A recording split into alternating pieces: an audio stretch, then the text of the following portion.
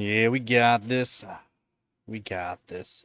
Easy peasy. Welcome back to the stream, guys.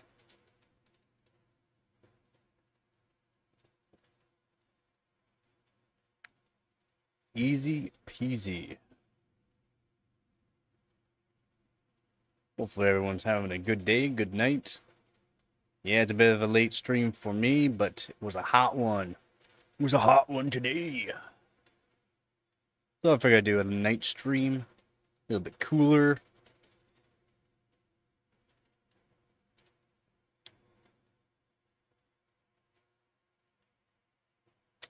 So, hardware bot competition up here. This is the hardware bot team cup. Let's go.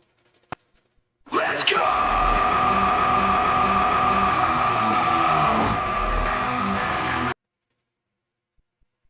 So, happy about that.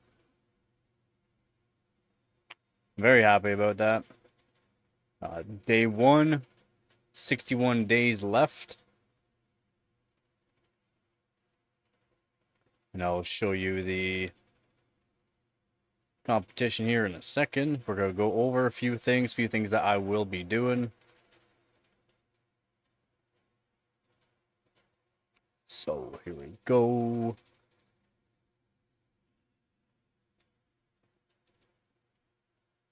How's it going, Aaron? Let's go, man. Let's go.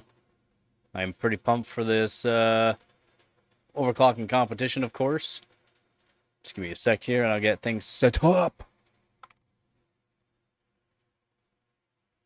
So we're going to grab the screen here.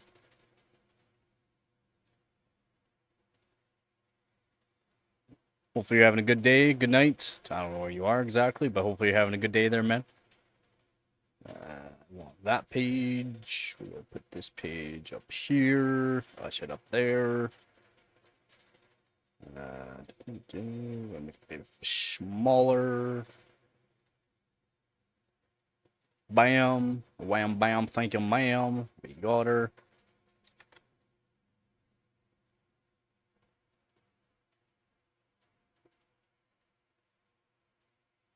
Do this and this.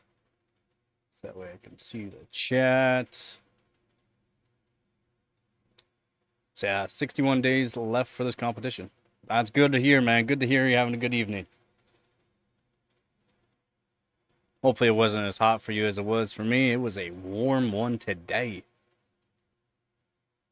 So, here we go. This is the Hardware Bot Team Cup competition here. Just give me a second.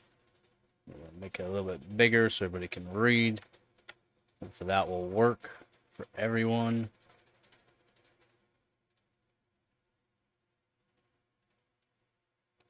For everyone can read it. So this is the Hardware Bot Team Cup 2025. This is team versus team. Again, I'm in Team WEG, one of the best overclocking teams in the world. And yeah, so we are right now in first. The guys are just crushing it. They're crushing. Apparently I can't click on that. But they are just crushing it right now. Team WEG, we got 335 points right now. Team Russia, so there's a score that I want to beat, which is the GTX 1080 Ti. This is for Night Raid. Last time I did Night Raid with a 1080 Ti, I was using the 8700K. Yeah, I was overclocked to 5.1 gigahertz, but I'm gonna be using the 13900K, probably 6 gigahertz, or maybe do 6.1 or 6.2 gigahertz all core. And yeah, absolutely, hopefully crush Team Russia's score for that. I'll only be doing a certain validations right off the bat though, so that way I can save some of my best scores for later on, and maybe I can get some better scores later on anyways. That's what I will be doing. So as you can see there, so we got AMD CPU, Intel CPU, AMD GPU, NVIDIA GPU, and then miscellaneous. Miscellaneous is just a random whatever. It could be really old hardware, new hardware.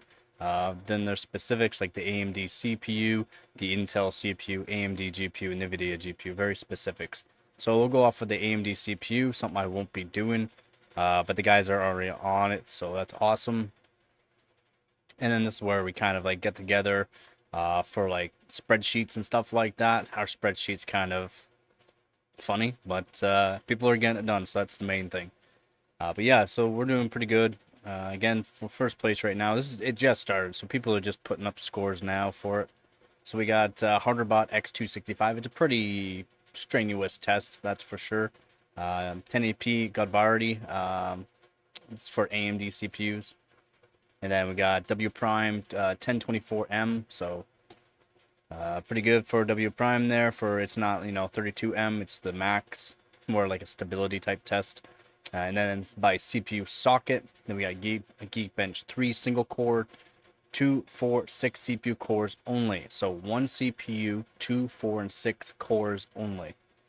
And then our team right now is currently ranked 1 in that. And then 7-zip 1, 3, 5 CPU cores only. So 1 core, 3 cores, or 5 cores are allowed. And we'll just go back here. We'll go to the Intel CPU. Cinebench R23 single core LJ1155. So Cinebench R23. Overclock.net's right now in first place by the looks of it. So, oh no, they're not in first place. They're probably second, yeah. Second for... Well, they're first right now for that stage because no one else has done it. And then we got stage 2. Like, we got multiple stages for each groups. And stage 2 for this one, Geekbench 5 multi-core, quad-core only CPU socket. Click on that. And we can use LJ1366, LJ1156, LJ2066. I'm probably going to do LJ1366, but I already know in my team they got a better CPU than what I have, so it should technically do better. We'll see, and I'm pretty sure they're going to hit with liquid nitrogen as well, so we'll see. I might do this just for putting up a score right away for us, but I already know they got a better CPU than I have for this.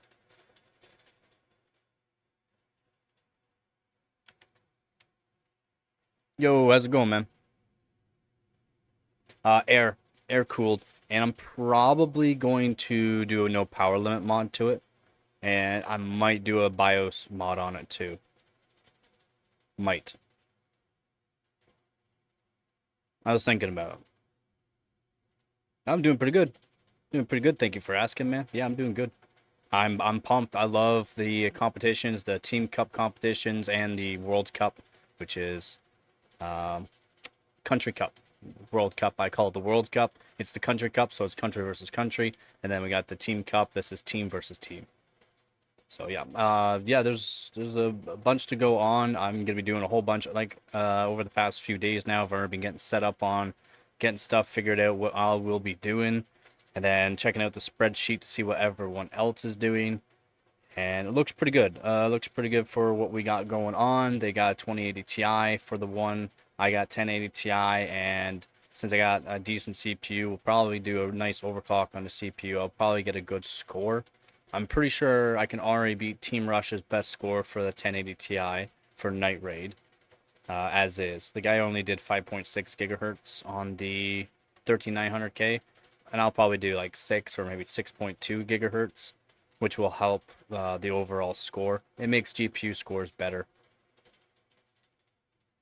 I do believe we only have like 150, and then some teams have 2,000. But I am they're literally the best overclockers in the world are in this team, so it's not like it's a big deal. It's not a big deal for us. So we got Sebi and Benchmark, which are the owners of this team. Splave, the #1 overclocker in the world. Sebi, right now I'm pretty sure Sebi's actually in first place. Yeah, but we have the best overclockers in the world, literally, in this team, so we're good. We are good. Don't you worry about that. It's whether or not people have time to do this, and whether or not what components they actually have to do this. I know I have a bunch for this Team Cup. I just don't have AMD motherboards to do the AMD CPUs, unfortunately. All mine went to crap, so I couldn't fix them up, unfortunately. Then we go to members here. Wait, hold on. Oh, we have 136 members total. A couple of them left the team. A couple of them left the team. I'm not sure why. It's not like they had issues with anybody, but yeah, a couple of them left the team, which is, it's alright, it's fine. Yep. Yep, yeah, we have 136. 136.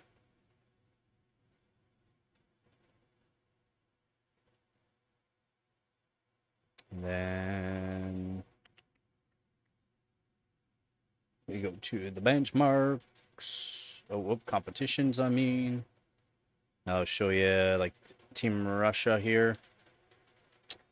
Nope, it says. You cannot click that.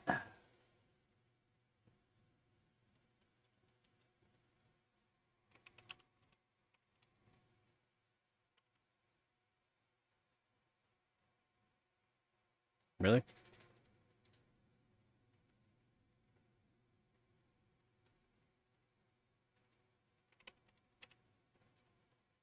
There it is. They have 354 in their team. Over double than what we have. Oh yeah, some teams have over 2,000, and we still win. We'll still win. We got this. We got this, man. You heard of that? One gorilla versus 100 man. Well, it's kind of like that. There'll probably be about 10, maybe 15 of us in our team, probably doing most of these tests and scores and benchmarks here. But we'll still win against 2,000. Yeah, some of them have a lot, man. Some of them have a lot of a lot. Tractor, rest in peace, Tractor. One of the best overclockers in the world. He passed away pretty recently, unfortunately. He had complications with his heart and complications with heart surgery. So, rest in peace, man.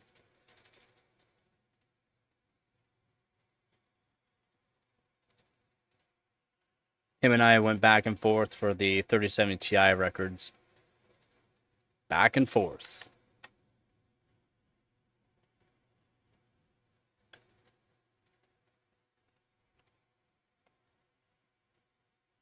Yeah, there's a lot of people that do this, man. Again, hardrobot.org is where you want to go to actually see if you're doing good. 3D Mark won't show you whether or not you're actually doing better than somebody else or have a better hardware or overclock than anyone else. Going to hardrobot.org actually shows you, like, you could be number 1 on 3D Mark.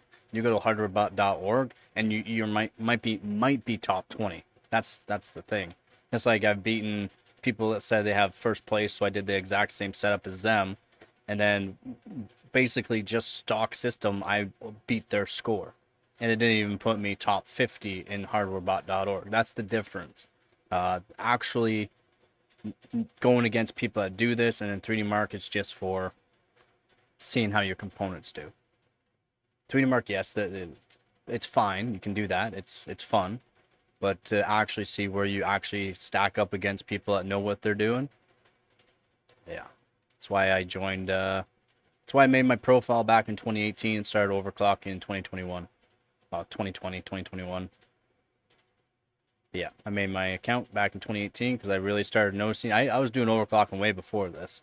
I just made my hardware bot account way back because I want to be part of the forums, get the know-how on a bunch of stuff, and yeah.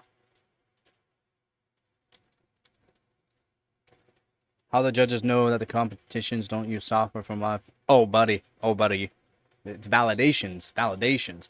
You should go check out my videos. I have multiple videos out there showing how to actually properly validate files.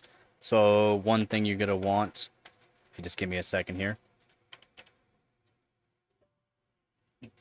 This is what you need for the competition. You're going to need this right here. And I'll show you in 2 seconds. Just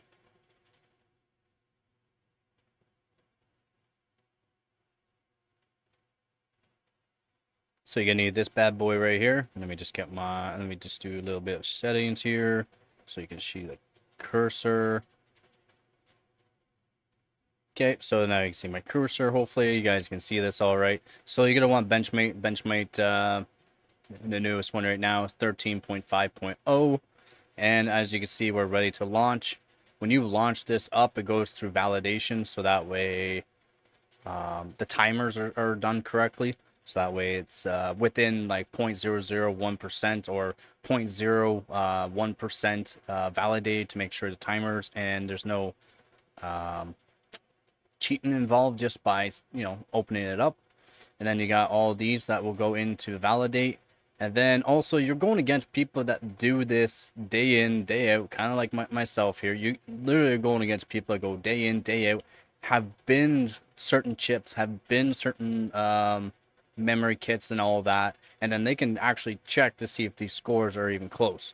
And there's a bunch that I went through early this year where I knew for a fact these people were cheating, and those scores have now recently been taken down due to the fact that the actual Legahoff and a whole bunch of other actual moderators that do this and take over hardwarebot.org have found out, yeah, they were cheating. The scores don't make sense. No one's even got this score with liquid nitrogen yet. They did it on air. There's no validation pictures, so you have to have a picture of your system. So picture of the system, whether or not, it's water cooled, it's air cooled, take a picture of your system as you did it. And then, all of this stuff, when you run a test, will go through, everything about your motherboard, basically the RAM that you use, and the temperatures that the CPU hit, the temperature that the GPU hit, the frequency the CPU hit, the frequency that the actual GPU hit as well. That's core and memory. So it'll let you know all just from that. And then once you set it up and validate it, it goes in. And then if you're top 20, you have to have a validated picture. But yeah, so there's validations. It's validations. It's happened through the past, but now since with all these extra steps that we have to do and whatnot, and then just so many more people doing it and knowing what they're doing, they can just see that whether or not someone's cheated or not. It's quite easy. But then there's all these validations. That's how. Oh yeah, very strict, man. I would want to be very strict too on this, right? Yeah, then you got to think like some of these competitions when you're doing it, like the G Skill competition and whatnot. Like you can do it at home. You can set up so that way you can get a placement to go into the actual like wherever they're hosting the actual competition and be someone that's live on stage doing these overclocks. And then like let's say you're at home and you cheated it and somehow they didn't catch it, and then you go there and then you're just absolutely trash compared to everyone else. Well, then you're gonna be like, well, looking like a dumbass for one, and two, they're gonna know that you cheated, and then you'll probably be blocked from the comp or doing any kind of competitions. They're very strict, man. Yeah. When I first started, actually, because I didn't, I thought I read all the things that had to be done for it, but I was getting good scores, okay? So I was getting some pretty good scores. And what happened was I was trying to get all these scores done before the end of the year. And a total of like over 100 benchmarks done and validated, not properly validated, unfortunately. And not, you got to do certain screenshots and all that too. So I did like over 100 of these benchmarks. The next year, Legahoff messages me and he's like, I'm sorry, man. All these I cannot validate. I cannot say that these can stay up because they're good scores. So like a lot of them were top 20 in some cases for 12900K and whatnot. So when like I said, when I first started like doing actual validated files and doing benchmarks to go against these people, I did a lot of research, like I said beforehand. And yeah, all of my scores except for one were taken down. All of them, like around 130 benchmarks. And this was, let's say, 12 hours a day benchmarking for months trying to get these scores. Every single one except for one got taken down. I messaged them back. I'm like, it's all good. That was my bad. And from that day on, I made sure I did it a certain way. That's why I have multiple videos out there showing how to properly validate on hardwarebot.org.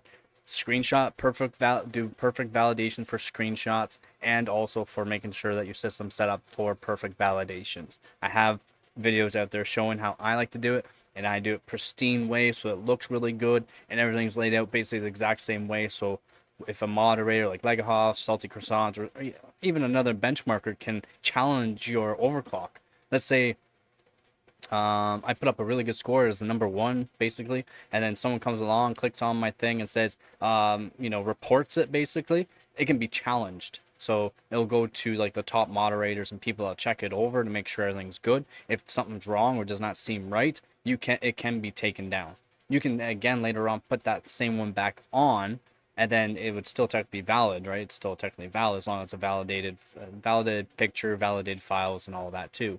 You can still put it back on, and then you can just be like, no, check it over again. It's fine. Like, I've done this before. I can put up another score that's close to it and or try to beat it later on, but leave this one on. And generally, they're usually kind enough too. But if, let's say, your score is like 10,000 more points than anyone else out there, and yet you're on air cooling versus like people at liquid nitrogen, your score is way above theirs, they're just gonna just downright say no. And if you don't have picture proof of showing this, it's guaranteed gonna be taken off. But yeah, they're strict. They're pretty strict, man. But yeah, so like 7-zip, all these are these are general. These are just 2D benchmarks, right? 2D. If that makes sense. Compression, decompression, CPU oriented.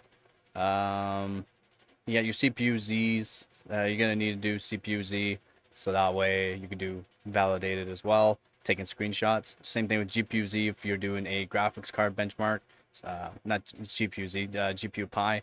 GPU Z you have to download yourself. And then PY Prime, Pi Fast, Super Pi, Pi Fast, W Prime, and Y Cruncher. Yep. So these are just standard, and then you got all the 3D marks, and then you got all your Geekbench as well. And then you also got Passmark. Then you got Catzilla. You got a lot of benchmarks out there to do.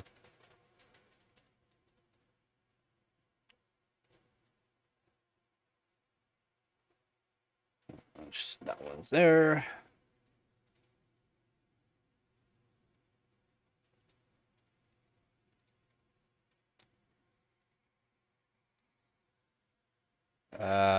No, but a lot of us have custom OSs for like Windows 7, Windows XP. We have custom Windows.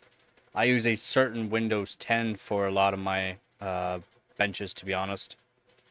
A lot of custom Windows 10 and a certain Windows 10 as well. It's an older Windows 10. I find a lot of the tests just run better on it than when you strip it down. It works pretty good. But no, there's not for a standardized way. You can literally use your own custom OS. Like your own custom Windows 7, XP, 8.1, Windows 10, Windows 11, some score like again. So Windows 7 does not do new hardware, but we got some people that know how to add on, let's say, because Zen 5 CPUs, you could not run them on Windows 7 or XP. Now you can, because someone made it so that way you actually can run AMD CPUs on them. No, I don't believe Linux. Now, if you can download, you should be able to download technically. You should be able to do Linux as well, as long as you're using a certain benchmate. If you give me a second.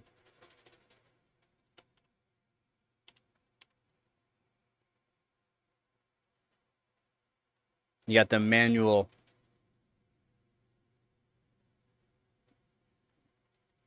Nope, never mind, you can't. It only works for Windows 7, 8, and 8.1. Unfortunately.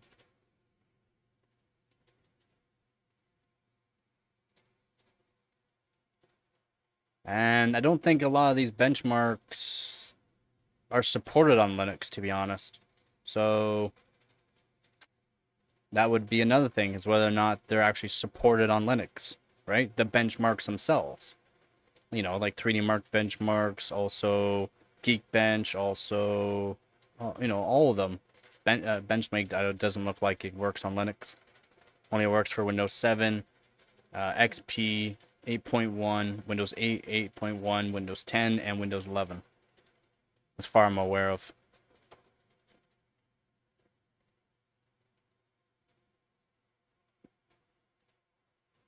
So yeah, we're doing good for the competition though.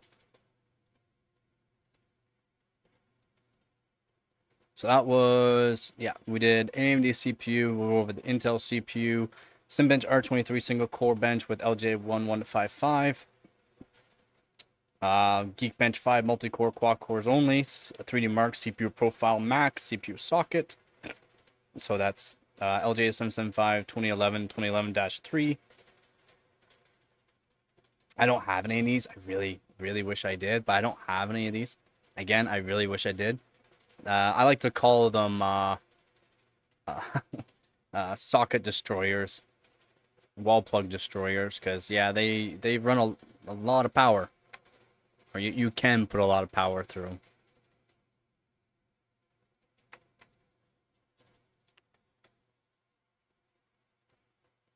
And then we got, yeah, X265 1080p, not 4K. Don't have, luckily 4K is brutal. But yeah, hardware X265, it's pretty strenuous. Pretty strenuous indeed.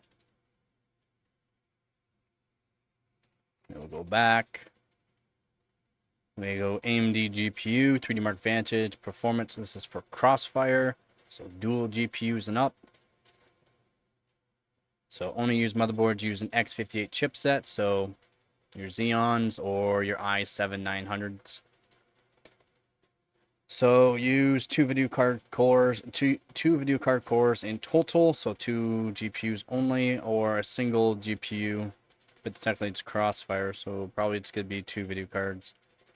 Use only video cards based on a Tahiti core. Xeon counterpart CPUs allowed. And you must use 1 GPU-Z per video card. So you open up GPU-Z and you have to open up another one and put it to the second card to show what it's at, to make sure everything's legit. You're gonna need 3D Mark 2001 SE AMD 4000 Radeon series. I have 5000 series, unfortunately.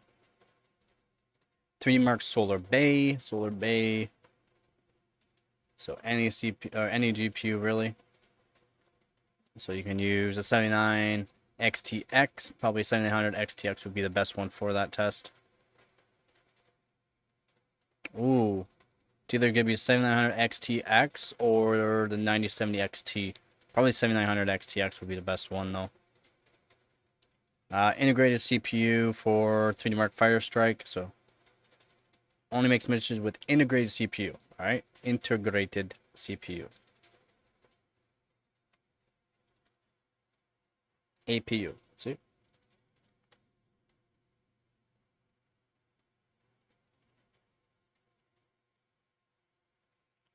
And then we go back. And then the NVIDIA GPUs. 3D Mark 11 Performance SLI GeForce 700 series. I need to get one more GTX 770 to modify it to do this. I would love to do it.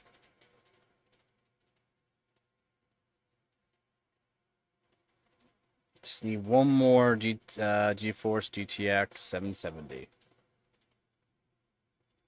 a couple around my area for a decent price, but they want too much for it. I'll buy it for 20 bucks. Because there's an issue with them. That one I bought was supposed to be working. I had to replace a whole bunch of components to get it working. And if you didn't see, that live stream was back end of last year, and I had to literally fix up the card. I did it live on stream too. All the soldering, multimeter work for it, check to see what was wrong with it. But yep, got it working though. And now it's modified, no power limit, extra capacitors. And then next step is core voltage mod. Then I'd need to get a water cooler at least for it. Need to get a GPU block. Doesn't have to be a full block, but there actually is someone selling a GTX 770 EVGA SC Model 2 that has a EK water block on it. Selling it for a decent price too. Simbench 2024 GPU SLI allowed. And then we got no GeForce 4000 or 5000, no Quattro or Titans allowed. So 3000 and down. So I might do this one here.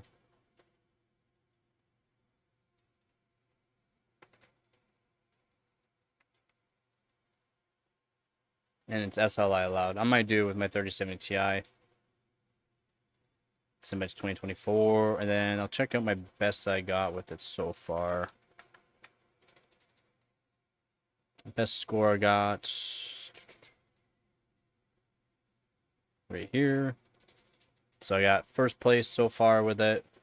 13,485. Looks like someone's trying. I have with water. He's trying to beat my air. Almost 2.3 gigahertz on mine. As you can see, my memory is way higher. I was able to do, for this test, I think it was plus 3,000 on the memory. Right around there.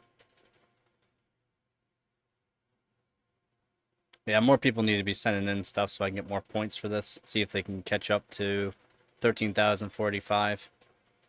I already know I can beat this score. It's pretty good, though. It's pretty good. I'm pretty sure I can beat it. Yeah. I was able to get 2.3 on it, so pretty close to 2.3, but yeah. Being a bunch of water. Everyone here's air. Well, he did it on air, but yeah, Tractor again. Rest in peace, Tractor. Russian overclocker.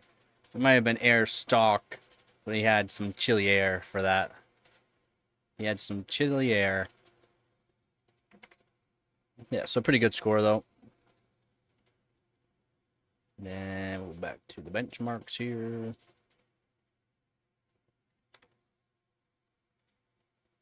Go back to the benchmarks.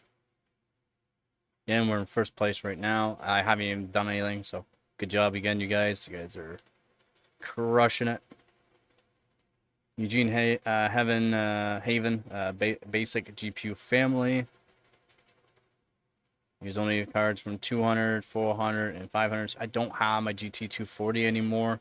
Don't have it from one of the moves that I did over the past year. So unfortunately, I don't have my GT240 anymore, or else I could do that. But even still, a GT240 is not the greatest.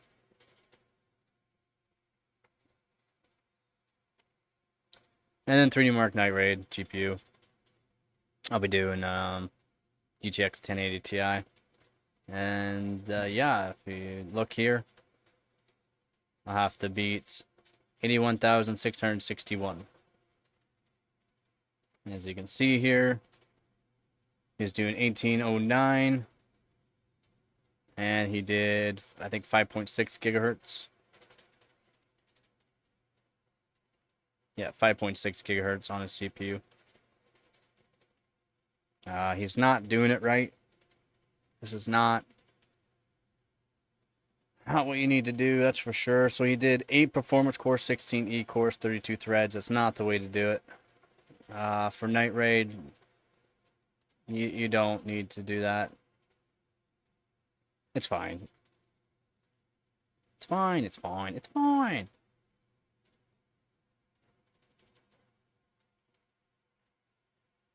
Wait, what?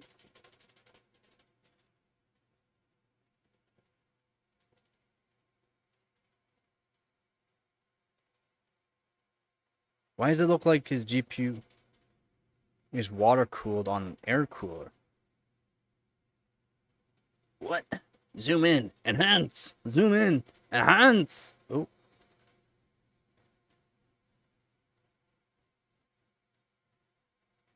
What is this?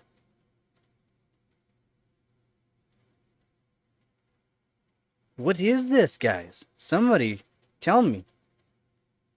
How is that on air? This looks like it's on water.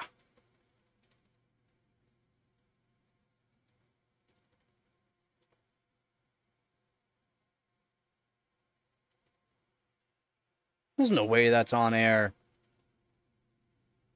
That's water. That's water cool. 100%. That's GPU. That's right into the GPU. What is going on? What is this?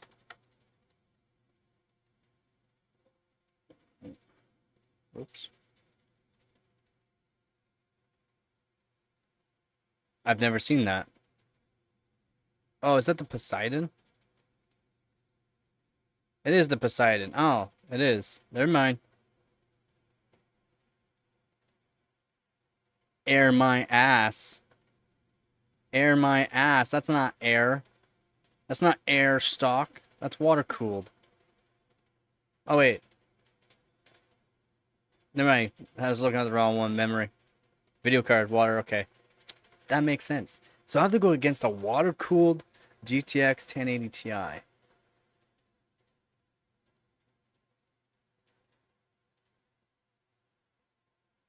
So might just rip off the fan. So take off the whole fan shroud off the GTX 1080 Ti and put my own 5,000 RPM server fans on it. Just so it gets the maximum amount of cooling. I mean, I can probably make... I'm right now designing a way to do water cooling on GPUs with an AIO. I'm making a custom mount for it.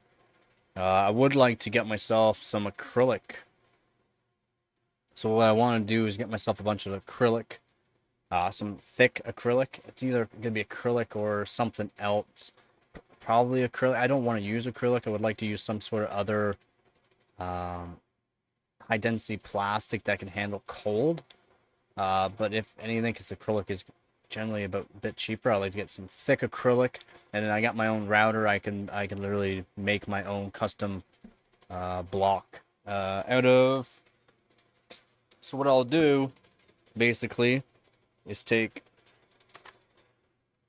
So here, as we can see this. So this right here is an AIO. So it's an AIO. What I'll do is take this. I'll completely take this off, and I'll use this as a base. And then I got the O-ring with it. I'll have to check to see what kind of O-rings are in it. If it's not like close to like an EPDM style O-ring, which I like, because basically you can use any kind of fluid throughout it. It's very resistant to chemicals, basically. EPDM. I'll get my own O-rings, but I want to take this cold plate because this cold plate's actually pretty good. It's a decent size, decent thickness. It has good fin array in it as well.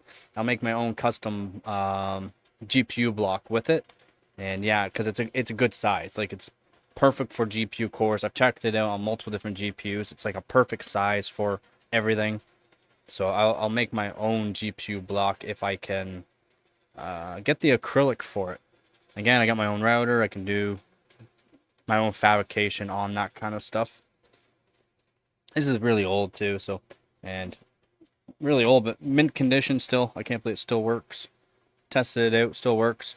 But yeah, I'm gonna see if I can fabricate. Right now I'm working on mounts for it, so I'm gonna be taking basically the screws out. I got other heavy gauge thick steel bent certain way. I have to drill a bunch of holes into it to make sure that it fits properly, and then yeah, I can probably make my own custom mount to fit multiple different GPUs. I just have to work on it, that's all. Been working on it after streams.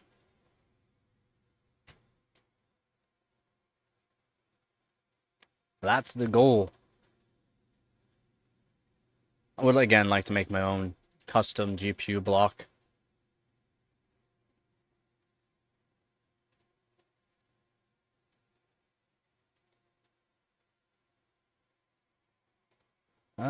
But yeah, that looking pretty good. Let's make sure we're on the right page here so everyone can see. Yep. So yeah, I'll have to beat 81,661. Should be no problem. Yeah, he's only at 5.6 gigahertz. It's not all about GPU. It's overall score. And then since he did 8 performance core, 16 E-cores, that's not going to help you in this test. I know. I've done every test so many times, different ways to figure out which way is the best way to do each test.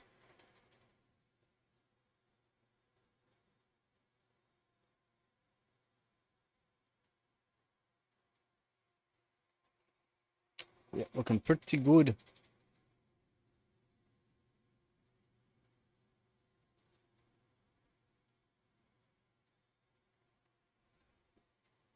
And I'm probably gonna make myself a coffee here. If anyone has any questions, let me know. Don't forget to like the live stream. It does help out a lot. And then probably gonna get out some kits of RAM. Some RAM kits out. I'm going to get out some aluminum and see if I can fabricate some cheap, cheap. I'll show you how cheap. Some really cheap. Oh,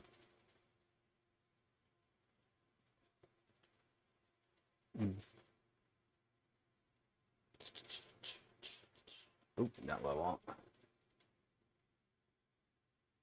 Here's my transform. Transform! Some really cheap RAM blocks. Out of some aluminum that I have. Yeah, I'm just gonna make myself coffee. I'm right here. If anyone has any questions, please let me know.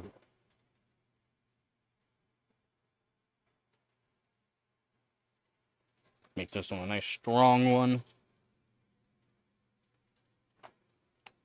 Slowly cooling down, which is nice. If it gets cool enough, I'll actually do some overclocking. Because there's memory overclocking, which is just fine. I like to see what I can get at the temperature I'm at. It's over 30 degrees still right now. It's over 30 degrees right now still. I mean, Dave's in a cool spot, and it's, yeah, he's not too happy. 30 degrees, low humidity. Poor Dave.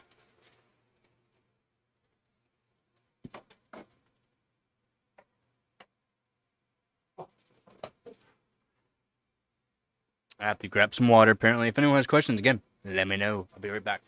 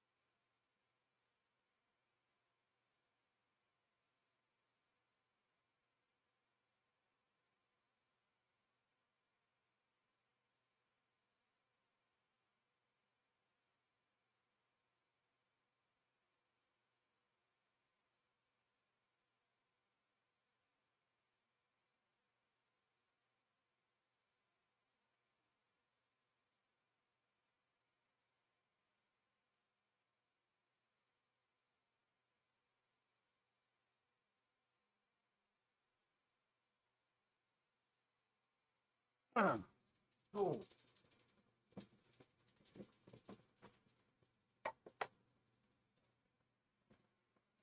All right, coffee's a brewing. Coffee is a brewing. Again, don't forget to like the live stream. It does help out a lot. All right. Oh yeah, aluminum. I have to grab aluminum while it's doing that.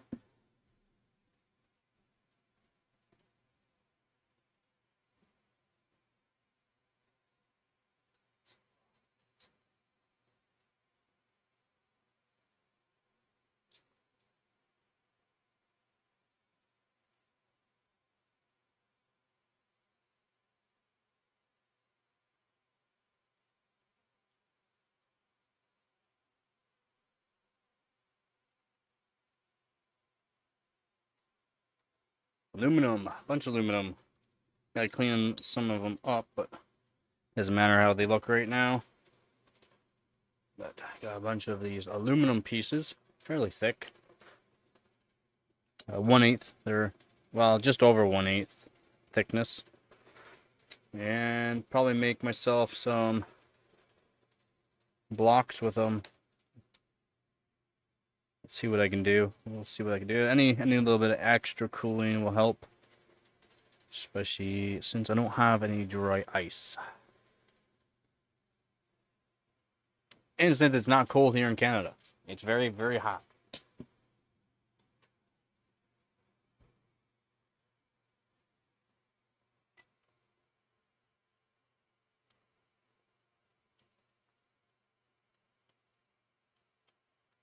Just make myself a coffee.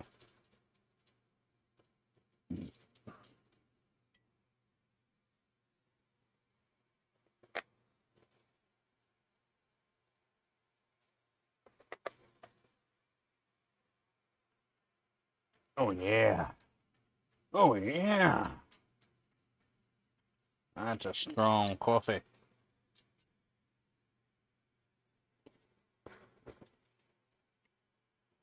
Oh, that's good. That's good.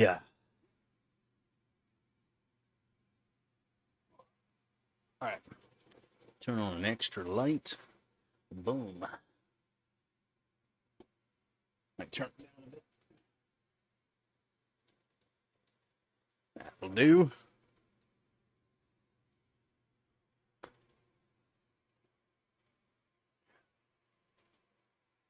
Yep, got these aluminum here. Probably use them. Let's see. Probably have.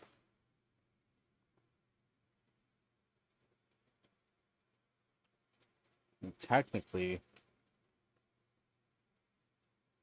it would work just fine on certain sticks.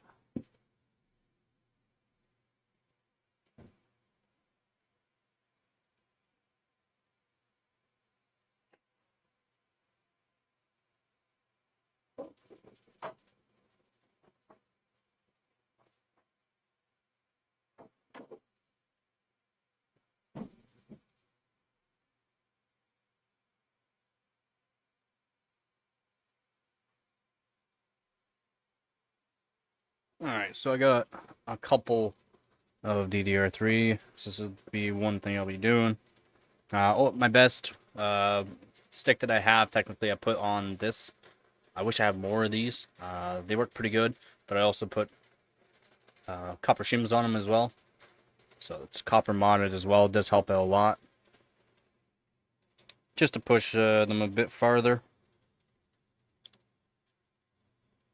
Got a 16 gig kit here. They're I have to play around with them more. They're not the greatest. These Kingstons, no. I have a kit right now, 2x2, so 4 gig kit of Samsung. Yeah, got them up to 2600, which is happy about that. Get them up to 2600 at 2.1 volts. I think I was at 2.1 volts. This 2600 on a 3770K, so pretty good, pretty good. Oh, sorry, not 2.1 volts. 1.935 volts. So it's pretty good, pretty good. That board that I have, it's limited for the voltage. Unfortunately, I do need a different motherboard for my 3770K. These should be all Samsung. Yeah, so there's my 16 gig kit here of Samsungs. Well, that one's not the right one. That one, Samsung. So that's my best kit technically for 16 gig. And then I got an 8 gig kit here. That's I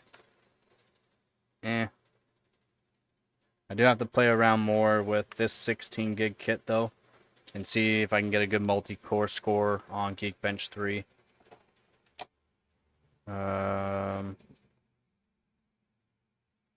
Maybe be doing my 13900K on multi-core score. I might do my 12600K for the multi-core score for Geekbench 3 on DDR5. I know I can get around 14,000 points on the memory score, so memory multi. I already know Excaberries is going to do better technically. He should be able to do 16,000. Should be able to do 16,000. I haven't really worked on it much, so maybe I can probably do 15,000 on the multi-core, which would be pretty good, especially on air. Custom air, but still air.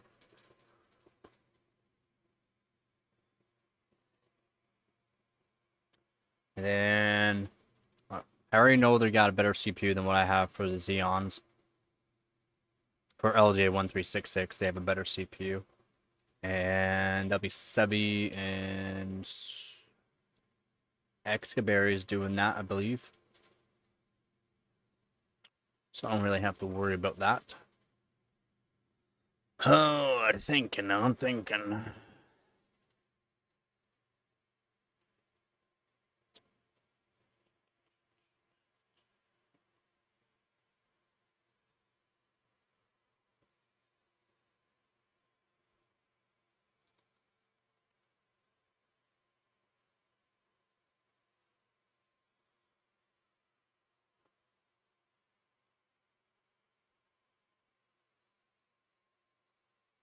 And if anyone has any questions, please let me know.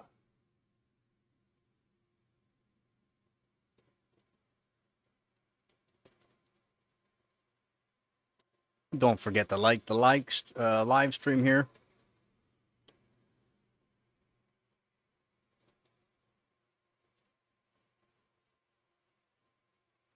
And let's see.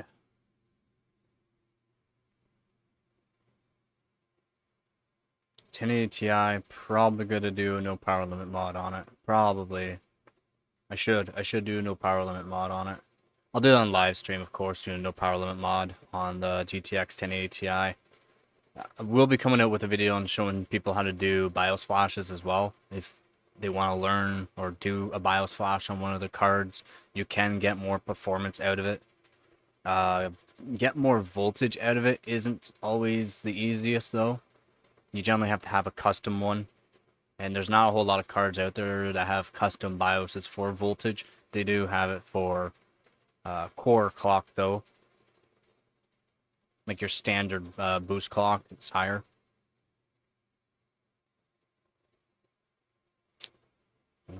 But the GTX 1080, I will definitely be doing that. How's it going, Pap? I just popped up on your feed. Nice. Going over the competition here.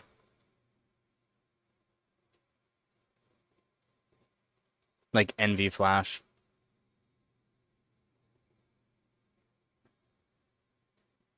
Showing you where to get BIOSes as well. That's basically guaranteed to work. Yeah, because to do BIOS flashes, you do have to use command prompt to set perimeters to make sure it does work. A lot of people think you can just use NV Flash and then flash the actual BIOS. It doesn't work that way. Oh, it doesn't matter. Even you could still do. Shoot, I haven't done any BIOS flashes on AMD since Polaris. It's been a while, buddy, for AMD. But last one I did was RX 580. They had a custom BIOS on the RX 580, and that helped the overclockability a lot. Not like the mining BIOS, like an actual or new BIOS. You do have to play around with the straps too, though, like the timings. You did the Aqua Flash? I haven't heard of the Aqua Flash, to be honest. How much performance did it give you? Like, did it give you an extra 100 megahertz? Generally, with the BIOS flash, you get at least 100 megahertz overclock. And generally, BIOS flash, you don't get a whole lot on the memory as well, like the VRAM speeds. But any more speed technically helps.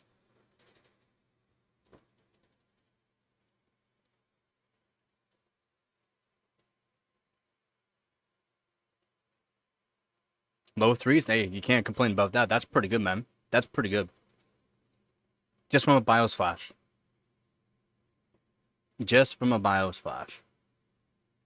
And that's the thing, though, again, like I was saying with the BIOS flashes, it's not like you'll get more voltage unless you have a custom one that's someone actually custom made and then sent to NVIDIA or AMD for doing a verification on it.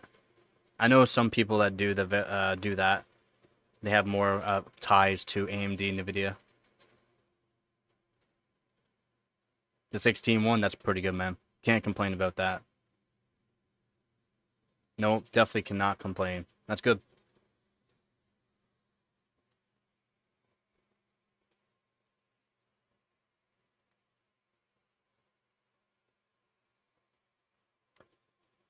Yep, that's pretty good. Yeah, yeah, this is for Team Cup 2025 at hardwarebot.org.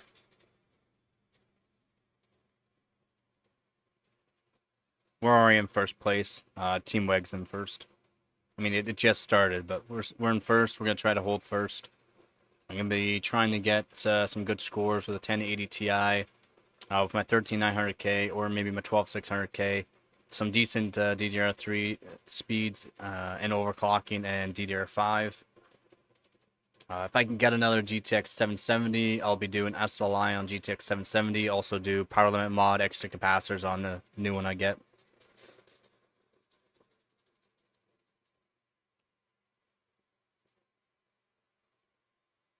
You have an EVC? Yeah, see, I would like to get an EVC from Elmore Labs. Would like to get one, but you don't need an EVC. What technically I can do right now is just use a pot. Just use a pot, get a little LCD screen, shows me the voltages that are using it. I got a multimeter, so that way I can check the voltage that's going to it. Then I can just control the voltage slightly with the pot, the potentiometer. And then just use multimeter just to guarantee the voltages. But since I don't have the proper cooling right now for a lot of my stuff, I do have multiple custom water loops and all that. But for certain stuff, I don't have water cooling for it. It's hard to do a voltage mod onto a GPU that's on air. Like even with just the no power limit mod, it gets them quite warm.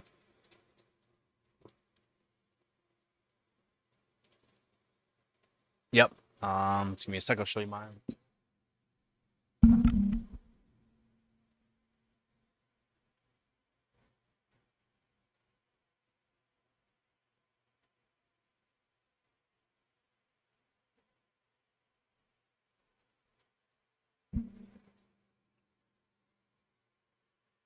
Yeah.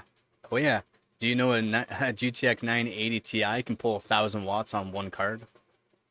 So this GTX 770 right here, it's got a no power limit mod and extra capacitors. And the extra capacitors, I showed how to do it live on stream and do have a video of it.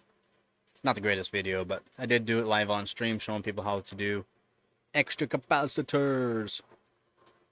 I do have to add one more. Should have it here.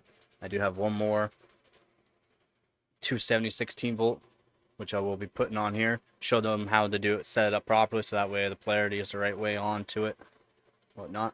But yeah, extra, I mean, it will help. The last time I ran this, it was a lot cooler, and when I'm running it right now, it's like 20-degree difference from when I was running it before. I can basically hit the exact same frequency that I was hitting, over 20-degree different for temperature. So the capacitors do help quite a bit. Quite happy with it. So when I get colder, oh yeah. I don't know how many extra clocks.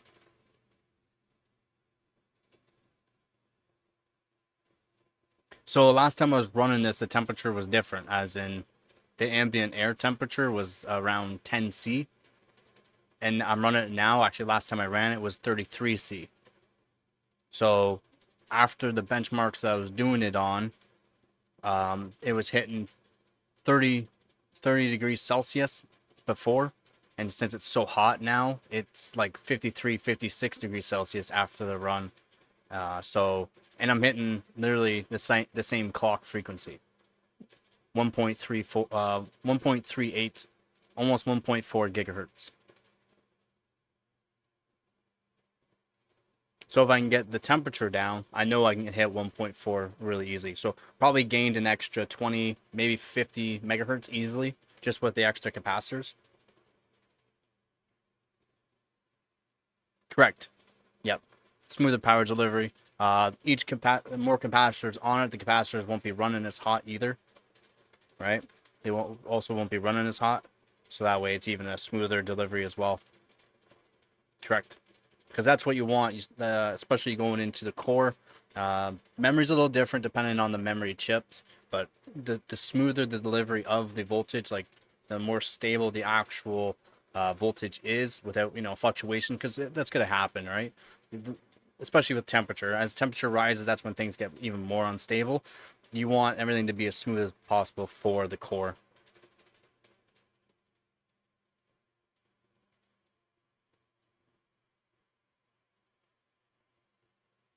Up on PC? What's up?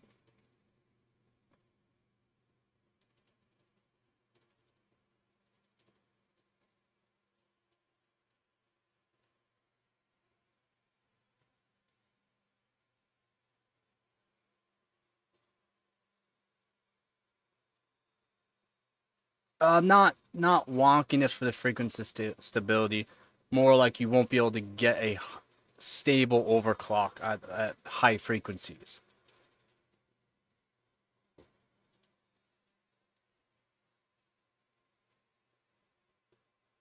Yeah, ask away. Any questions you got, man? Um, I'm a top overclocker in Canada. Not first, but I'm getting there.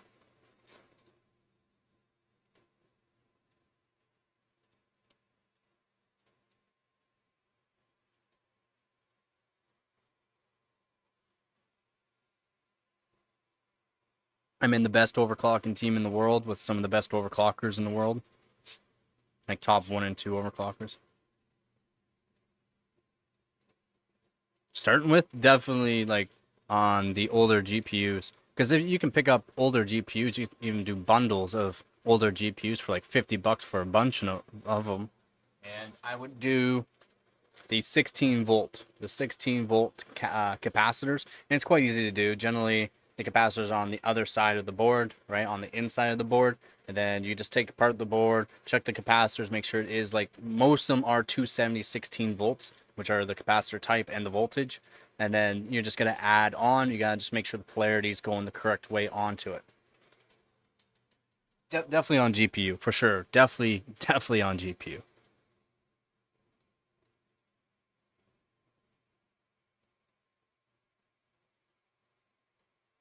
Oh yeah, there's capacitor quality. Your Japan made capacitors are gonna be better. Your Nichikan, yellow caps, red caps is the ones you want. Um, uh, yeah, I mean these are blue, like these are blue here, but these are generally what you want for doing GPUs. I mean you can find some Nichikan 16 volt. Just gotta make sure they're the correct size, so that way they're not outputting too much or holding on to too much.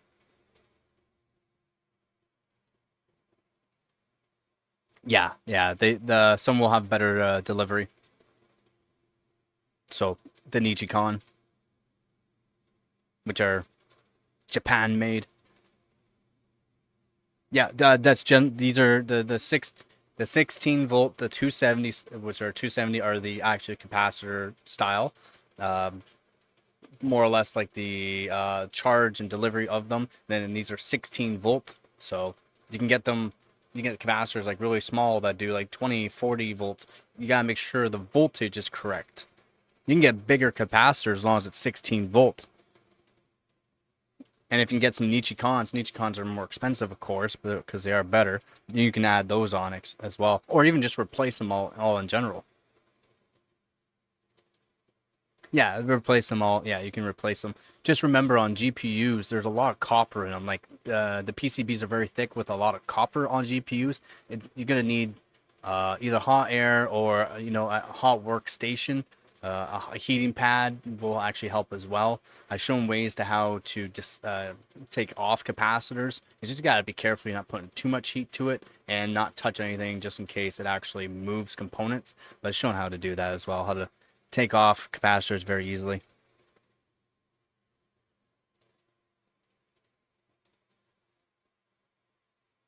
Yeah, because the ground's probably around a lot of copper. That's the reason why. When you're, do you know anything about like zombie mods and using power boards? You have to add on a thick, either thick copper strips or a copper plate. You gotta make sure you have a soldering iron and hot air and soldering iron at the same time. Make sure everything works properly, man.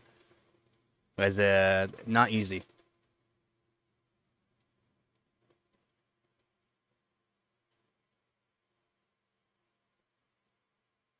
Yep, yep, yep. And you generally do it on the older cards. You don't want to do it on a newer card because the way that the things are designed and the power boards, depending on how the power boards are designed, putting it on a newer card, it might not act the same way.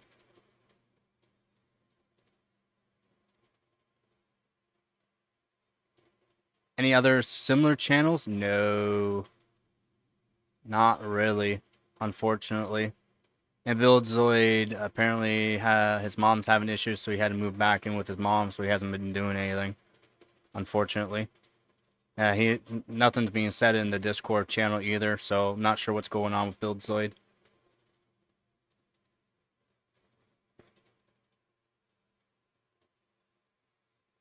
I mean, there are other channels that do it, but they're doing more or less showing you the on LN2 and stuff like that. They're not really going to show you all the tricks and all that. I'll try to show as much tricks as I can, of course. I try not to leave stuff on the table for people. And for people that are not looking to do like XOC or just overclocking like in the way that I'm doing for records and that, I show certain voltages, certain frequencies for stability and to make sure you're generally trying to stay within warranty of your system. And warranty is like a weird thing depending on what brand you're going with. Yep, that's what I do. I do a lot of hard mods. It's like an older video, the GTX 1070, without an overclock, it was hitting 2.2 gigahertz. No overclock. After no power limit mod, it was an absolute monster. 2.2 gigahertz, no overclock.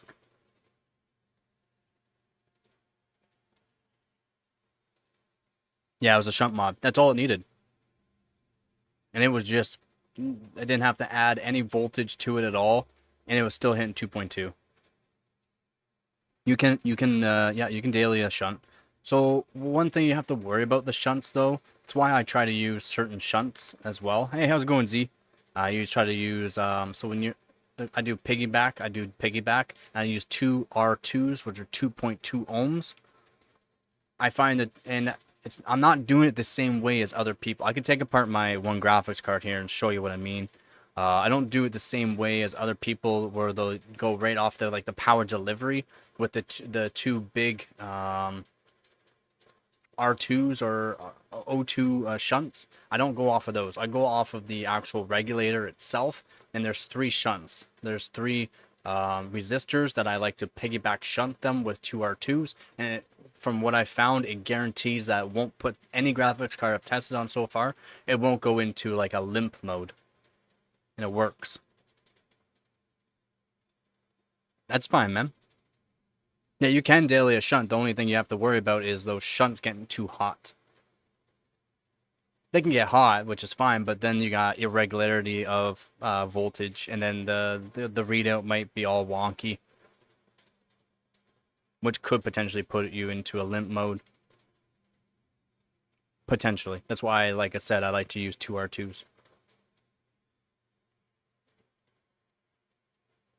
Thermal pad to water block. I mean, you could technically put a thermal pad over it.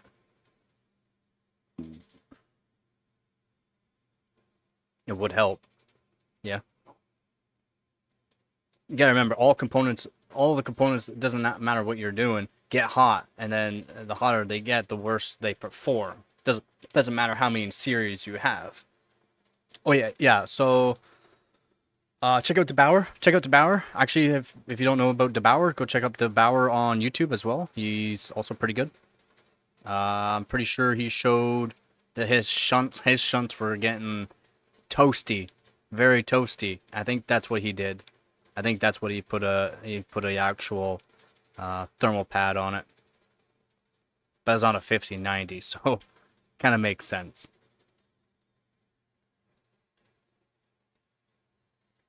But yeah, I dailied the GTX 1070 for the longest time with Shunt Mod.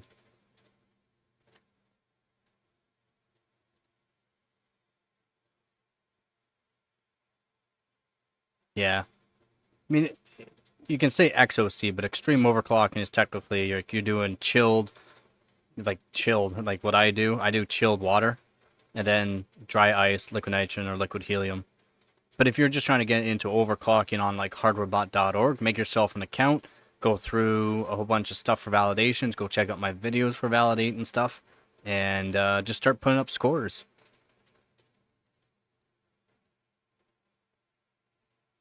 Yeah, I hear you on that. Yeah.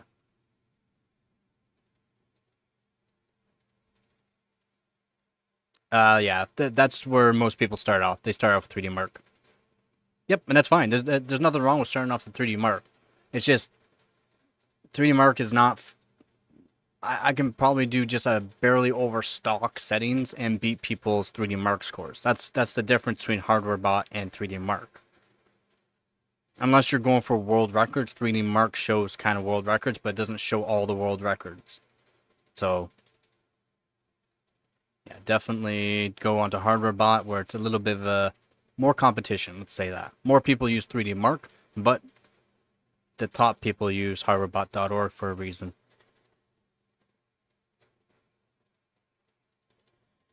Yeah, definitely get yourself set up. Then once you're set up on it for so long, you can get into like the marketplace. People sell stuff at decent prices on there. You can get top information. You can talk to people that talk to like AMD, NVIDIA, or Intel, or other brands that actually talk to them in the back lines as well. And get some information, get hands-on, well, not really hands-on experience, but they'll give you correct information if you want to just do it that way. I do that. That's how I started off. That's literally how I started off. 3D Mark and that on the forums.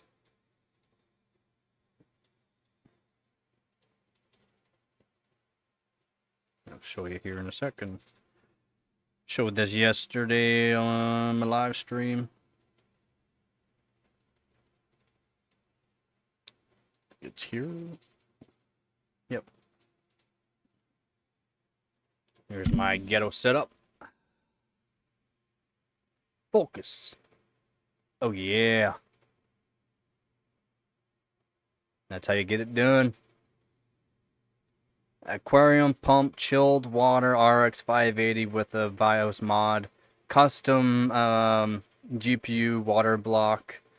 Use the the fans from the GPU to cool the card more. The aluminum fan with an extra fan on it to help push more air through. Yeah, that's right.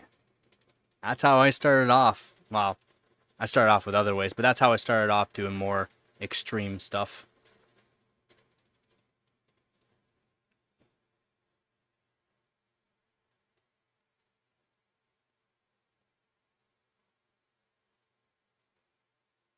The modded BIOS from Tech Power Up generally. Yep.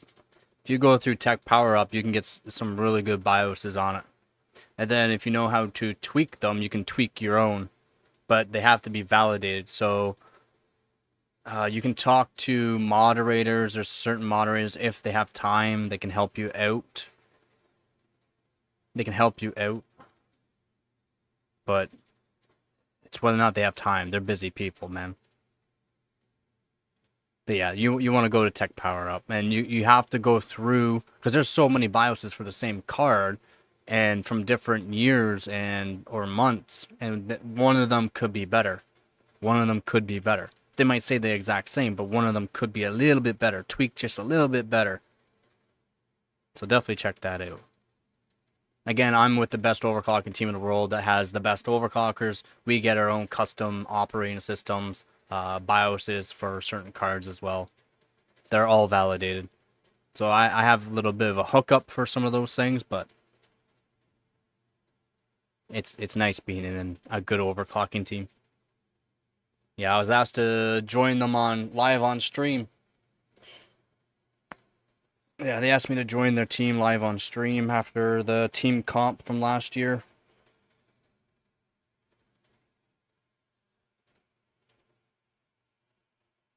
They want me to hit dry. They want me to do dry ice. I just don't have the money for the CPU block, GPU block, and RAM block. That way I can be #1 in Apprentice League, which Apprentice League can go all the way up to dry ice. But I beat dry ice scores. I can beat some liquid nitrogen scores depending on which one it is. Just on chilled water, although my chilled water gets very cold. Gotta love Canada. Yep.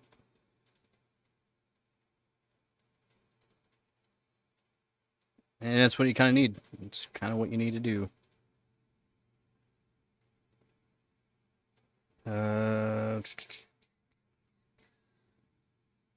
Yeah, once you start chilling stuff, and then you gotta set up your cards for the chill, like, you know, Vaseline, liquid electrical tape, stuff like that. You have to set stuff up proper for that.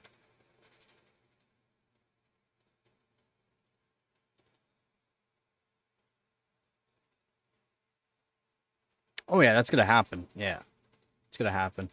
That's why I would like to chill out my DDR3. So far, I was able to get 2600 out of it on a 3770K, which is, it's all right. I would like to get around 3000. I just need, it was very hot, so I can only get 2600 right now because of how hot it is. Where did I put it? I got a lot of kits. Yeah, this 16 gig kit, another 16 gig kit, a couple of 8 gig kits, a couple of 2 gig kits. The one kit that I got in my system right now is a 2x4 kit that can hit 2600 at CL7, I think it is, around CL7, which is pretty good on a 3770K. Quite happy. I'm quite happy with it, especially since I'm not using the best board.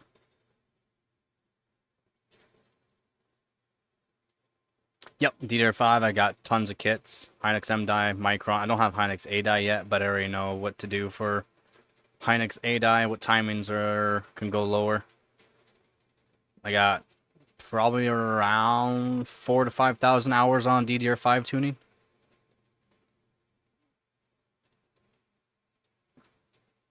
I literally had some people saying, "Is that Hynix M die?"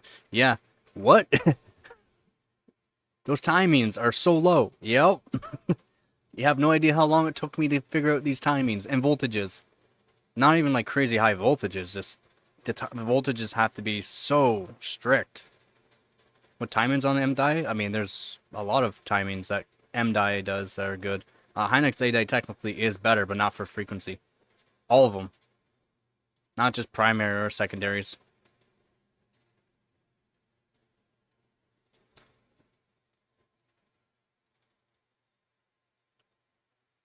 I mean, TFOG can go down to 16 on M-Die.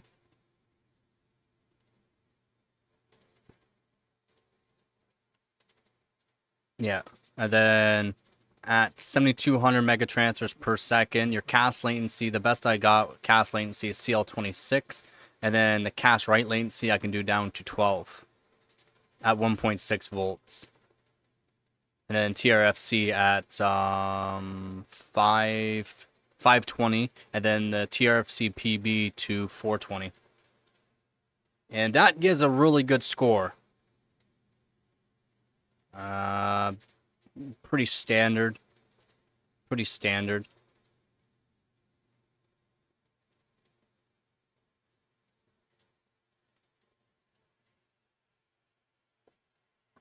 It's Hynix A die that all the timers can go lower.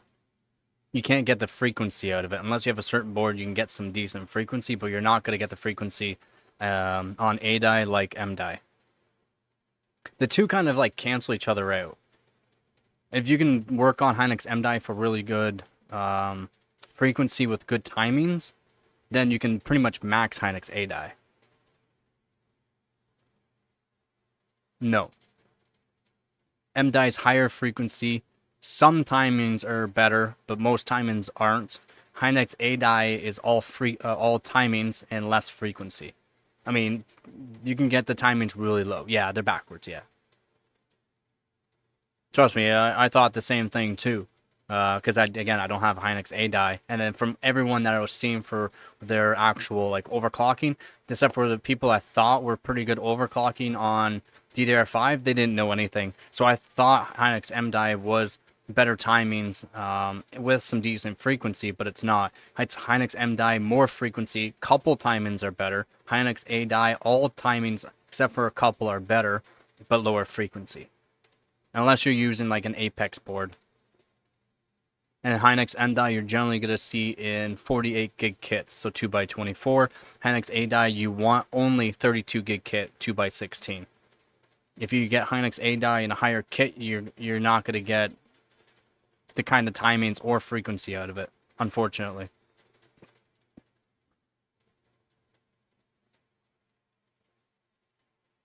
That 6000 kit's pretty good. Actually, the timings are actually pretty good on it. I just don't like the voltages that it is. I can get my Hynix M die 6000 meg transfer per second CL26 and it only takes me 1.3 volts. That G-Skill 6000 CL26 kit is 1.4 and then some are 1.45 volts. To me, that's kind of high for CL26. Right now, I'm working on a CL24 kit, overclock at 6000. CL24 is what I'm working on right now, and I'm hoping I can use that for the competition.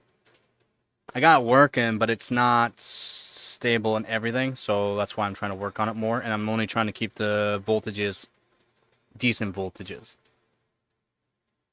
But CL24 is not easy to do on DDR4.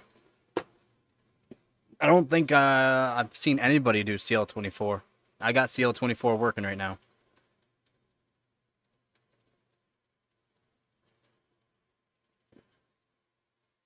Yep.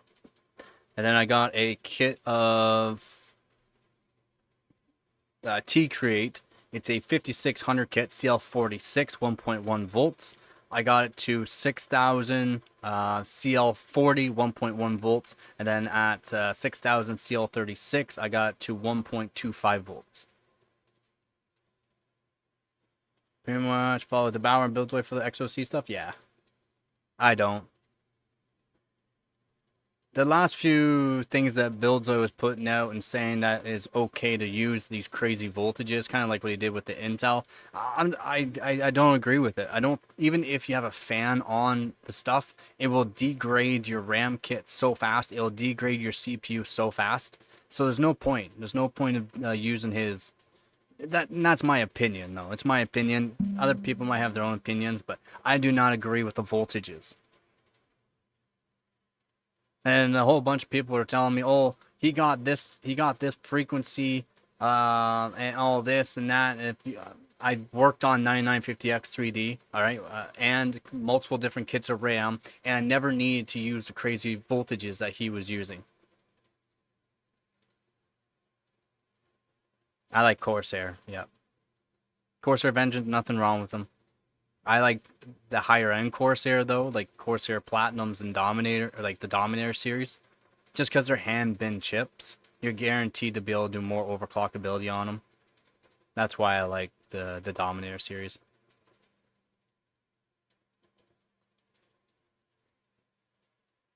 Yeah, there's a whole bunch of stuff like I also do leaks, like PC hardware leaks for like new CPUs, GPUs, the performances that you're looking at, the prices that you're looking at. I'm really good at that.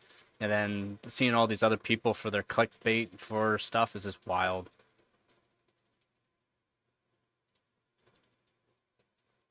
Junts? What you talking about? I don't know what you're talking about. What are you talking about?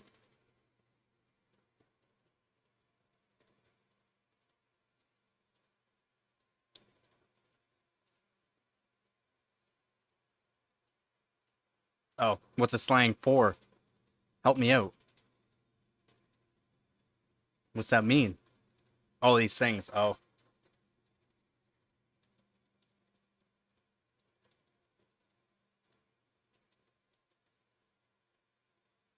Yeah, I do a whole bunch of stuff on this channel.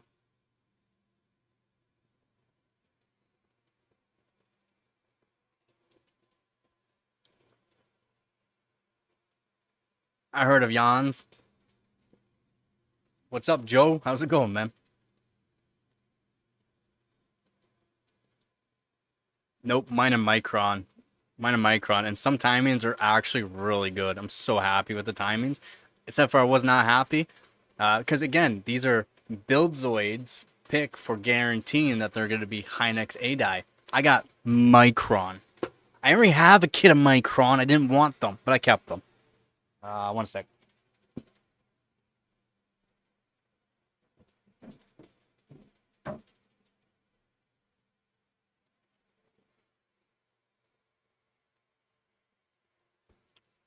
Boom. These are the ones you're talking about. These are the ones that are supposed to be guaranteed Hynix A-die. These are Micron. Micron. Supposed to guarantee my butt. You want to get hold of some Samsungs? Yeah, they're not good for... The only ones that are good on Samsung are server grade. Yep. They'll say Hynix. They're not guarantee Hynix, though. Yeah, that's different. Those are DDR4. For DDR5, you're not going to see them in the wild very often.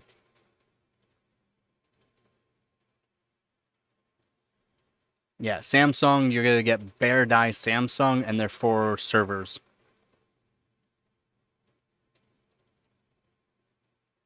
If not, then you're only going to find them at around 5,200 megatransfers per second, generally. Samsung DDR5 in the wild is very hard to find. They're like a legendary Pokemon. Not easy to find. Yep, it's kind of what I did with the T-Crate. These, right here. I got to 6,400, but not decent timings.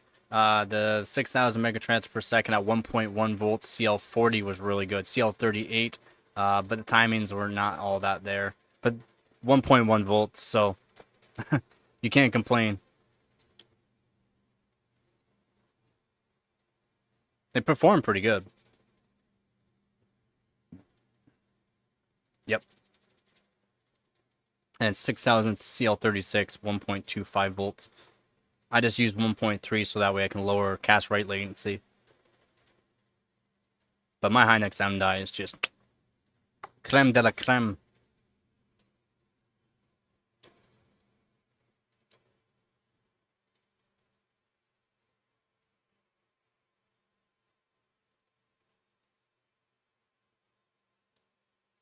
Yeah, those are some pretty good kits.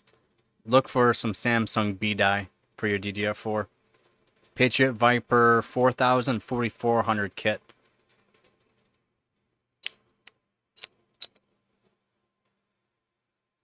Basically guarantees you're getting Samsung B die.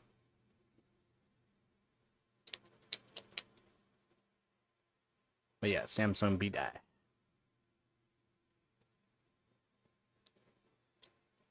That's pretty good.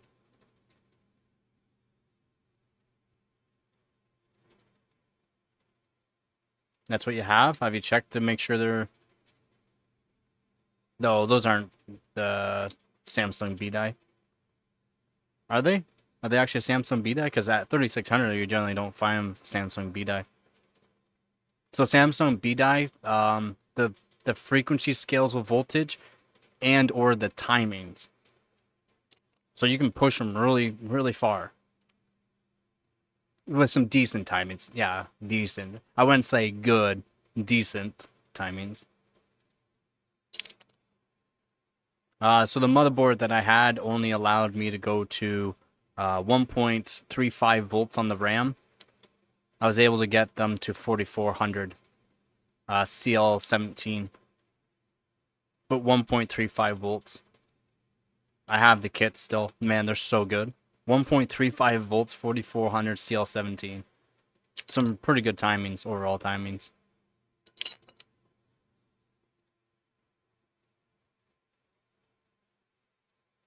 Replicate of CL14. I was like, man, I bet these clock units are.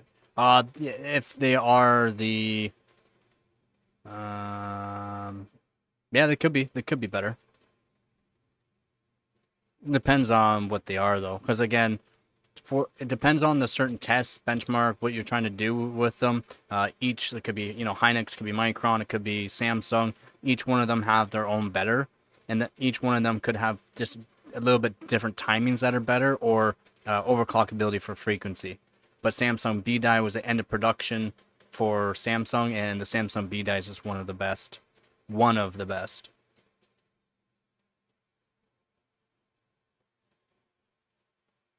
3800 stable? 3800 should be easy.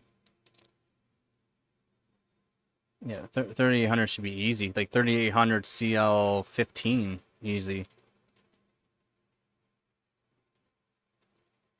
What's the TRFC at?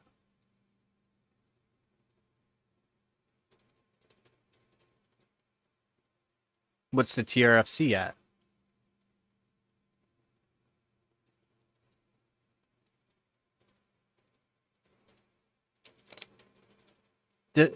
So if it's throwing an error after a period of time, it's gonna be your TRFC.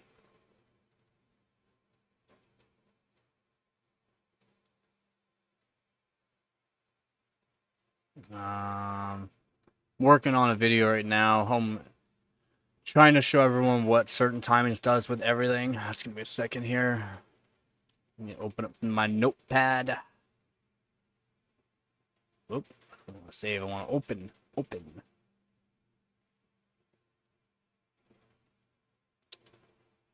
So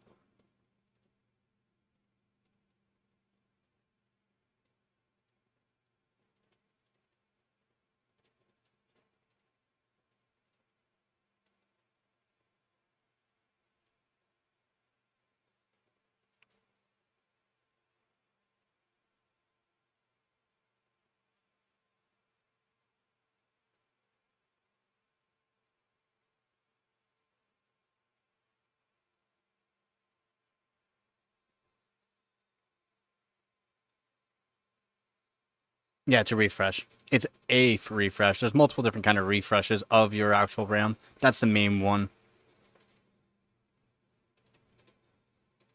3733? What CPU? You said open up Zen timing, so I'm suspecting it's AMD. So what CPU? You should technically only be running 3600. 5000X3. Just run 3600. What's your Infinity Fabric at? FCLK at? You should tech.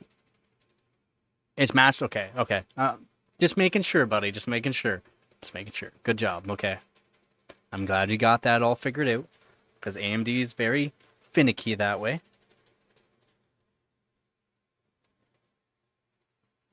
They've gotten better. They've gotten better for it. With Zen 6, they're hoping to be even better due to the fact they're putting 2 DDR5 memory channels in the CPU. Yeah, 1900 Infinity Clock, not easy. There are some people that got 2000 working, which is absolutely wild.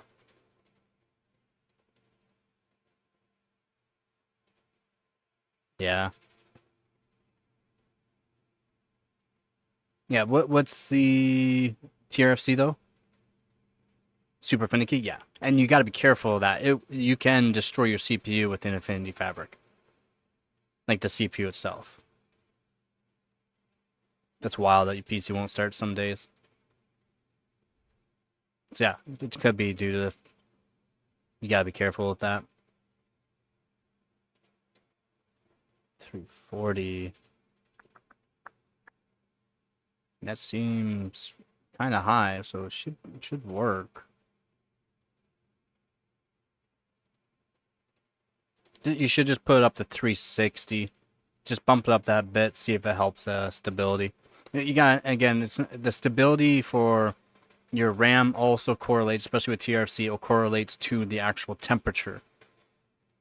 So let's say it gets a lot hotter than normal during long work, whatever, however you're using it, gaming sessions or work. the temperature can cause this instability as well. So just raising the TRC up just a little bit. You game? So, okay, so if you game TRC, put it up to 400. You're not going to notice any difference in the game. And that'll help stability. If you're running benchmark, that's different. You can lower the TRC back down when you're doing benchmarking. You should always do it. You're overclocking per benchmark, not just keep the same timings and or same frequencies for each benchmark. Each one can be different. 71 hours, nice. Yeah, I mean 71 hours is it's alright. It's alright. In total, for me, probably 15,000 for all the 3D marks. Around 15,000 hours. And then for Geekbench, probably another 600-700 hours. For just Benchmade alone, probably another 1,000 hours. Yeah. Yeah, if you need help, man. Oh, there's also a Discord channel in the link below. We have like 100 members there now. It's pretty cool there. Everyone's chill. What do you mean?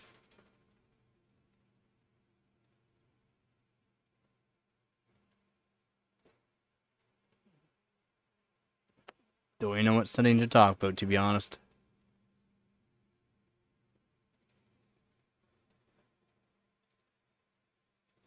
Drive strengths.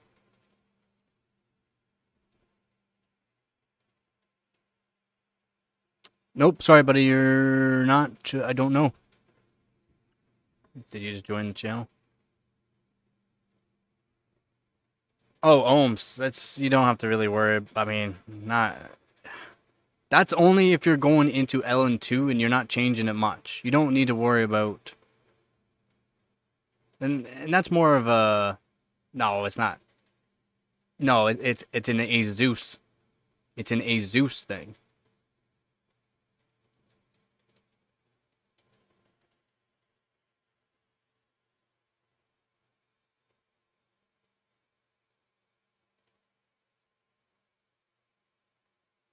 It's just stability, depending on, like, it just helps stability for extreme overclocking.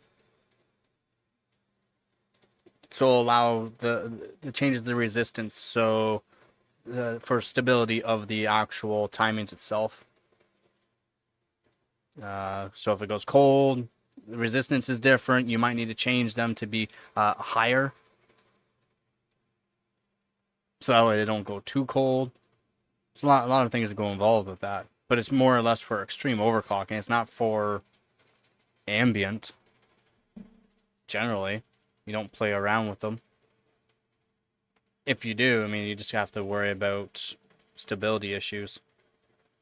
So change one at a time, basically. I don't worry about them.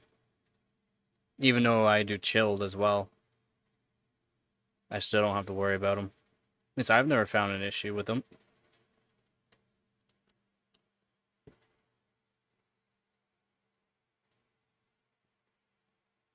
Phone's going off.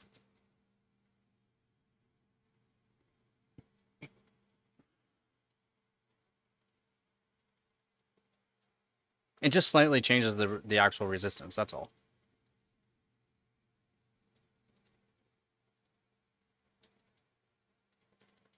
The CPU 7900X TX 13,000. What CPU? I can't see the CPU. What CPU did you use? It's an Asus thing, from what I know. That's what the 5800X3. Let's see what my best time spy score is. That's just regular time spy. Oh, that is extreme. That's pretty good. Let's see what my best is.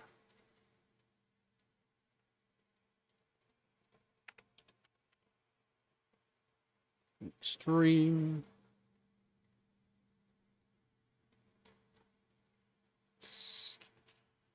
8,430 with 3070 Ti. And 12,900K.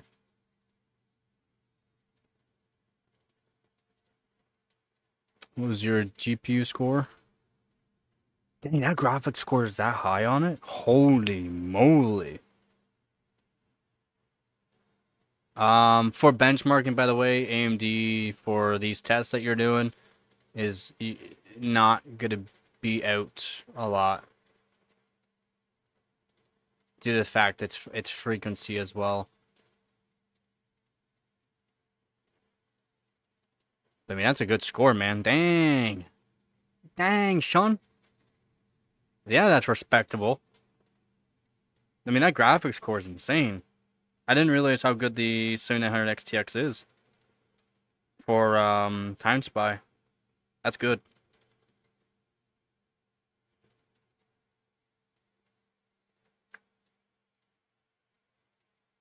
At 14.5. 8,000? That's pretty good. That's almost double what I can get on my 3070 Ti. I mean, you got like triple the VRAM.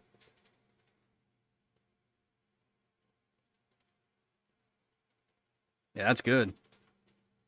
Yeah, man, respectable. Definitely respectable.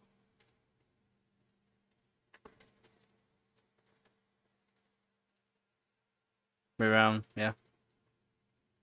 I mean, that's a big difference. 3,000 points. 3,000 points is a lot. Especially on Times by Extreme. That's a big difference. It's good, man.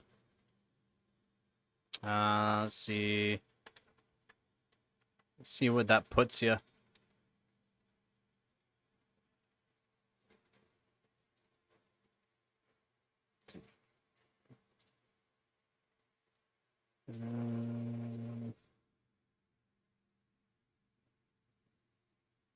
Puts you in 7th place, I think.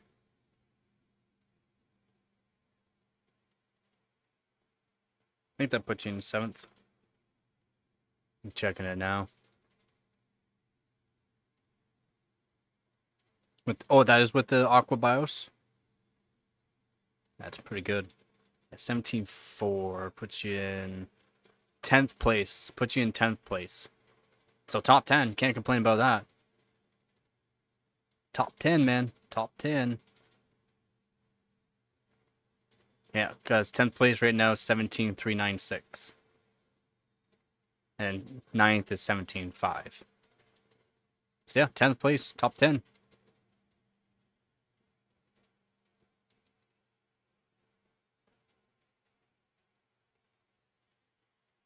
Yeah, you can't complain about that, man. Yeah, that would definitely help. What's the power limit though? Is the power limit gone with that BIOS, or will you have to do a no power limit mod?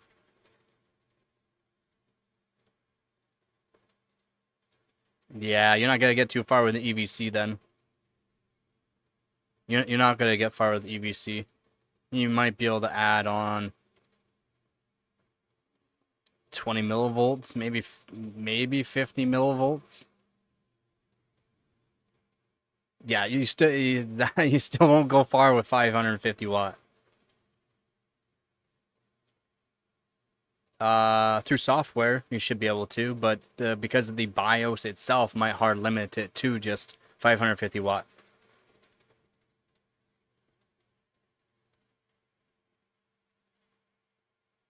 Yeah, yeah.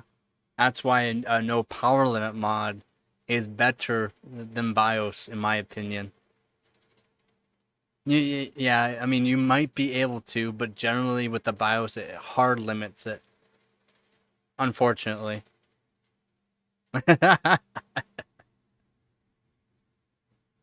Yeah, you can hope I'm wrong, but generally with the BIOS, it hard limits the actual power limit.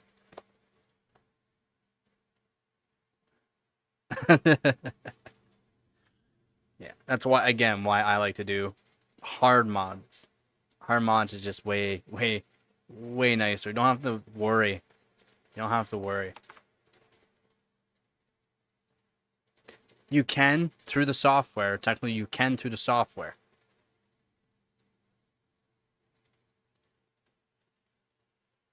It's just whether or not it's going to work. On these newer cards, a little bit trickier. All right, man. Have yourself a good night.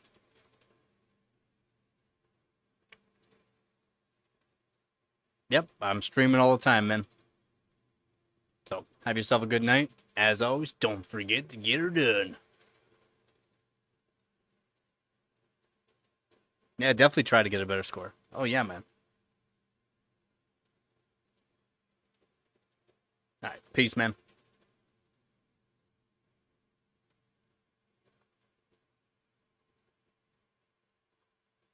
And I'll be back in a minute here. If anyone has any questions, let me know.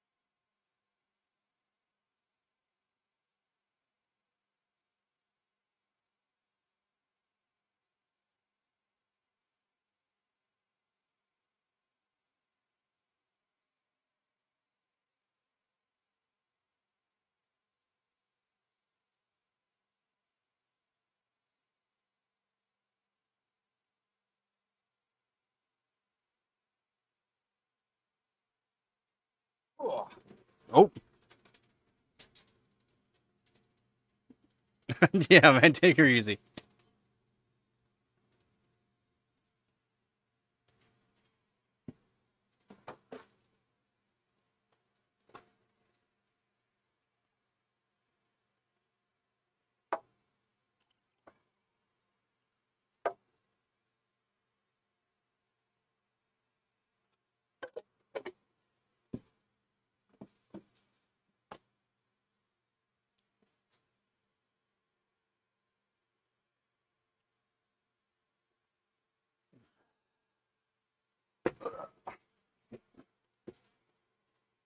Ugh.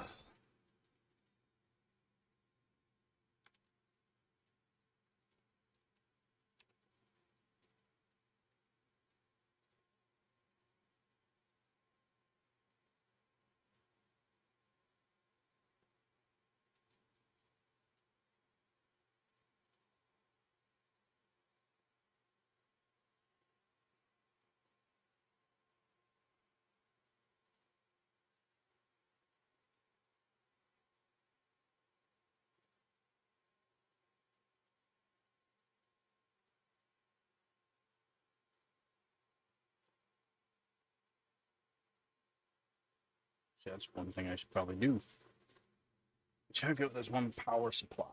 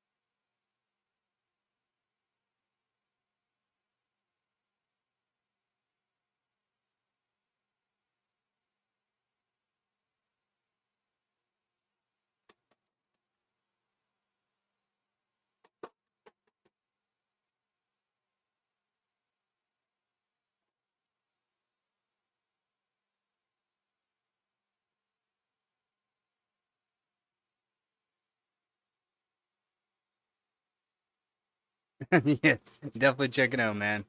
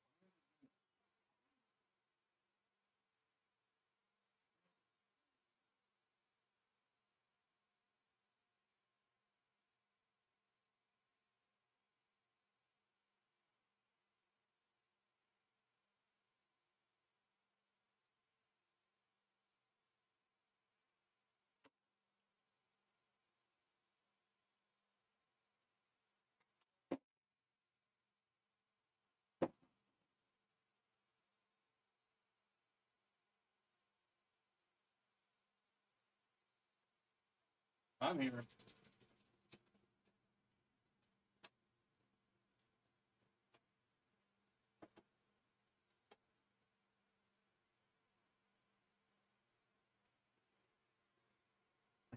Dave is staring menacingly. How's it going, Hart? Dave's not happy, of course.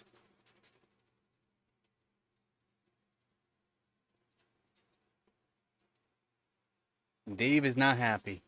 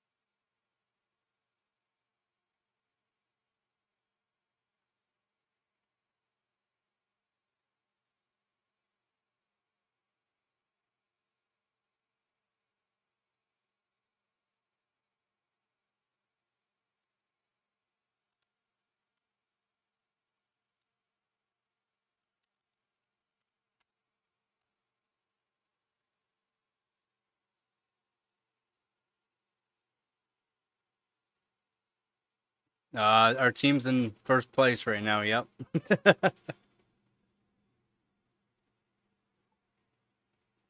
Slowly, but slowly getting there, man. Slowly.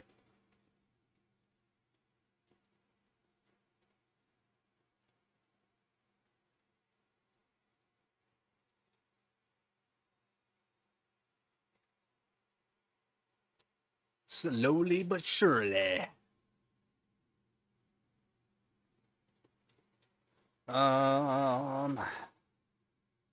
Think about doing some overclocking on some RAM, but it's still a little hot.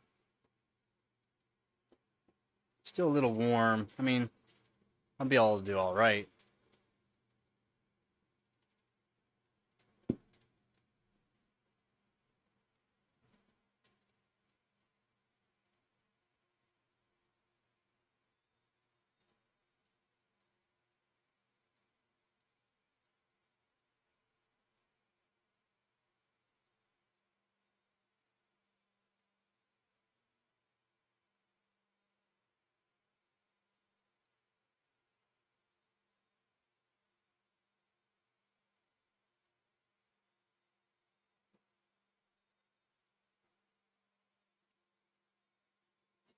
Oh, fan on me now. That's nicer. It's a lot nicer.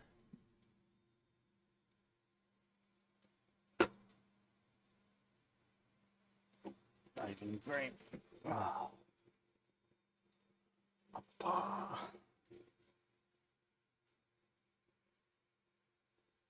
Yeah, we're in first place. We're in first place right now. Kind of want to put the GTX 1080 Ti going.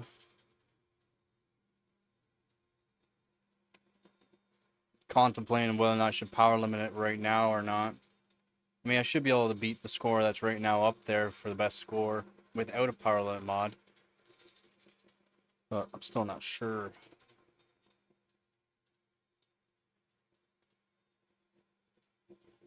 I'm just not sure.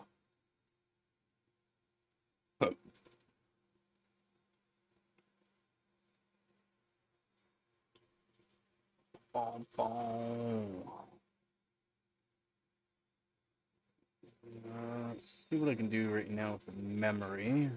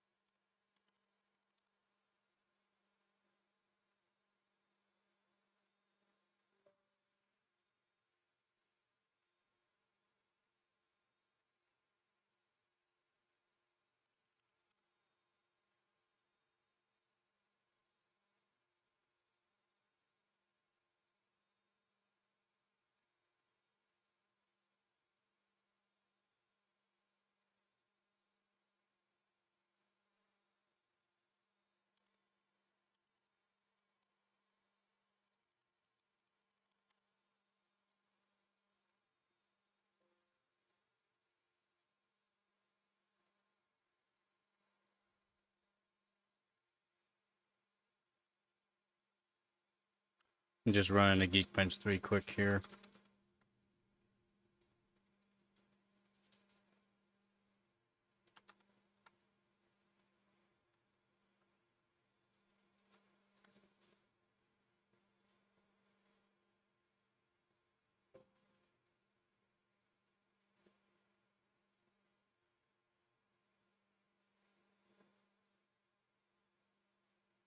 Oh wait, what?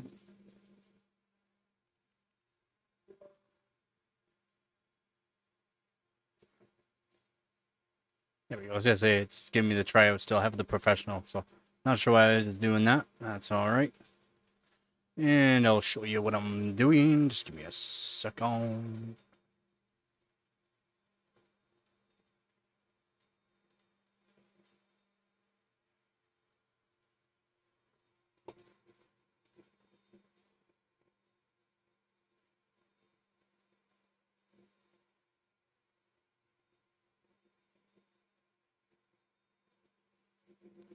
Go.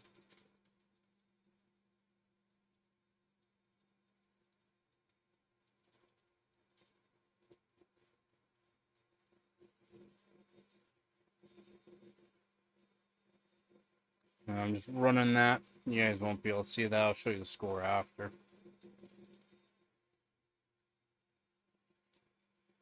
Won't be that great by any means. RAM's not fully tuned. CPU's not tuned at all.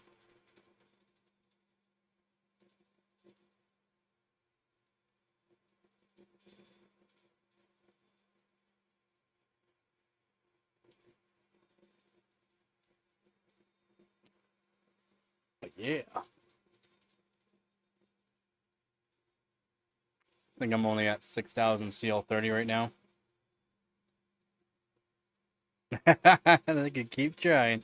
Yeah, so I switched all my ads, so you should see more like PC hardware oriented stuff. There's some stuff I can't get rid of, so of course it's not gonna be perfect, but should see more like PC stuff. Yeah, multi-core score of only 9,000. It's not great.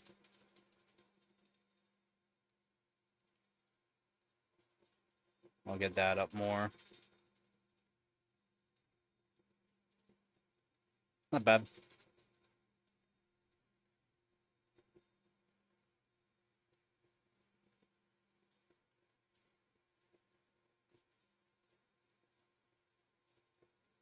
Yeah, so I'm hoping you can see more PC oriented stuff because that's how I have the ads set now.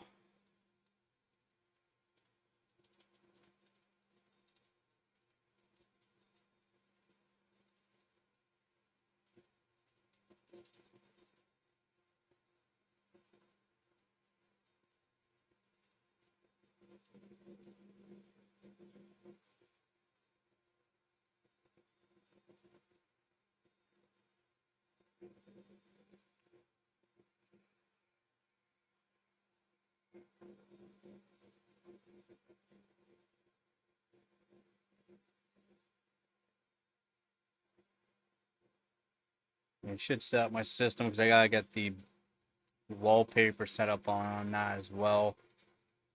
To the hardware Team Cup background.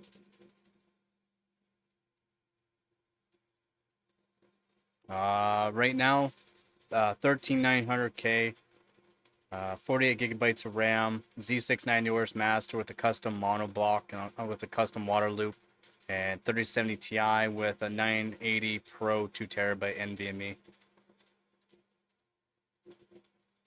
That's my daily. It's aight. And my daily has the world's fastest 3070 Ti. No joke. Highest rank, master. I generally try to get the masters. I just don't play a whole lot, especially when there's competitions and as temperature goes down, I don't play games. I only do overclocking. I generally don't do a whole lot of gaming. It's just trying to get my channel out more, so helps. You should try.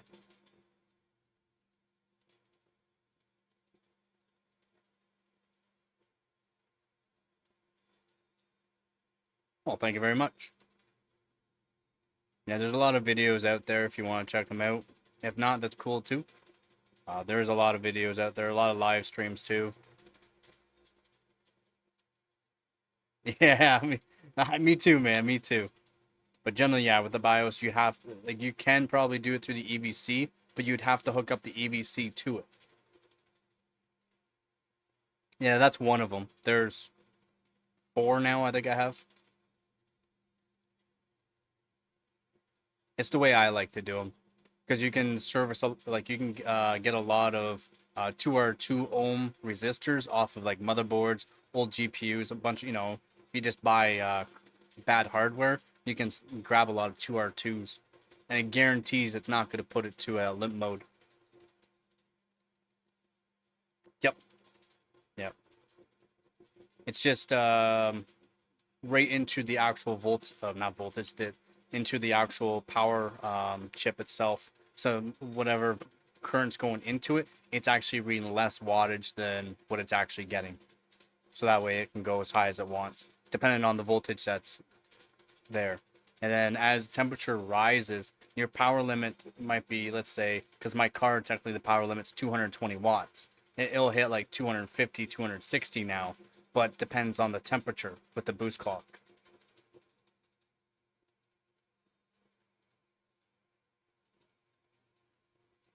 Yep. There's multiple ways to do no power limit mod. You got, and it depends on the board you have. It depends on the board you have. Most boards like that are like reference style boards, so you can do it that way. Especially if you're getting like older cards, EVGA, Galax, any of the Founders Edition cards or reference style boards, and you can do it that way. For what?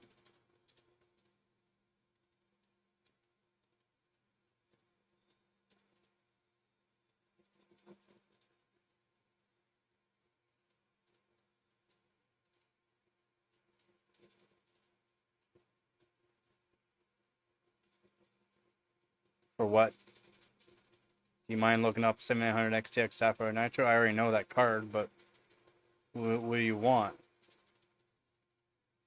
Do you want the PCB diagram?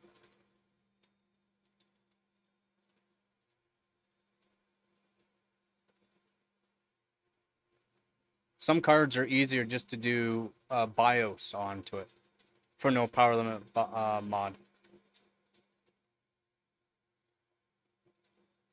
On a lot of reference style boards, I'm pretty sure the Sapphire Nitro Plus is a reference style board.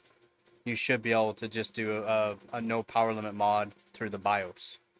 Should. Again, you can do a hard mod the way I'm showing it. Basically, every single card you can do that way.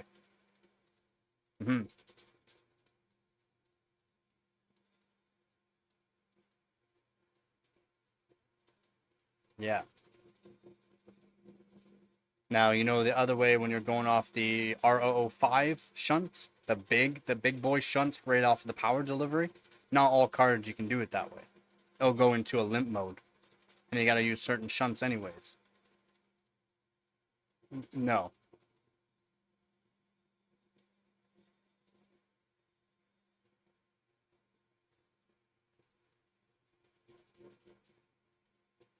No, you just actually have to find the actual controller on the board, which I show in the video what it actually looks like. Where you should see around it as well as those shunts, the resistors.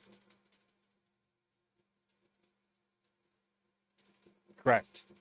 And all cards technically have a like controller for the power delivery into it.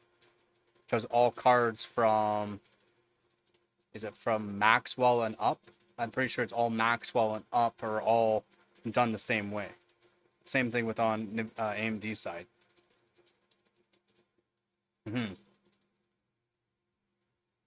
So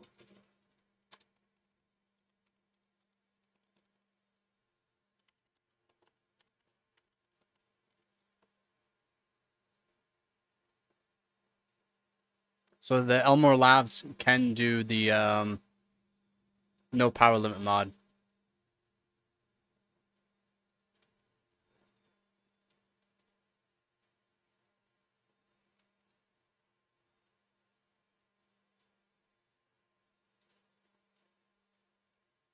Again, you'll have to hook it up. You'll have to hook it up so that way it can do that. To the I2C. You will have to hook it up to the I2C so that way it can do no power limit mod that way. So that's no problem for you. And you don't, there's gotta be another way here. Hold on.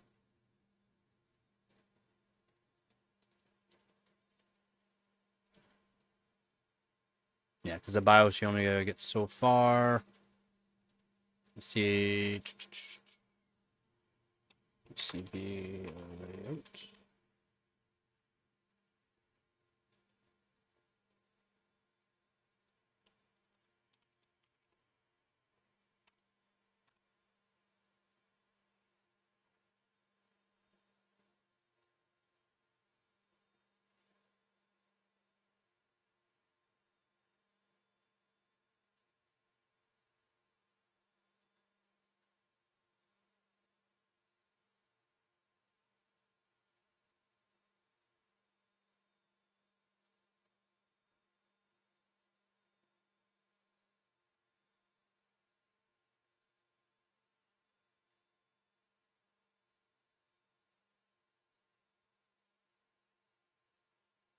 Yeah, you might only be able to do it on with the EVC, you can technically do the no power limit mod, but you have to go straight from the 12 volt power in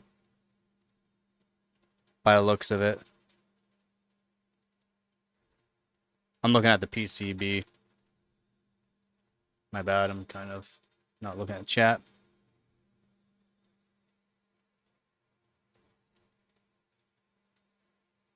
Question on the, oh, well, hold on. Question on the BIOS is SkyTech power up for unlimited BIOS. That's if I mean, technically if you do have the EVC, you don't have to do that. You'll just have to connect the EVC to the I2C.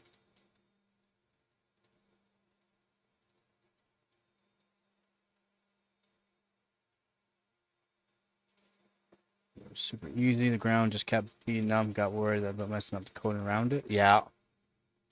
Yeah, you definitely don't want a bridge connection. Make sure you're careful on that. But yeah, with the EVC, yeah, just make sure you're connecting it to the I2C, and then through the actual EVC software, you should be able to just put no power limit on it. And you can just adjust the voltage with the EVC as well. But again, you have to hook up the wiring for that. So make sure you hook up for that. It's, yeah, no problem for your card. For the again, I'm looking at the PCB itself on the Sapphire. I can't see the chip that actually makes sure you can do the power limit mod that way. Again, it's not on all cards. It's not even a NVIDIA specific.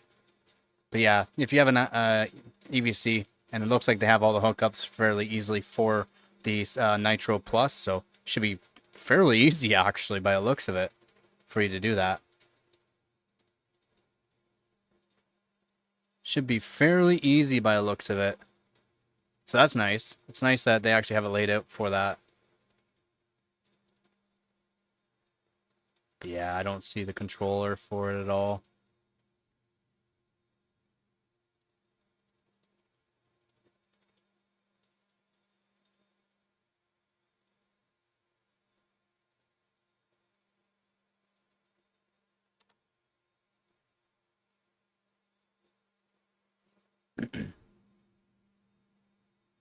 Yep, there should be.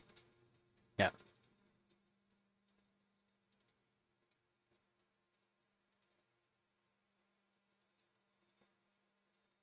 Just take your time, man. Take your time.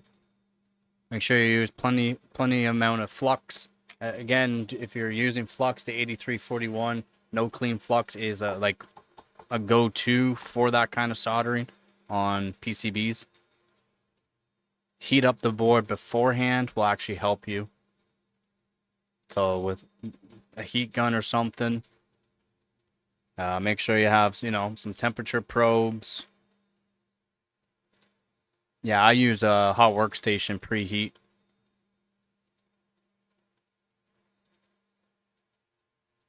Yeah, because it's just the PCBs are so thick and there's so much copper.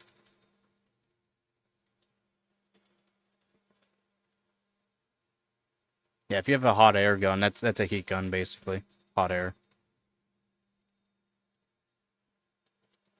100 watt, a minimum 100 watt soldering iron. Yeah, actually, I got a cheap one, and it's I got a cheap one because, hold on. So I got a cheap one, and the reason why I got a cheap one is because it comes with extra heating coil for the hot air, extra actual heater for the actual soldering iron, which is 150 watt soldering iron. So it's a 600 watt hot air station. Right now I got there's a 600 watt hot air.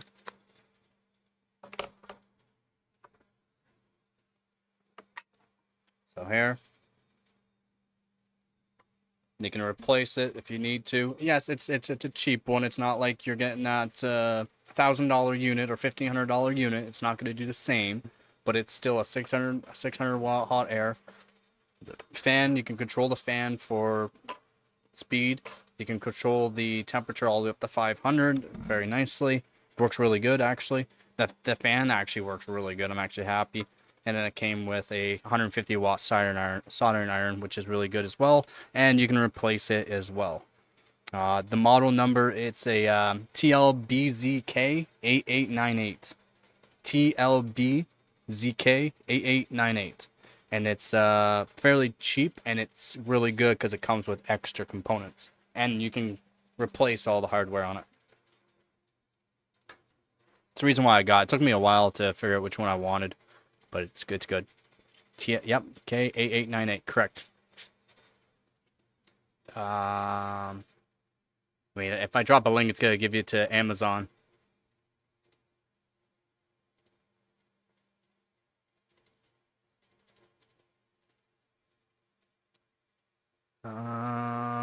Excuse me a sec. I can give you a link. I'm trying to get set up for Amazon affiliate links. Here. So that way I can get a portion. That way I can get a cut from all these things I do.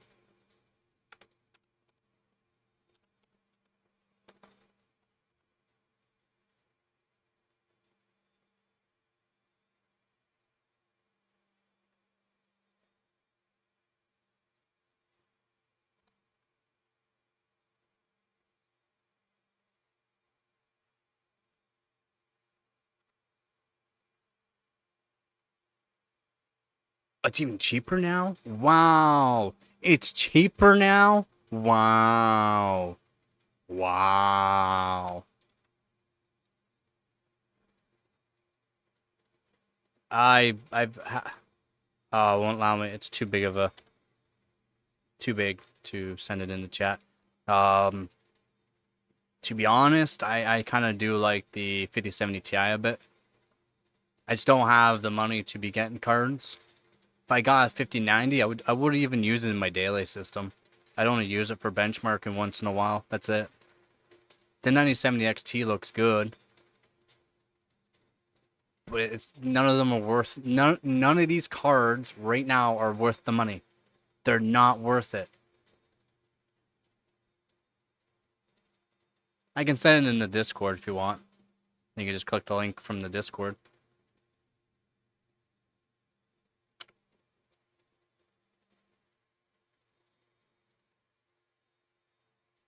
Yeah, I'm doing that right now. Aren't you supposed to be going to bed?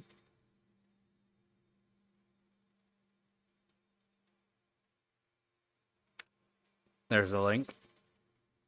You're gonna have to put it to US though. Right now it's on sale.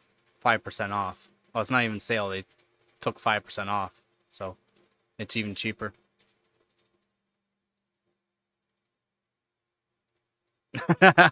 Hey, yeah, apparently so. Apparently so, Art.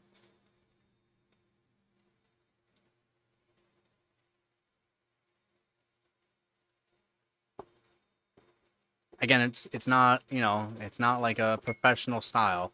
It's just I got that one specifically because it came with extra components that's gonna be like something you want to replace in the future. Hard use, even with the top of the end ones, you're gonna have to replace the heater coils and the heaters.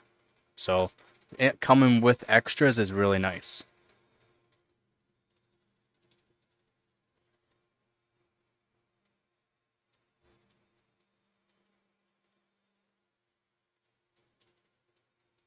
That's why I like it.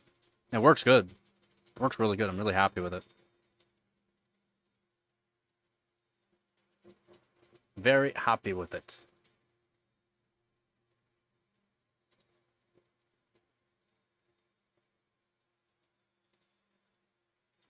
Yep, I'm not too happy with the cards. I mean, I've been telling everyone just to wait until next year, or wait until the end of the year to find cards at a better price, and then wait for like the supers and wait for maybe AMD's better cards. It's not available for you? What? Are you sure you went to Amazon.com, or go to Amazon and search up that model? I would like some of the newer cards so that way I can get some more scores. But I'm not desperate to buy the new cards. You might be on Amazon.ca and you're probably US, right? I'm guessing. I'm Canadian, by the way, so.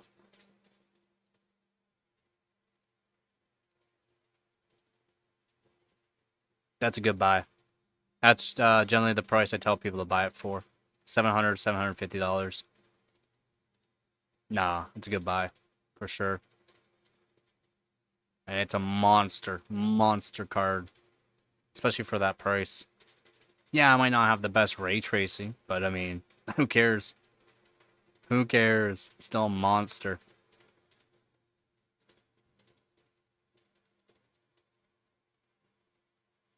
Yeah, they're really expensive. Yeah, I know. I hear you, man. I hear you.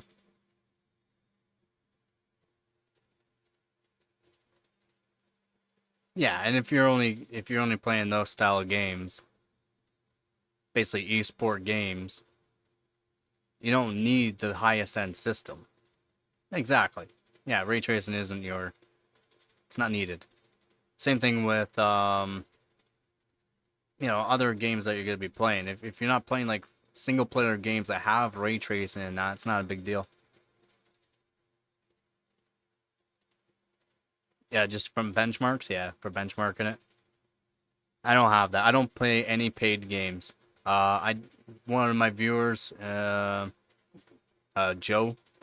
Joe, he gave me a game which is Guardians of the Galaxy game through Steam. So he got me a game. That's basically only a game that I haven't even bought in I don't know how many years.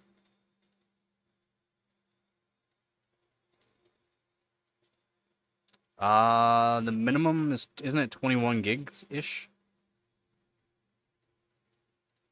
I know there's only a few games out there that's something like Minecraft with all the HD mods. You can use up to 31 gigs. Up to 31 gigs of VRAM. And then memory itself, I mean, it depends on the game. Not even for 4K, but depends on the game. What the CPU has to do. And whether or not how much your RAM is actually needed. There are some games that'll use all the way up to like 100 gigs of RAM.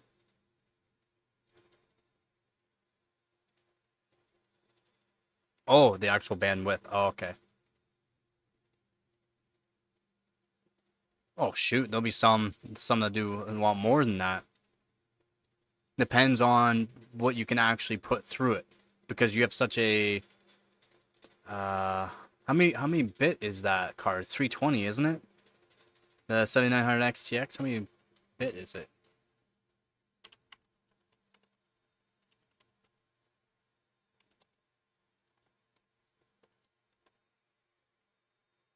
.384. Yeah, so you can do up to 960 gigabits per second. Yeah. Yeah, 384. Yeah. Yeah, 20 gigabits per second for like 960 gigabytes. Yeah. Now let's say like that's a lot. Isn't it like 700 or something like that? Again, because the bit rate itself, the RAM might be the same, like the VRAM on itself might be the same, but it's not. It all matters on the. That's why I try to tell people, it's not the amount of RAM you have, or technically the frequency of the RAM. It's whether or not the GPU can handle outputting that, or inputting and outputting that. Whether or not it's actually gonna give you more performance. There's a lot that goes onto the GPU than just the amount of RAM.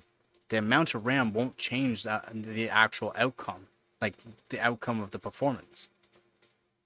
Just because you have more does not mean it's going to be able to do that. It does not increase your actual bandwidth itself.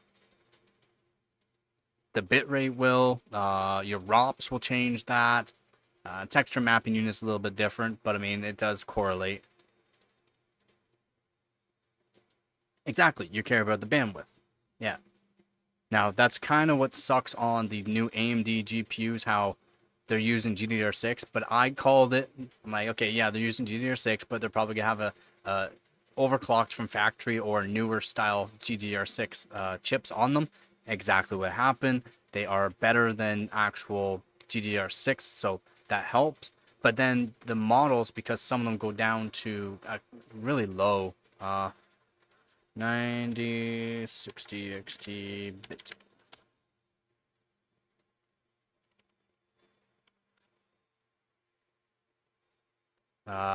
Yeah, 128 bit, which isn't much. It's not much. And with the memory that it has of up to 320 gigabits per second. I mean, gigabytes, sorry, gigabytes per second. Gigabit, it's 20 gigabits per second speed. But again, 20 gigabits per second is pretty good.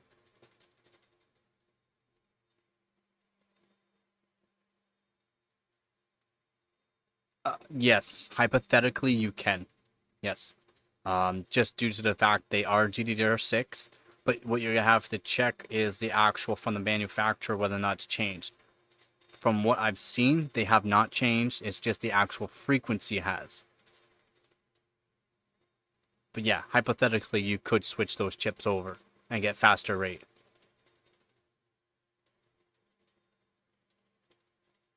They did make it work, yeah. Not the 9060 XT.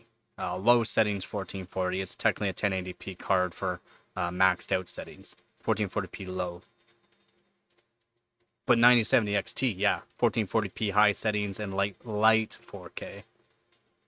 And since it has way better ray tracing too, dang, like they did such an upgrade on those 9000 series. They did. I'm impressed. I'm not impressed by the price.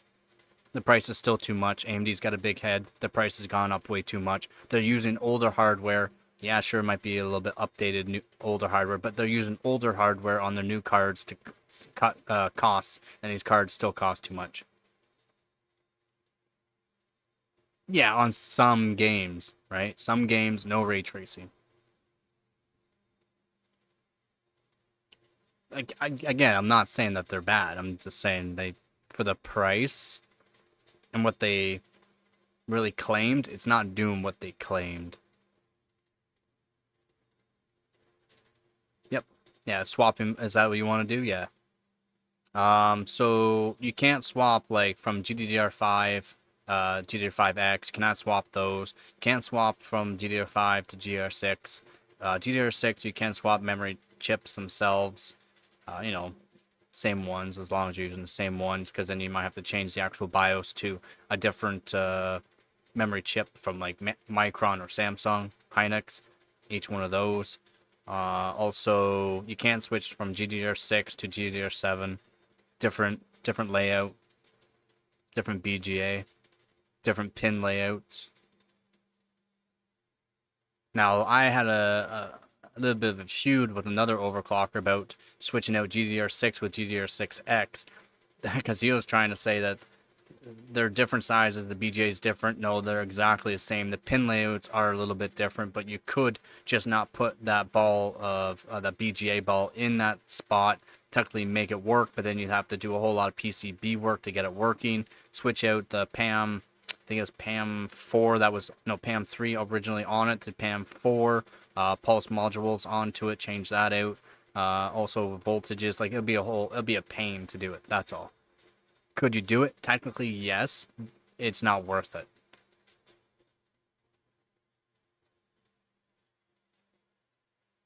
Yeah, that would be cool, right? It's like how the people do with like the 3090s, making them from 24 gig up to 48. Depending on the board that you're using, if it's a double-sided PCB, so the chips you can solder on chips onto the backside of the PCB, you can technically double it up just by doing that. Then you'd have to do a BIOS to be able to handle that. Same thing with 20 ATI going from 11 gigabytes to 22. That's due to the fact I had double-sided PCB. It's a lot of reasons there.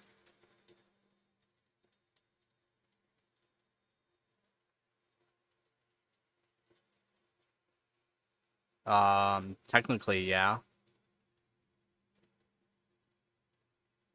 I don't have to, though. I could technically just add on a couple extra chips. There's extra RAMs, VRAM chips that aren't being used. I could technically just put there. Ultra-sided. Yeah, it'd be fun. But then you'd have to make sure you have a BIOS that works for it. Right? It's not like it's just going to work off the bat.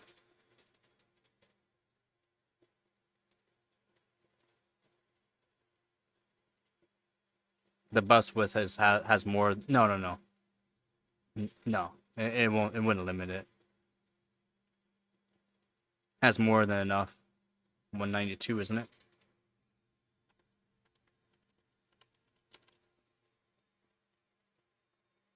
$256. $256. Sorry.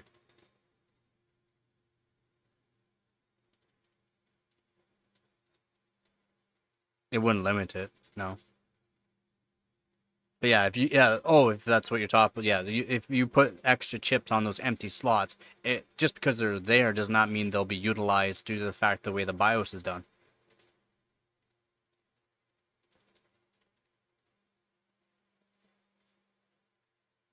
It's nothing. There's only 8 chips on the 3070 Ti. 8 times 16 is not 256.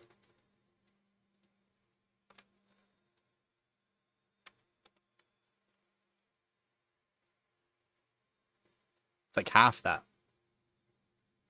right?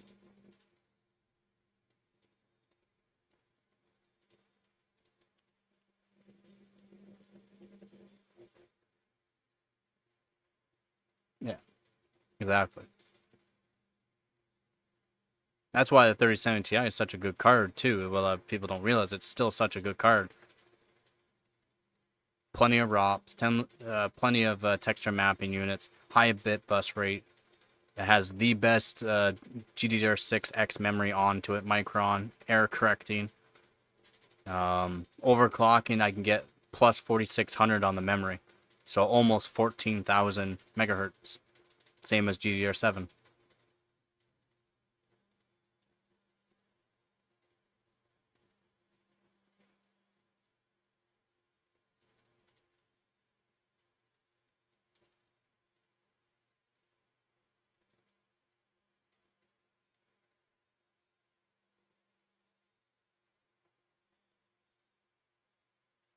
Card is copper modded too.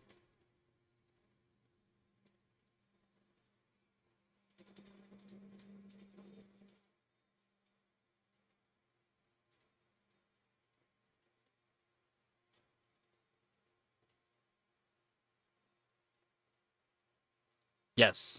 Yeah.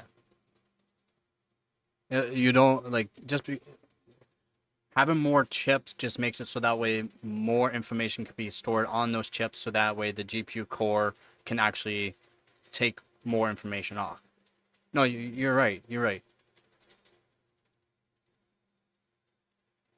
But the way the BIOS is done is that you'd have to find a BIOS for the graphics card to make it so it sees this extra chips.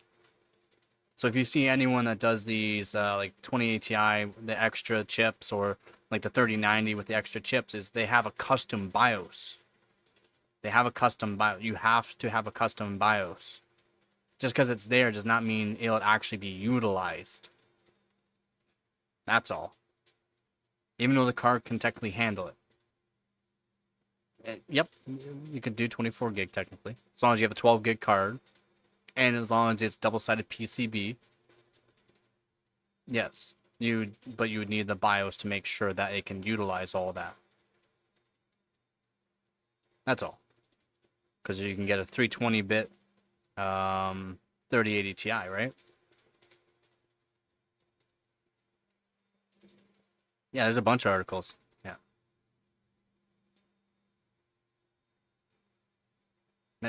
You gotta love manufacturers for that. You gotta love NVIDIA and AMD for doing that. And Intel, because with their new cards. Yep. Yeah, you got different models for them.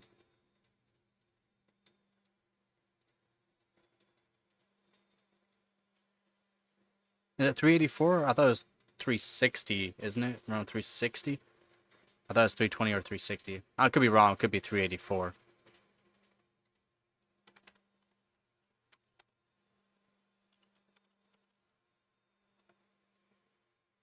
Yeah, 384 for the one.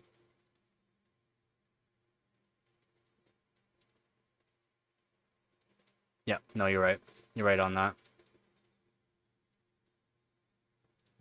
Yeah, man. Wasn't that after Polaris, though?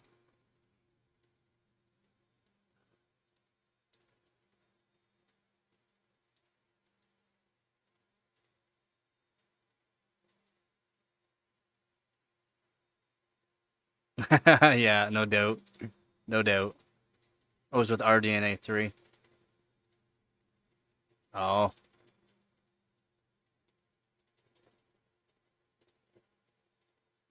Well, they got some wild ones, that's why. They got so many weird names nowadays. I mean, even back then, even years ago, they have some wild names, but still.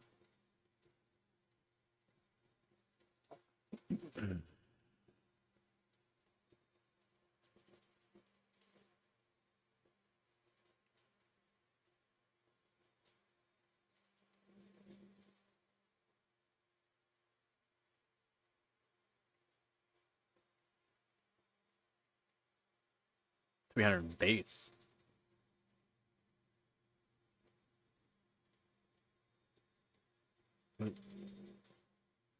That would be due, like, per AIB, wouldn't it, though?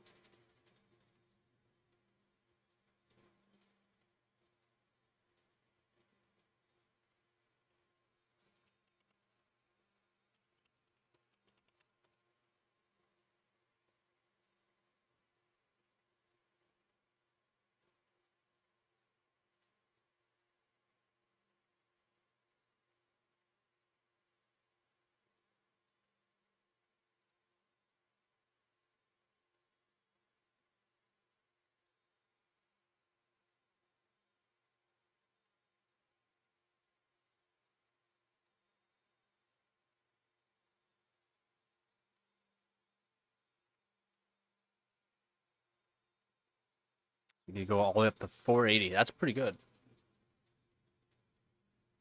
But how much of an increase was there on that with the 6900?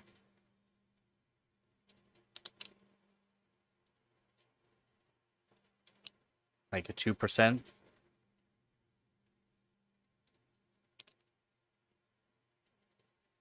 Yeah, yeah. Not scalable then. But it also goes on to temperature, right? It's also like temperature too, but so how hot was your card getting? Was it going above 30 degrees or 35 degrees Celsius? Because then boost clock comes into play. There's a lot of things that come into play with that too. It's not just, oh, we'll set this higher. There's a lot of things that go in place for that.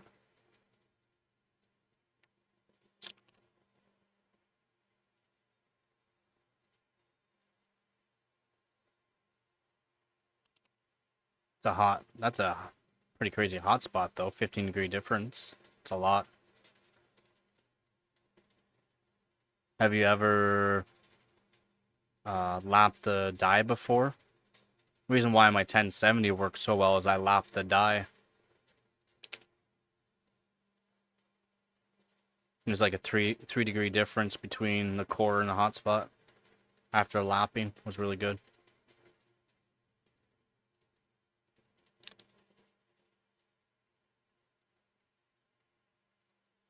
Question time. What do you got?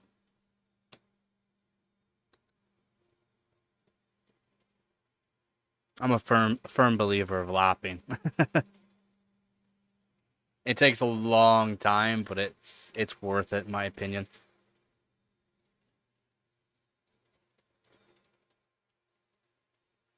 What do you got? What do you got?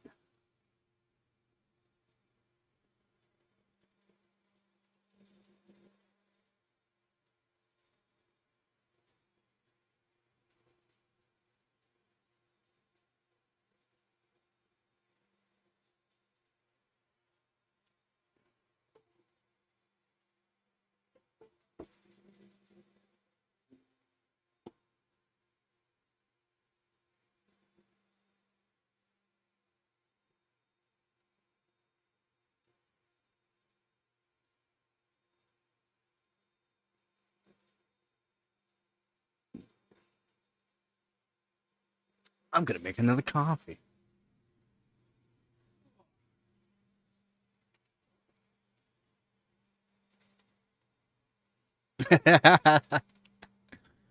Oh, it could vary. It could vary. I've shown just on the IHS itself, on just CPUs, how much it varies. So it varies, yeah. But it's also the etching done into it, right? The etching can vary too. Liquid metal does help, but let's say you gotta remember when you're going into more like the chilling stuff down, liquid metal, don't use liquid metal, buddy. I've heard that. I've heard AMD is the worst about it. Again, I haven't used AMD in a while. I don't have any motherboards for my AMD CPUs, and the AMD CPUs that I have are older ones.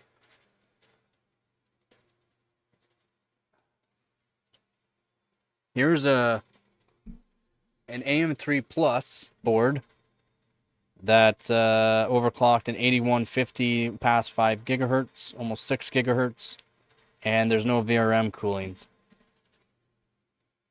Nope. It gets toasty. And it burns the VRMs right out of it. Thermal Grizzly Extreme Cryonaut, yeah. Extreme. That's stuff I like. And then I also heard KPX is really good. I don't know what it was pulling, man. I don't know what it was pulling. I never checked. Enough to almost melt the traces through the board. Yeah. Kingpins? Vince? Yeah, Vince.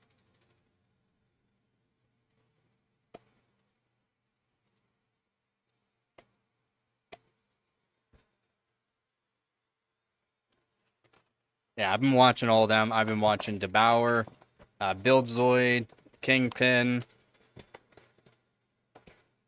Sebi, Sens. I've been watching them since like the early 2000s.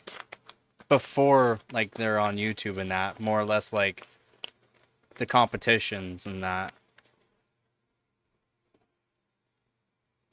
Yep, the KPX is really good. The blue stuff.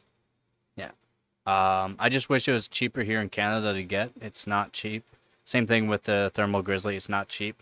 The last time I bought 30, I think it was 33 grams of Extreme Cryonaut, the pink stuff, Thermal Grizzly Extreme Cryonaut. It was $150. Not cheap.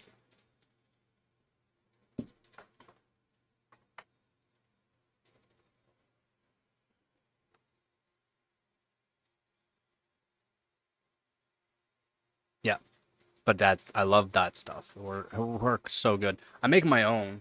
I make my own stuff. It's pretty close. Yeah, yeah, I use it in my daily stuff too. But since I do chilled, like down to negative 25, really chilled, I like it. You can't use liquid metal down below 10 degrees Celsius. No, people want me to, but I need the funds to be able to, buy the containers. I have to get, the thermal spreads as well, packaging, and then shipping is not cheap too. So yeah, it's not cheap. Trust me, a lot of people want me to do it and then sell it, but it's good. It's good stuff. I like to use it for when I do my overclocking too. I've shown testing how well it works. I do a lot of live streams on stuff like that. I have to make more too. It does have diamond dust in it. It does have other stuff in it as well, but the main thing is it has the diamond dust, a certain grit of diamond dust. So it acts like Thermal Grizzly. Is it as good? Nah, it's a couple degrees worse, but if I can get the mixture a little bit better, it'd be probably pretty much there. Not cheap, but stuff I've been using lately is MX4. Again, thank you, donators. Donators helped me get that.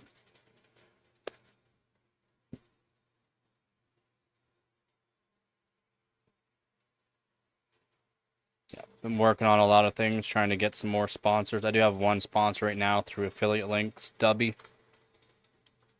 saying they're not cheap, but I do have sponsored W. Yeah, the thermal grizzly makes really good stuff. I wish it was cheaper here in Canada.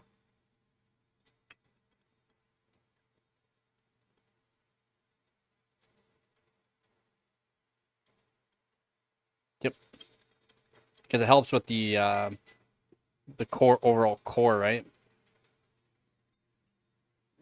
Per core temperature could be a little bit okay. So we'll say my 13900K. I have one core that goes about 15, almost 15 degrees higher than all the other cores. All the other cores are like perfectly even. I have one core that goes really hot. So I want to delit it. I want to delit it and then use some thermal grizzly or KPX. Me too, man. I started not on the 2800, on the 4000. On the 4000.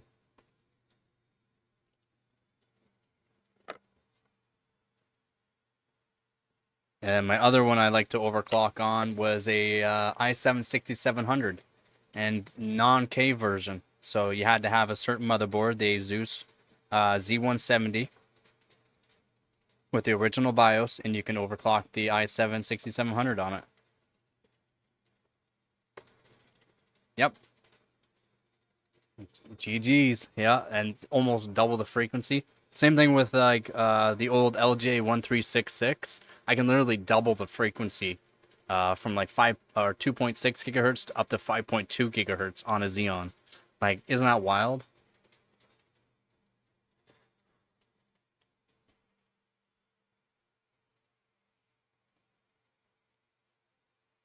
No. Can't go double. So 13900K, the best I got so far is 6.4. Validated 6.3 gigahertz on it, but 6.4 is what I've gotten.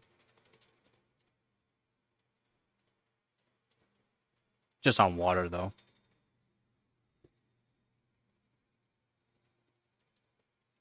Yeah, I have my own tools. That's what I'm good at. I'm trying to get money so that way I can make my own custom GPU block for GPUs. I just need to get some really thick acrylic. I have the tools already to fabricate it. Just need to get some acrylic.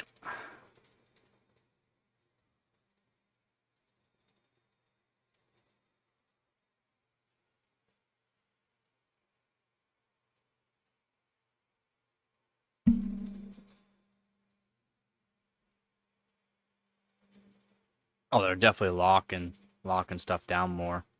That's why you can get way better performance just by using certain BIOSes, you know, modifying them too. Because the silicon can handle it technically. It's also AIBs too. Different AIBs, different board manufacturers, different models. A lot of things. The AIBs limit as well because warranty. What do you think Intel put on DLVR? Why do you think they put DLVR into their systems? Why do you think they put they limited the board manufacturers from what they can do? Because they didn't realize the board manufacturers were putting so much voltages into their Raptor Lakes, into the 13th and 14th gen CPUs. And that's board manufacturers just doing whatever they wanted. So that way they can say their motherboard's the best.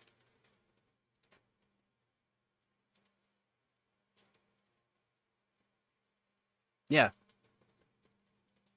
Digital linear voltage regulator. Yeah, so that way you can tune the ring bus voltage, the E core, P core. You can tune every single voltage instead of the voltage. You can technically change the voltage between each, but it's so minuscule that it doesn't do anything. Now with the Core Ultras, you can tune the voltage on everything. Everything. Overclocker's dream.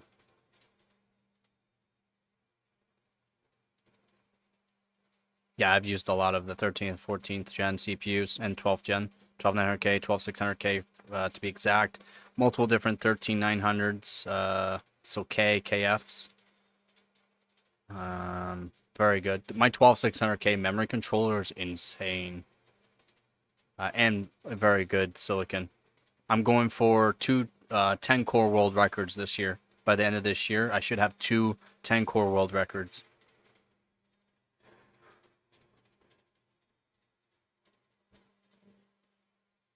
That's the goal.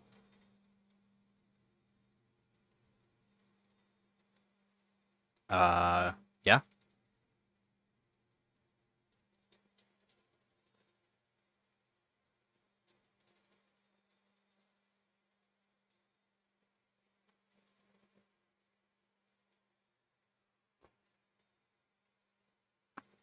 I mean, AMD's kind of broken for that. You have to go 1-to-1.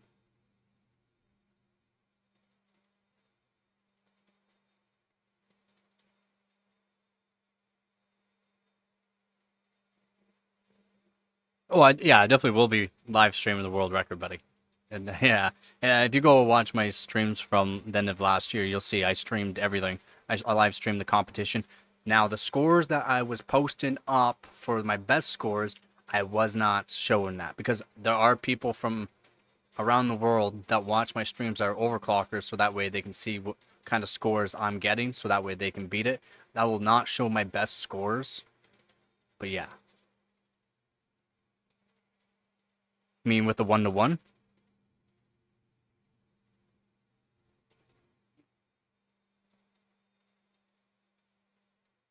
AMD's bro? What do you mean? What you mean? What you mean? What you mean?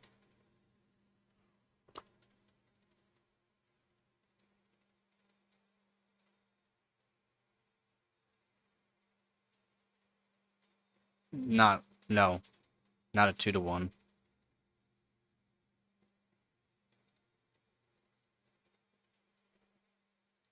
I don't even think that's 2-to-1. That's 3-to-1, technically.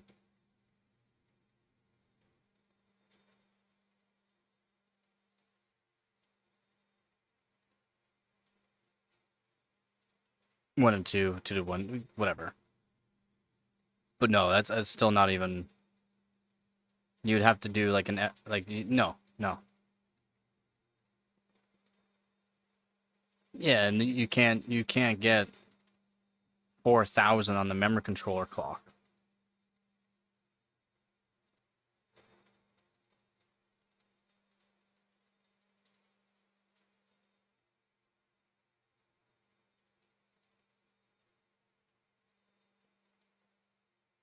You can't even get 3,000.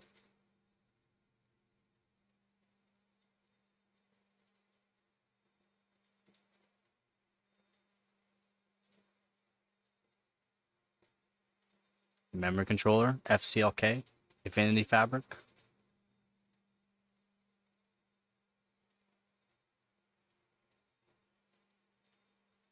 Even still, like even if you put it to megahertz, it's not how it works. Because it's DDR5.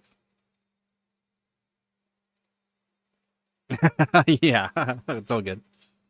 Yeah, so that's why AMD works so well at 6,000 megatransfer per second, right? Because you can do FCLK of 2,000.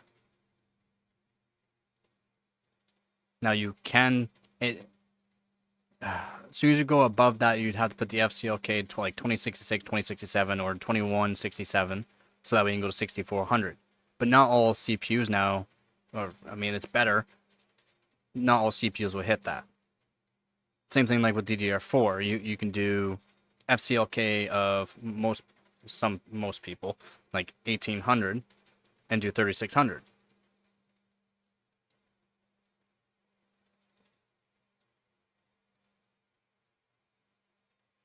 I don't think so.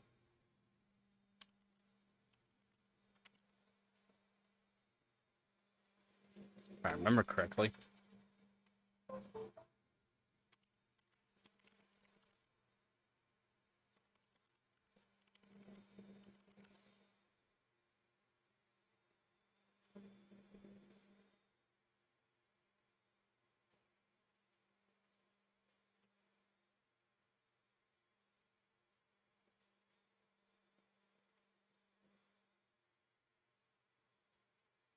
No.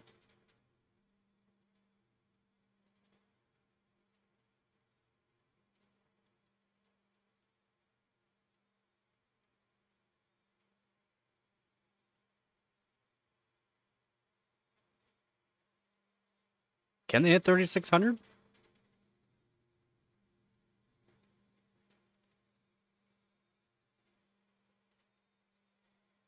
For above, yeah.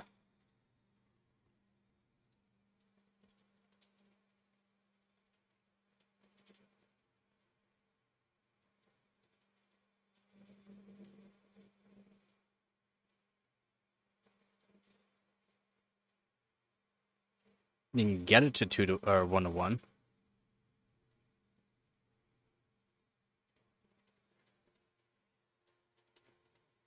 You just have to overclock the controller to 3600. It's not standard by any means.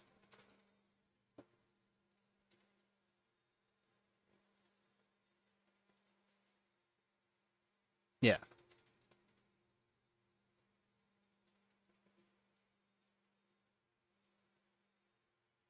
I like 7200. Now I know. But I mean, you can still get better scores going to like 8600 or 9000 mega transfers per second with decent timings.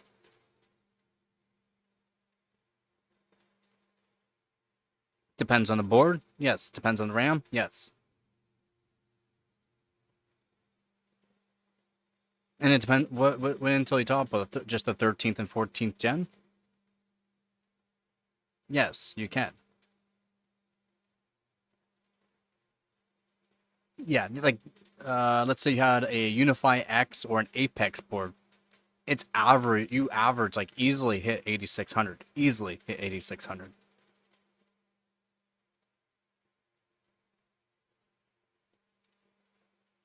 Way better. Way better. Way better. You can on air. You can hit 11,000 on air.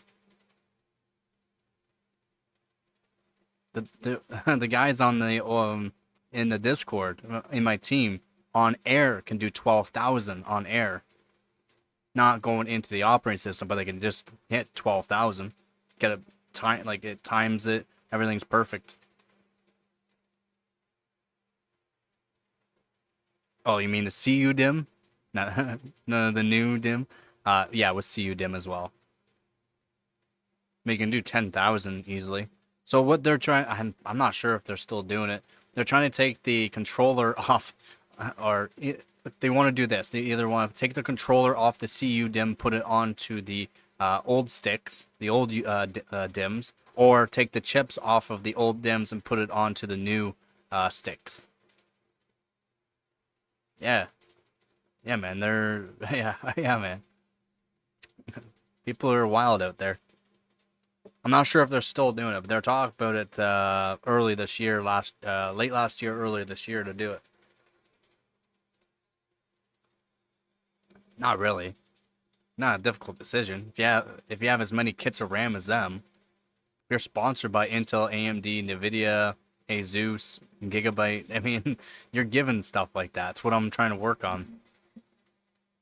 The guys are trying to help me out and try to get sponsors from them, but I'm small channel, so and not the top overclocker, basically. Yeah, yeah. Yeah, definitely just taking the controller off, put it over to the next RAM stick's easier.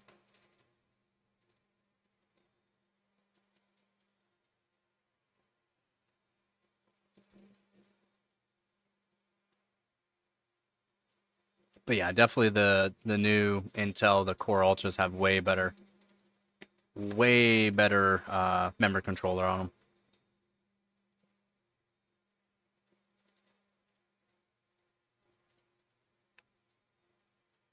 Technically, it's a better controller. If it's a better controller on the RAM, right?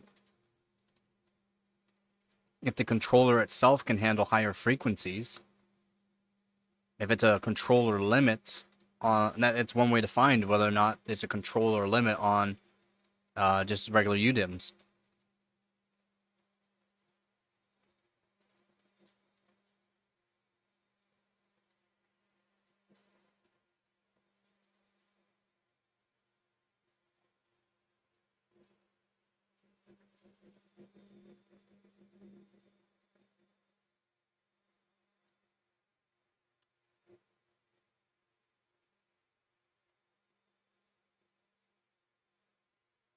That's what testing that would do.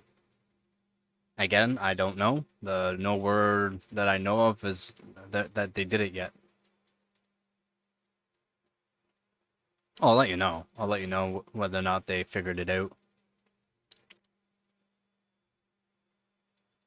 Yeah, and they'll do both options. They'll either just change the actual controller on it, or I don't have to tell them. They'll just do it, man. They'll just do it. I don't have to tell them. They'll just do it. Or they've done it and they just didn't talk about because it was crap.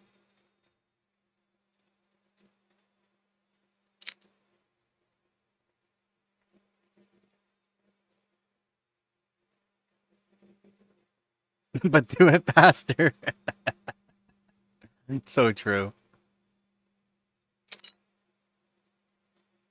Do it faster.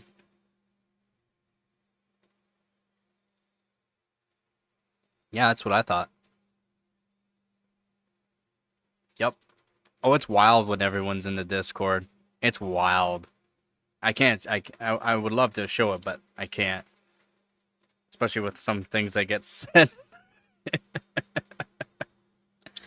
I just can't.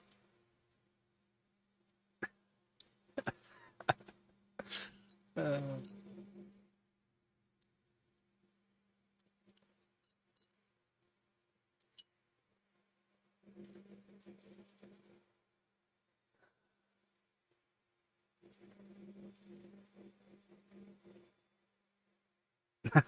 Mac is not good. You say Mac is trash? Yep, you got that right, Hart. You got that right.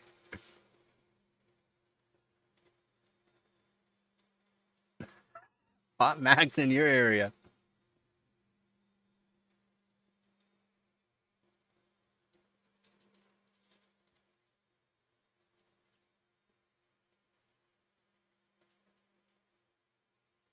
Yeah, yeah, exactly. What? How is this coffee look?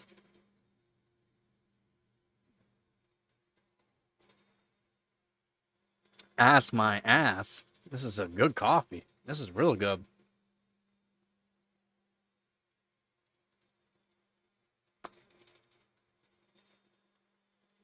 Oh, I drink black coffee too.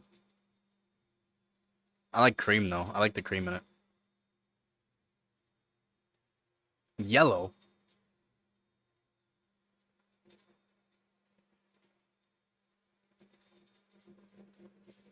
Nah, cream. I generally use table cream, 18%. That way I don't have to use as much.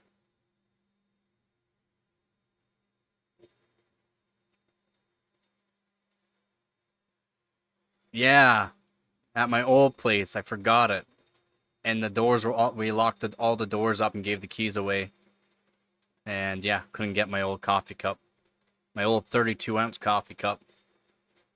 I go through a bunch of these easily. 32 ounce will at least last me a few hours.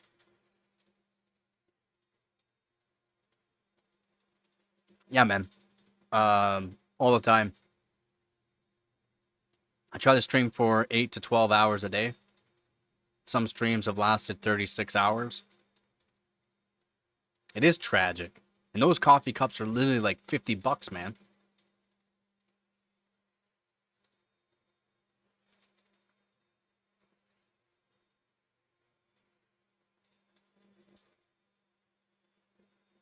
But yeah, I stream all the time, man. I know. I wish. Alright, take it easy, man.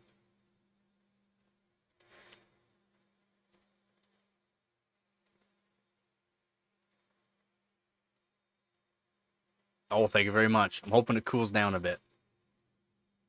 Hoping. Is it gonna happen? Probably not.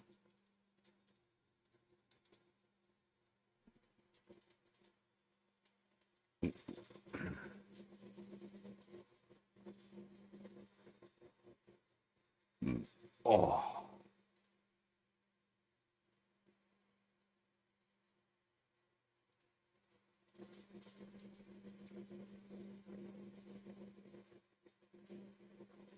What are you up to, Hart? What are you up to?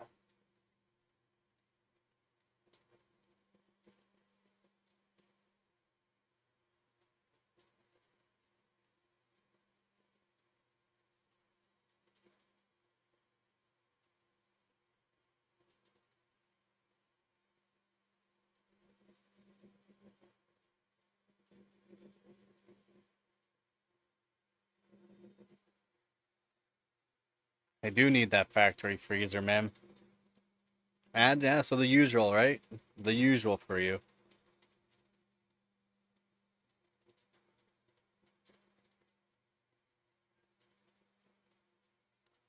I hear ya.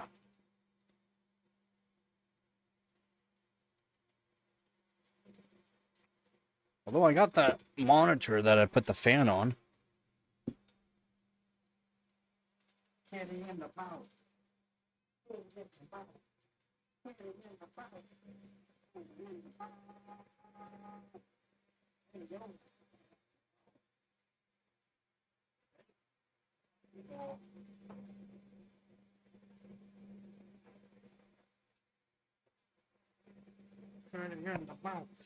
You say hi? Look. You say hi? Over there? Not at me? I know. I know.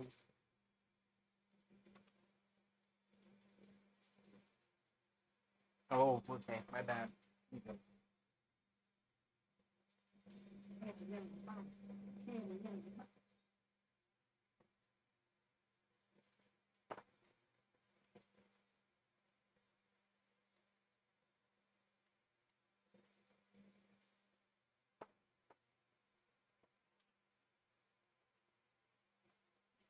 Yeah, I got the...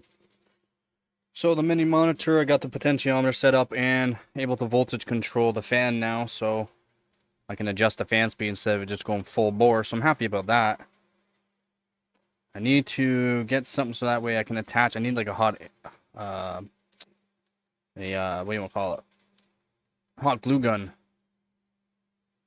Yeah, I need to get a hot glue gun so I can attach these cables a bit better, so that way they don't get pulled on, so that way I can put them where I want. Yeah, I'm happy about that, as you can see. Got the cables all hooked up, potentiometer and the fan.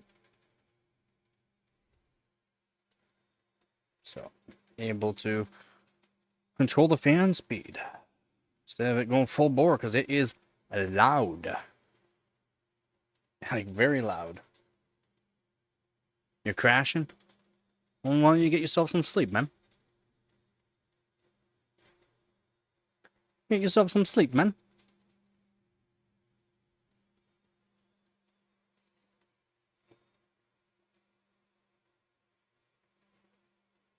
Get some sleep, man.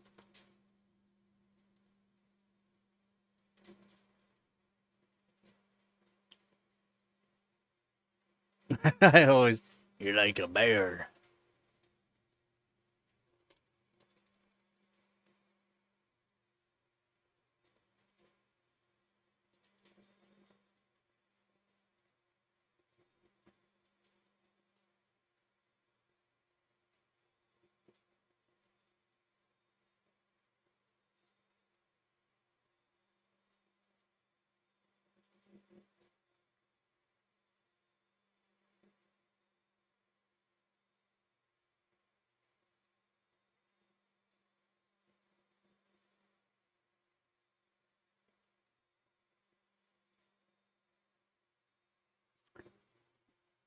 Bum, bum, bum, bum. I want to make a custom case for this thing as well.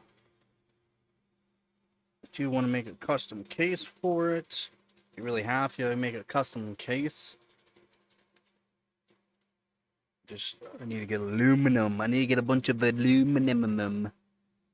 Aluminium.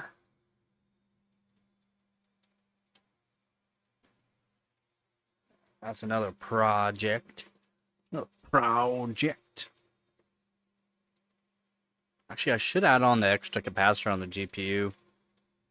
Maybe I'll do that. Add on the extra capacitor. I have to take the board all apart again. Oh my god.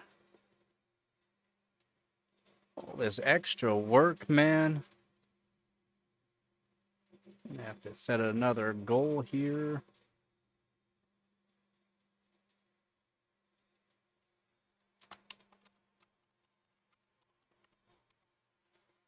Start another goal.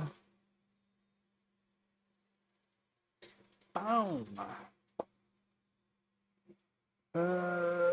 I'm probably gonna do some testing on that power supply. For some reason, when you plug in like an SSD into it, like a solid state device, you plug an SSD into it, it makes this really weird humming noise. So I just took it apart, cleaned it all out, checked everything over. Everything looks fine. I want to see why it's making this really weird humming noise. Yeah, it's an old power supply. If it just keeps doing it, I'm not going to use it because it could potentially harm the SSD. So I'll just cut all the wires out of it, see if I could take any capacitors out of it I might be able to use, any controllers out of it.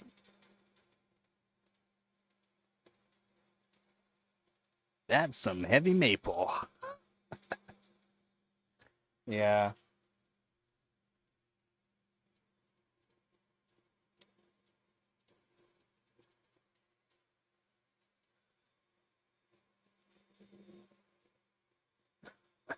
Just give me 1 minute, I'll be right back. If anyone has any questions, let me know.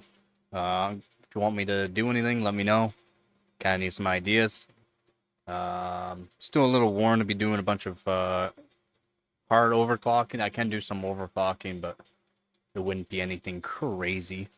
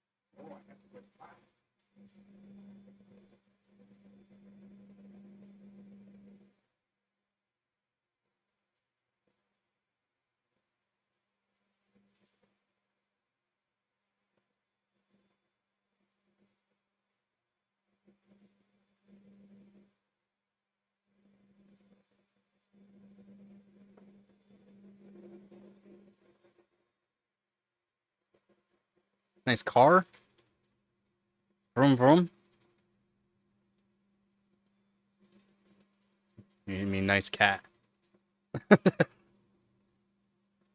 Yeah, that's Gabby. That's Gabby Goo.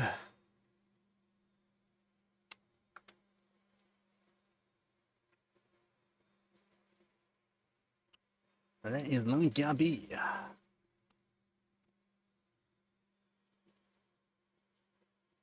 many RPMs? 3,000 per second.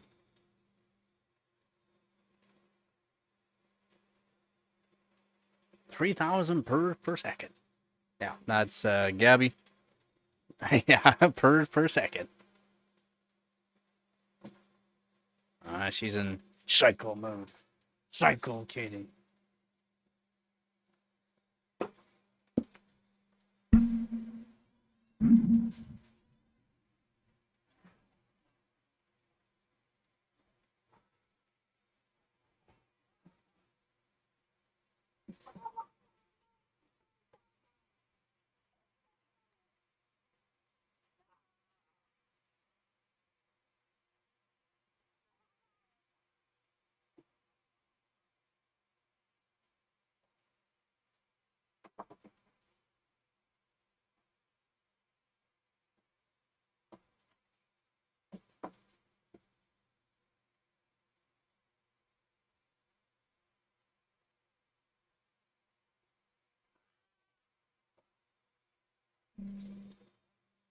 Yeah.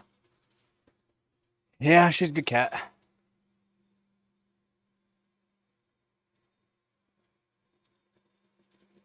She's a good kitty.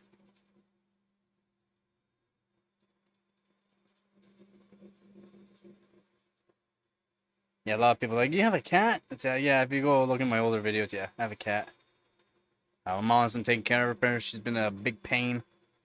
Oh yeah, very, very gentle. When we get really going, like actually psycho mood, she can be a bit rougher, but I don't mind it. If she bites like too hard, she stops, licks, be like sorry. It's like it's all good.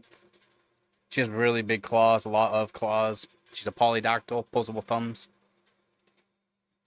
Multiple claws growing out of each paw, each toe. So yeah, she's a crazy kitty, psycho kitty, psycho kitty, psycho kitty. Gonna get you. Gonna get you. Psycho kitty. Yeah, she's awesome.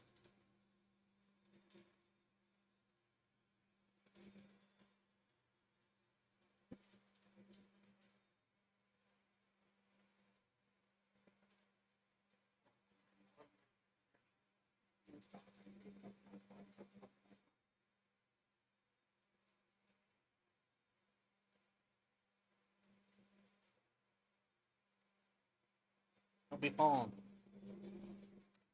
Yep, animals are awesome, especially when you got something like that.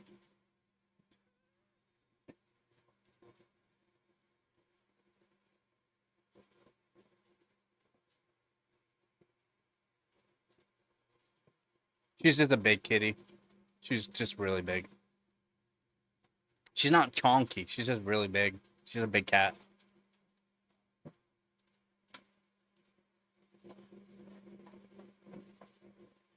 Yeah, my mom was taking care of her, so she gained some weight, but she's lost some. Yeah, she's just a big cat. Yep, she loves the box. She's generally laying on my lap, but since it's so hot, I try not to have her on me because it's just too much. It's been really hot lately, so she's trying to keep her in the box. Isn't that right, Psycho?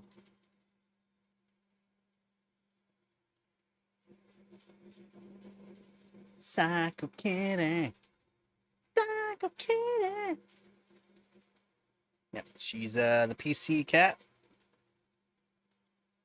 Whenever I open up a GPU box or something that, lay it down, she tries to go inside it. She's helpful. A very helpful kitty.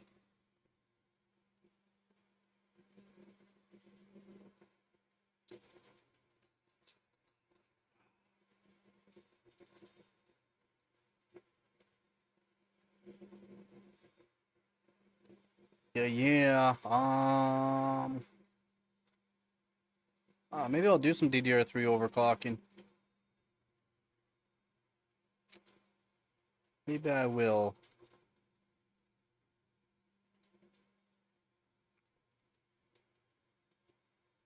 I probably should.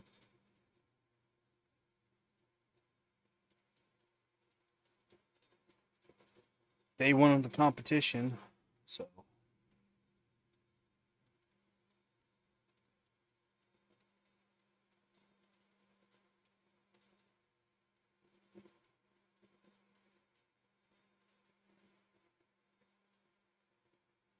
Yo, what's up?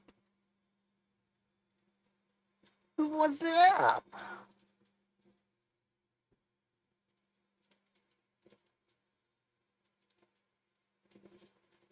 I don't mind it. For Gabagoo, I try to, you know, circulate the air the best I can. I don't mind the heat. I don't like it, of course, but it's not great. But my cat a little different. Good. I'm doing good. It's always good to hear you're doing good. Got Ryzen 5 5650G Pro. Ooh, nice. How much RAM do you have for that bad boy? How much RAM do you have for it?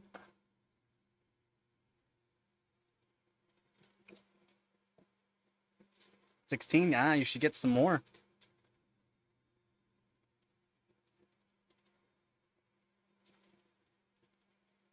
You should get a 32 gig. I recommend 32 gigs minimum nowadays, so. Yeah. Still.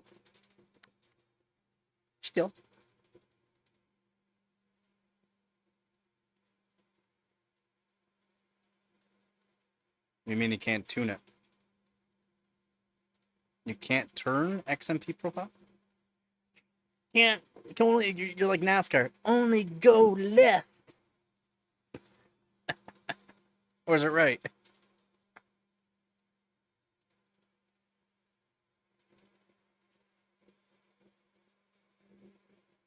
You should be able to tune the profile, though. You can just set the XMP, then do your own tunings onto it. Just make sure you disable fast boot, so that way it can do the timings. At least then all the voltages will technically set. It's a little bit easier for most people to do that way. I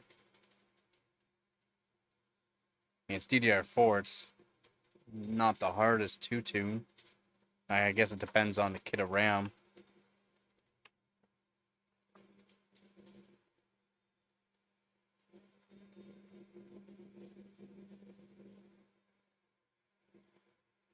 Guess it depends.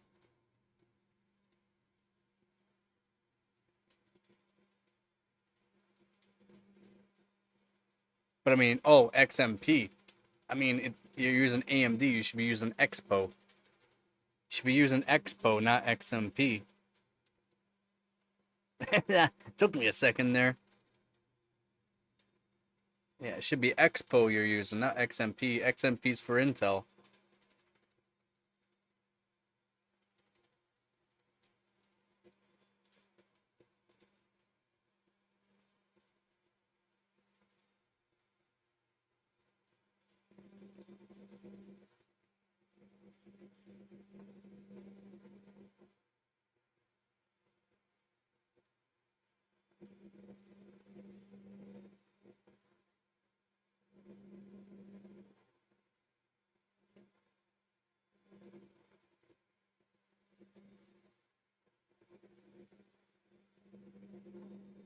Yeah, definitely save your money. Definitely save your money. And look for stuff on sale. Build as you go, or build onto the sales. So you can get a good system for a good price. Always save up for the CPU, motherboard, and RAM more than a GPU. It's what I like to say on that. That way you can always just upgrade the GPU later on, get more performance. Don't have to keep upgrading the CPU. Don't have to keep upgrading the RAM. Just buy always more RAM. 7600?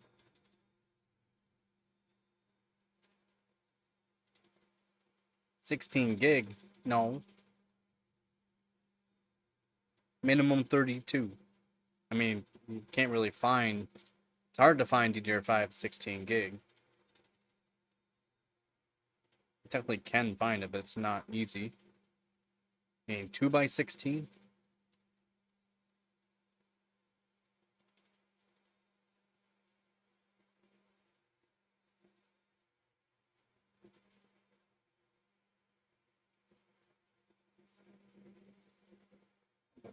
Bum, bum, bum, bum. Psycho Kitty. Psycho Kitty.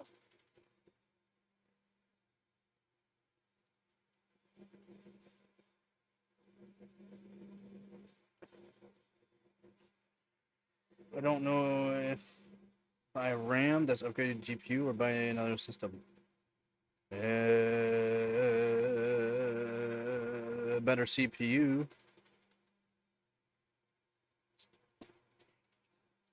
Better CPU. I mean, if you can save up the money, if you can wait till the end of this year, early next year, and the prices will be down on a lot of things. And if you can wait for, if you like your AMD, wait for Zen 6 to come out. They're projecting it to be a lot more expensive though. Zen 6, they're projecting it to be a lot more expensive. Even though technically it should be around the same price.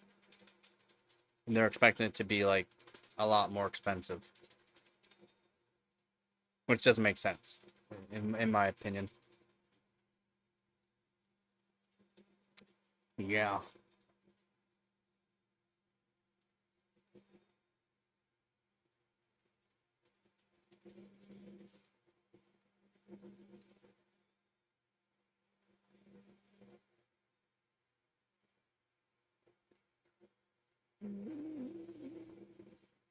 Yes and no.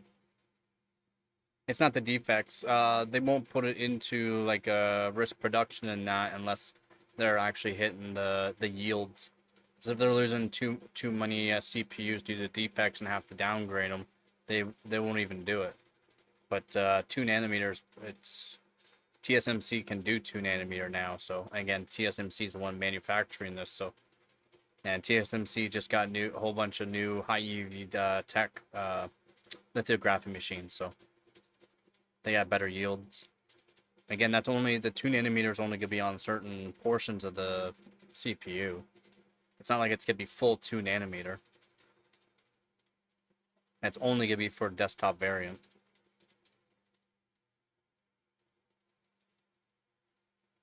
For the N2X. Still this Moore's Law is dead. He's still saying the same thing. Nothing has been confirmed. They're saying confirmed. Nothing still has been confirmed from AMD yet for a lot of things, and he's saying confirmed. Nothing has been confirmed for 6.4 and up gigahertz per second. Nothing has been confirmed for 32 cores. That was supposed to be cut and gone into the next gen. What else were they saying?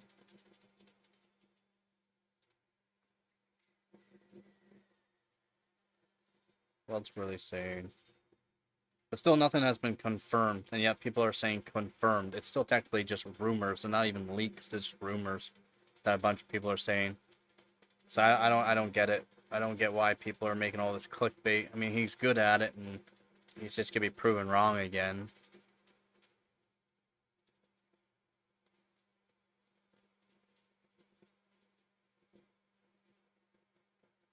Intel's at 1.8 nanometer. Intel's working on 1.4 nanometer. Intel already has 1.8 nanometer.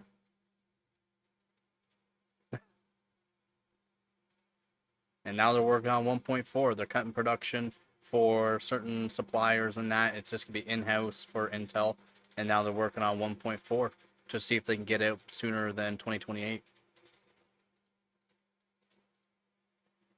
Yeah, Intel's 1.8 nanometers risk production could be going into mass production here.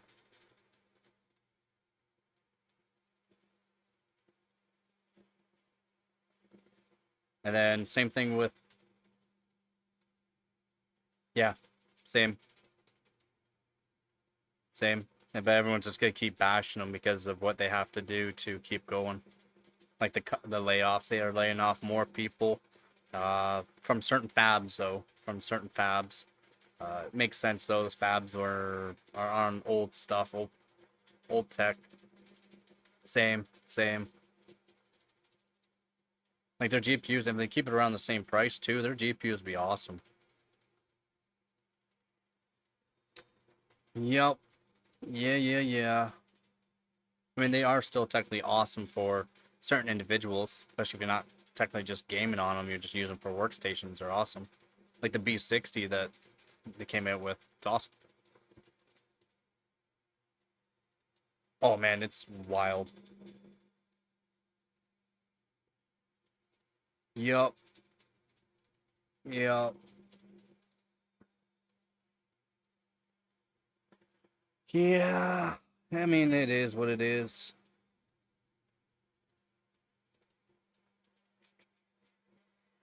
You gotta think AMD is really good for the promoting that kind of stuff too, though. Then you got AMD people that are paid off to go onto certain forums to just say nothing good about AMD and to bash Intel more. It's an AMD thing. It's been happening for a long time. It's nothing new. Then you got all these YouTubers that are paid off by AMD. It's why their feeds are completely AMD. Nothing good about AMD. That's why their comments are all AMD stuff. And then there's some Intel people going, "Well, that doesn't make sense. That doesn't make sense." Makes sense. And I've read it. I'll go, "Yeah, it doesn't make sense." Like they're saying AMD's latency is better than Intel's. No, AMD's latency is worse. I don't get that. Exactly. You don't. Yeah, exactly. You need exactly. It's what I said last year, early last year.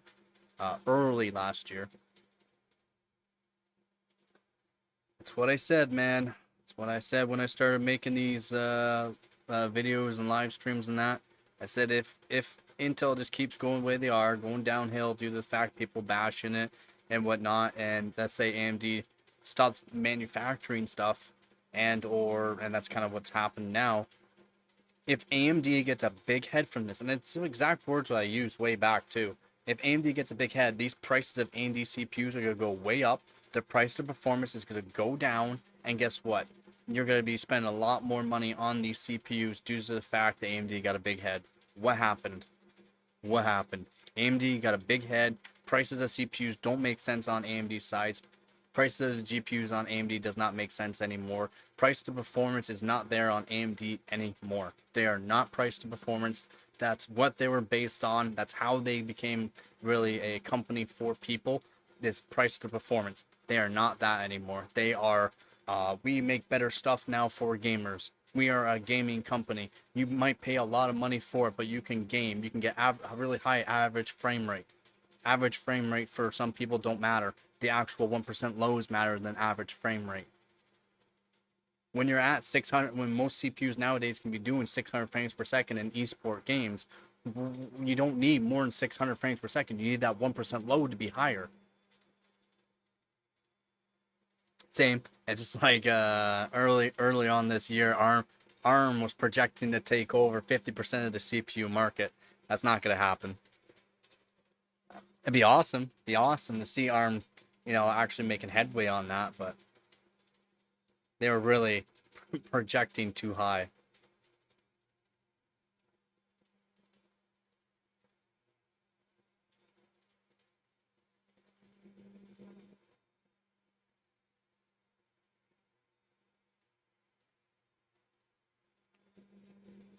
I mean, not now.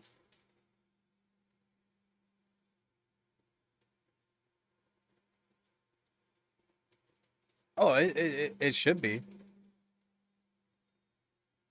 Like it'll be into, higher end stuff and that. It's just it's gonna take time. It's gonna take time. I know I built or did work for a woman that helped design the ARM. Like helped design ARM architecture.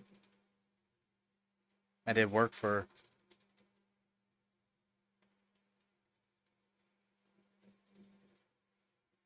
She was part of the team that helped create ARM. When she was talking about it first, I was like, "Wait, you talk about like ARM, like the ARM CPU?" And she's like, "Yeah." I'm like, "No way." She's like, "Yeah." I was part of the team that helped create ARM. I'm like, "Oh my god, you're amazing." She was so nice. She was so nice.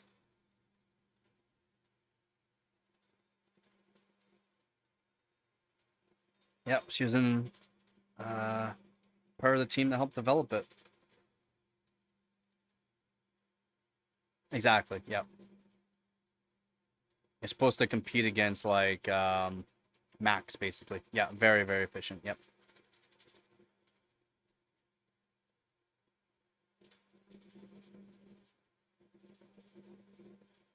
Again, they're not like the most powerful, but they're extremely efficient for what they are. Yep. I just don't talk. I mean, I do some talk about ARM sometimes, but I don't talk about ARM that much because it's not really part of PCs. What I do, overclocking and that, it's not really part of it. Nope, you're right.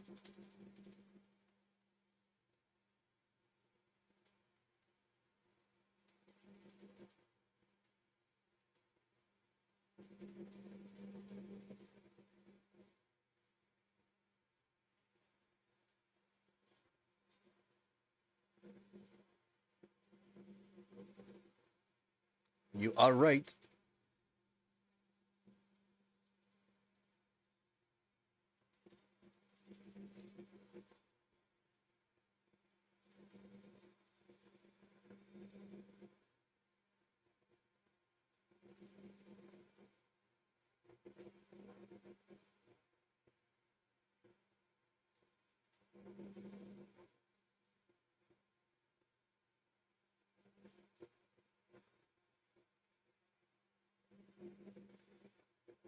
Oh yeah, 100%.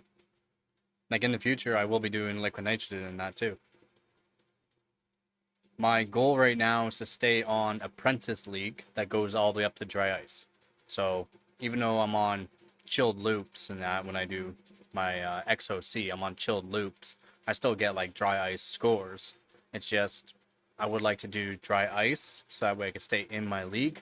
If I can go to dry ice, I will be #1 in my league in the world. That's why my team wants me to be on dry ice. It's just CPU pots, GPU pots, and memory pots are extrememely expensive. Dry ice is not cheap. And to do like the bench sessions that I generally do on chilled loops, like I'll literally like just sit in one spot for like 10 hours doing benchmarking. You have to just click the notification bell.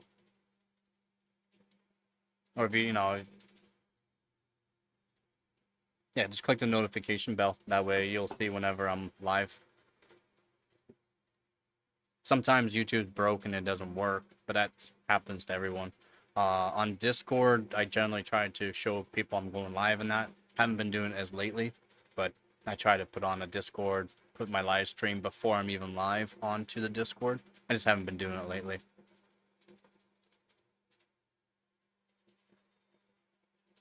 Yeah, if you hit the notification bell, that helps. Not perfect by any means, but that's a YouTube thing.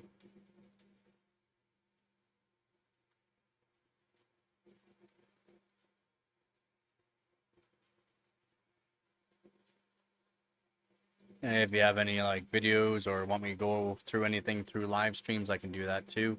Again, I have so many live streams and videos out there showing a lot of stuff anyways, so.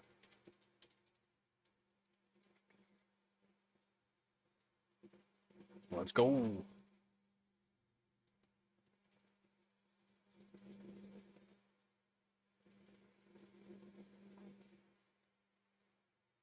And I have to go through these RAM sticks here. I might re-ball them and see if I can fix the one RAM stick. It doesn't like overclocking as high. So I have to see which one it is. Might re-ball it, re-ball the chips on it.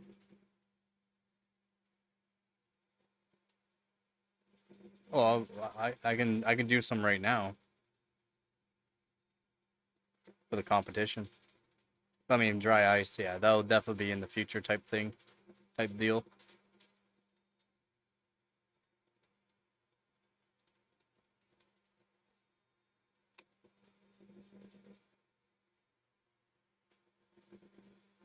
Not out of the works. Working on getting the funds to get the hardware for it. Once I get the hardware, the dry ice is basically the cheaper part. Liquid nitrogen is not cheap either because, again, you need the GPU pots, CPU pots, RAM pots, and then you also need all the dewars. The dewars can go like $600 per dewar. I'll need like 4 dewars. And then you gotta get the liquid nitrogen for it, which is generally around $1.50 to $2 per liter. Then I'll need a couple hundred liters at least per session.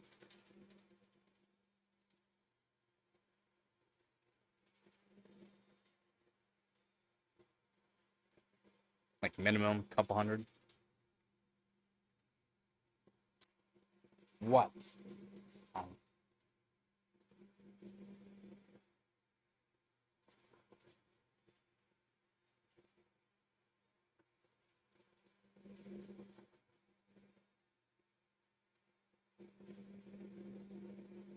We mean like group gatherings? There's no one around me that does it.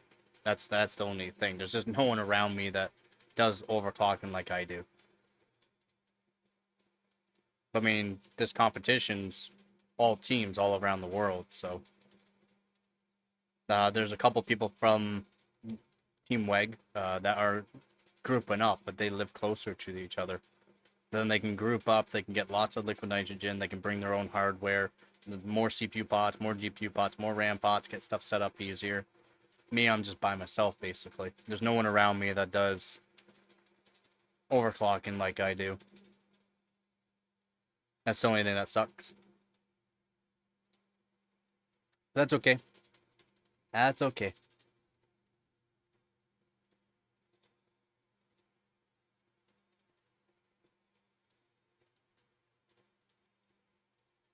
But I mean, if you talk about like they got the G skill. Yeah, you can make money. Yeah.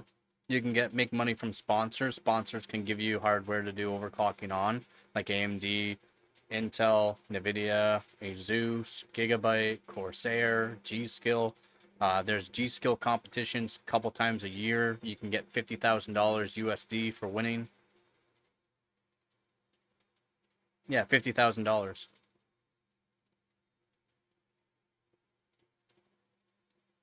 Happens a couple times a year. Yeah.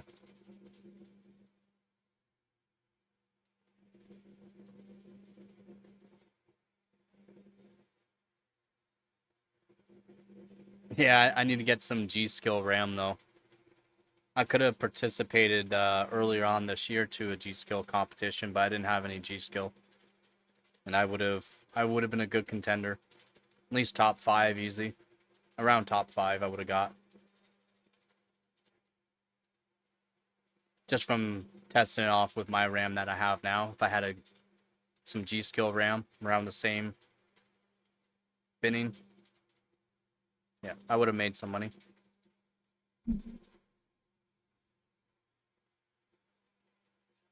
Again, that's what I do. That's one thing I'm really good at is RAM overclocking. I'm good at timings. I'm good at voltages. I'm good at getting what I want out of them.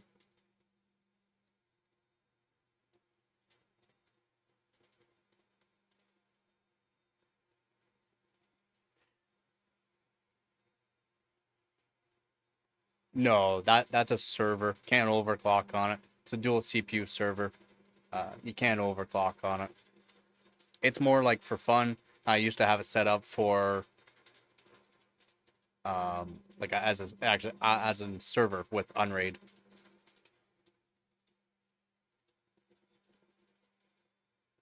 I'll compete with my main system and like I'll be using this board for the competition.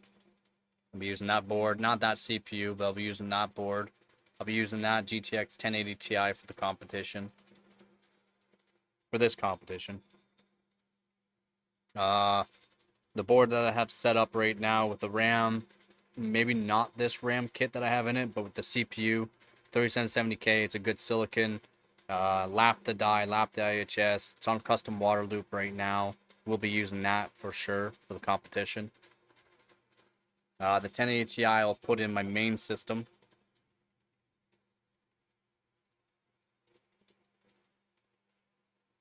Search? Yeah, I've been CPUs. Oh, I can't really show it. It's underneath everything.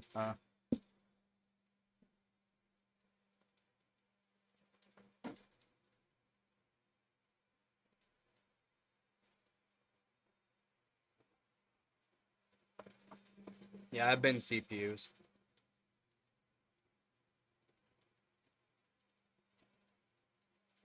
This is about 80 CPUs in here.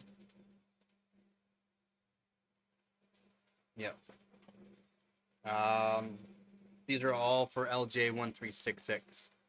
Yeah, I got, this is a lapped 5570, a pretty good one.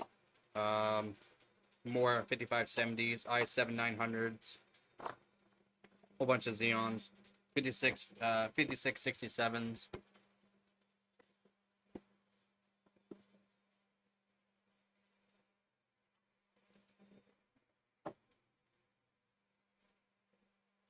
Then just give me one more second.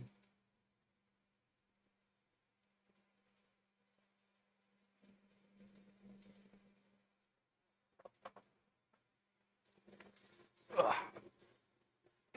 Then we got a delidded i5 2400.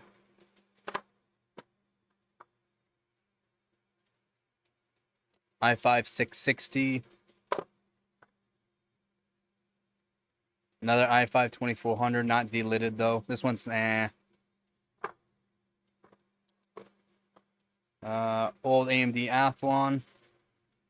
Athlon 64, the 6000, and then AMD 8150.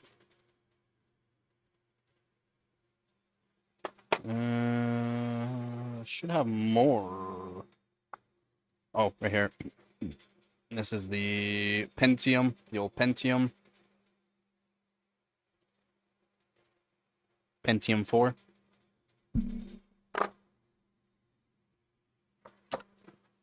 And broken CPU in here, I think. In here? No, it's in another box. Deleted what?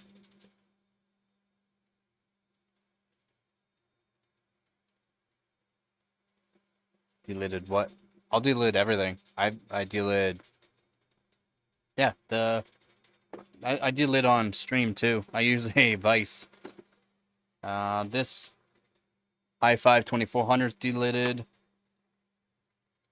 There you go. The dies. I think I lightly lapped this die. I believe I did it on stream. I lightly lapped it. Needs to be done a bit more. I gotta delid my 13900K still. That's in my main system. I have to delid that still. 12600K. I need to delid that one, but I might not because it's really good as is. But yeah, I delid CPUs all the time. Show it on stream. Yeah, I delid my 3770K is delided, lap the die, lap the IHS on both sides, and it hits 5 gigahertz on water.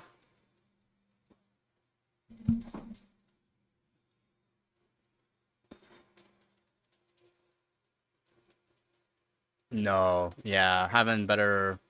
So lapping the die. So what you want to do?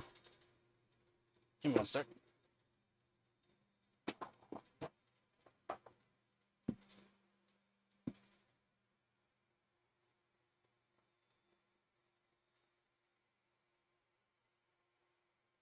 I'll show you what I mean by they're not great. You see that spot there? This is why I need to do this one more.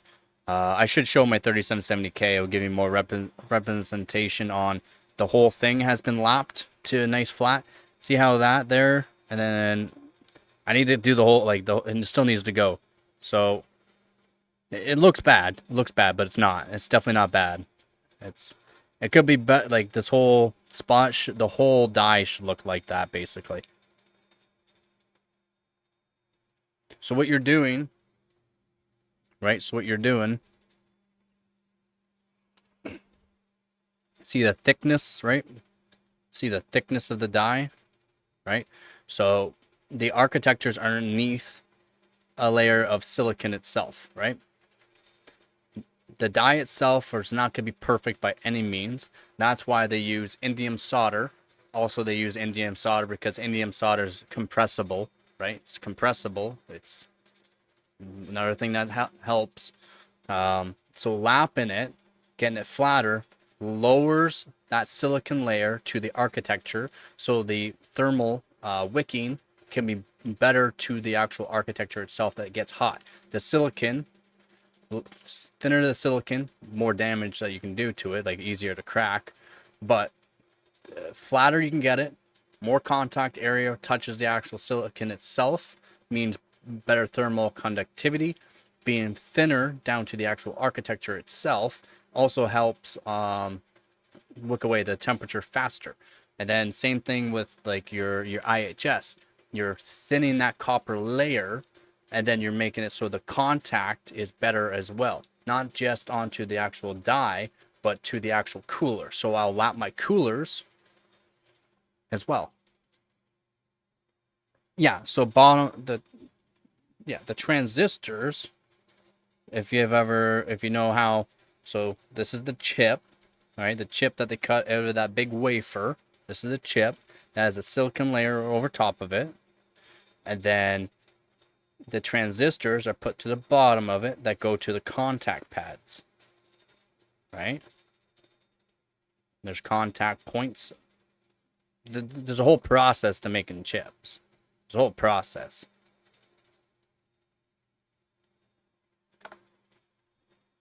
Give me a sec. I'll show you a lap my coolers too.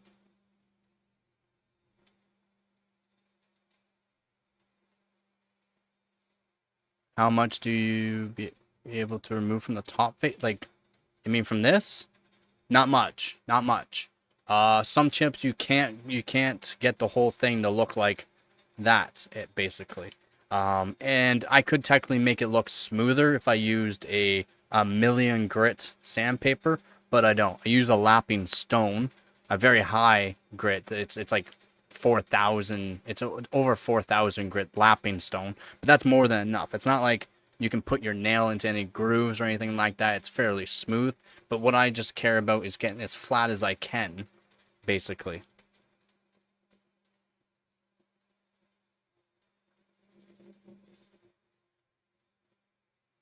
I've shown I've shown my 3770K. The whole thing's lapped. It's quite nice. I could lap this more and show you what I mean. I could lap it right now.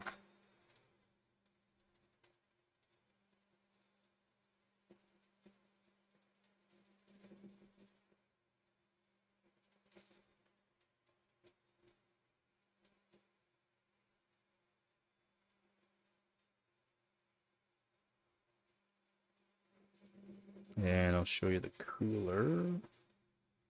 Should have some images here of it.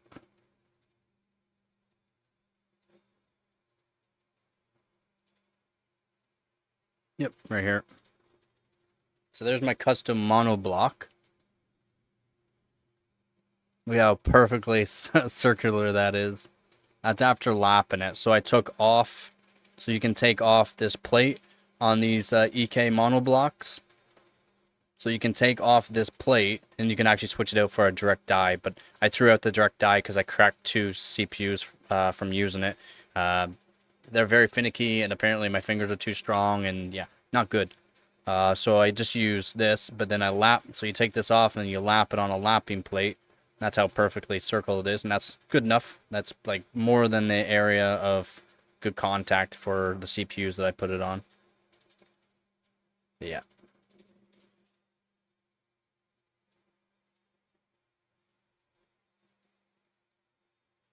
What do you use in the delided ones? You're gonna you don't, if you're going that low of a temperature, you don't delid generally. If you are going to delid and do what I do to it, you're gonna be using like Thermal Grizzly Extreme Cryonaut or KPX, something that's good for negative 250 or below. And it's 197 technically, 196.8, something like that. For liquid nitrogen. Then you got liquid helium, which is about 100 degrees Celsius cooler.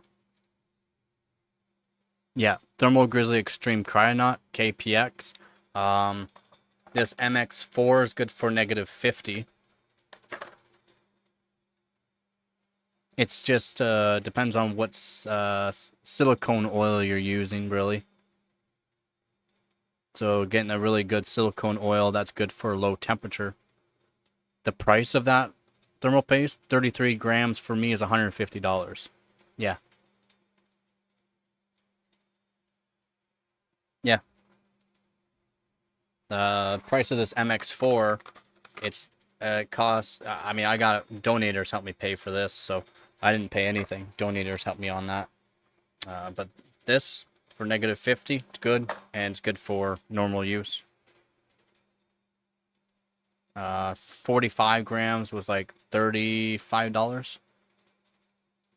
No, it's all good. Ask away, man. Ask away.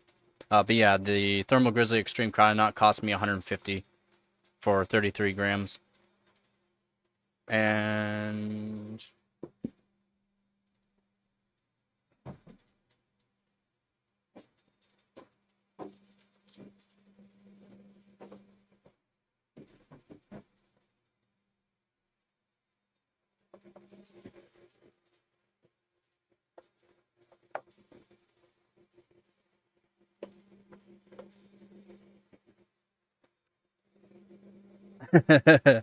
and I need more.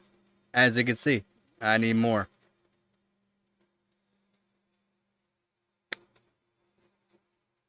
It's just out of my price range. No. Diamond grits. So diamond, aluminum oxide. Might have some carbon into it. Might have a little bit, but it's diamond dust. It's diamond dust based, and a little bit of aluminum oxide. And I'm not sure what else exactly in it.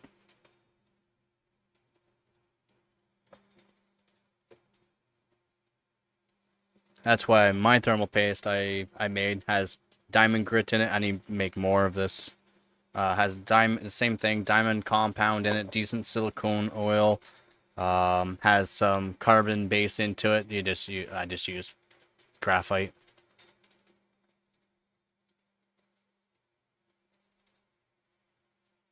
Yep. And they've now made copper infused diamond. How's it going? Good morning. Yeah, diamond's really good. And then for thermal paste, you want a certain grit of diamond dust. You can't just use any kind of diamond dust. Too thick doesn't work as good. You gotta count surface area, thinning everything out. So yeah, because diamond is abrasive.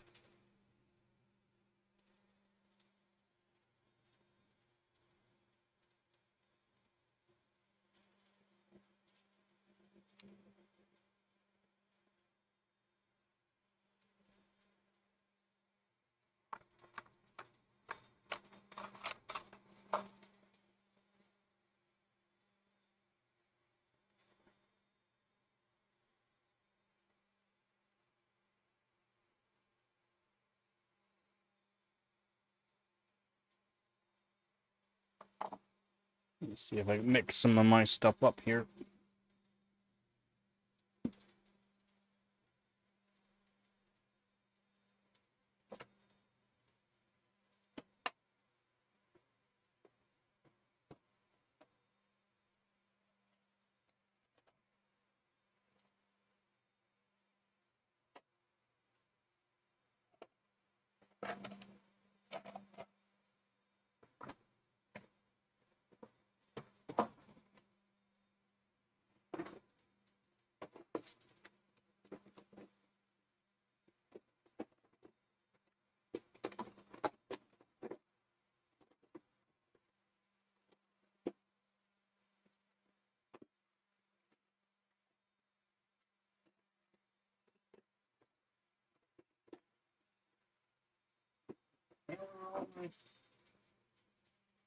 Here are all my mixers.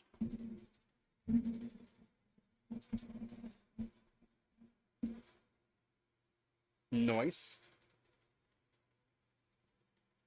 Hopefully you found some good information.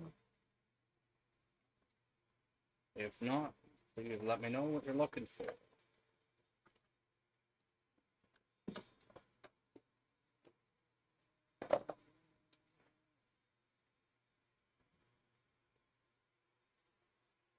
There's a kitty in the box. Yep. Follow the channel called Tech Ingredients. Yep. Yeah, I'm pretty sure I know what you're talking about.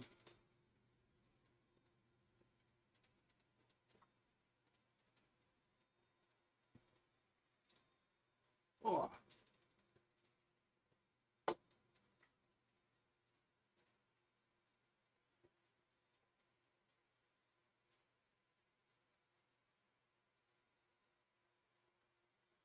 Not sure where my mixing spatulas all are.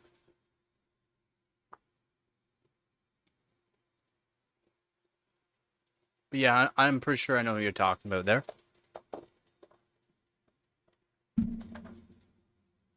You're not gonna get to like Extreme Cryonaut or KPX with the stuff he's using.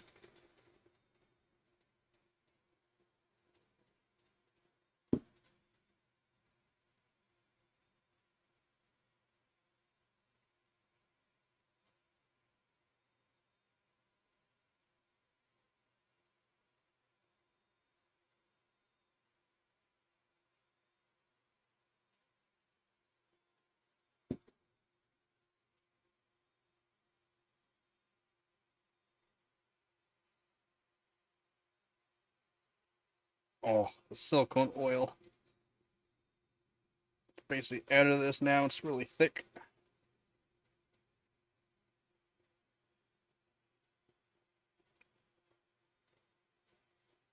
Very thick.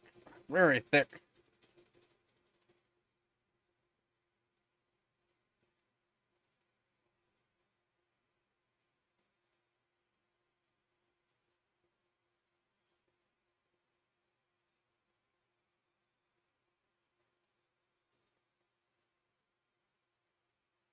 Yeah, that's what I try to do.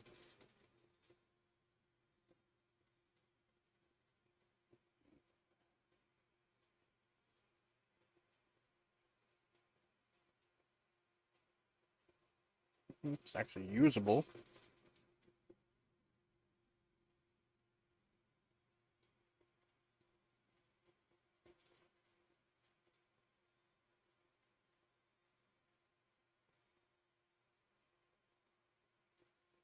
And then you get silicone oil though.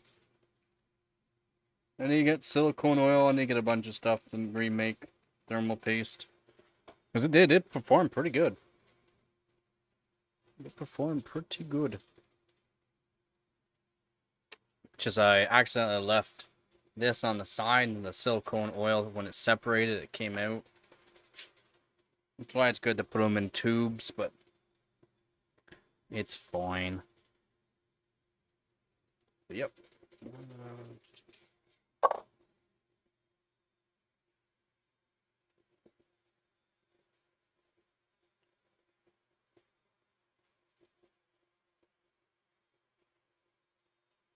Yeah.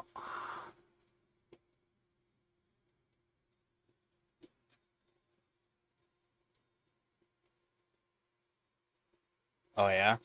I was I was the kid that just took apart everything. I didn't care if I got in trouble or not. I literally took apart everything, and that's why my parents got me a lot of like remote controls and that, because I would just tear them apart, modify them, make them so they worked farther range, adding on lights, adding on more power, a whole bunch of stuff I used to do to them when I was a kid.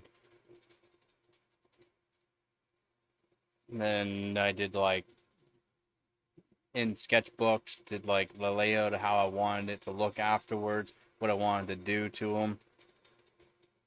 Like an engineer, but like a kid.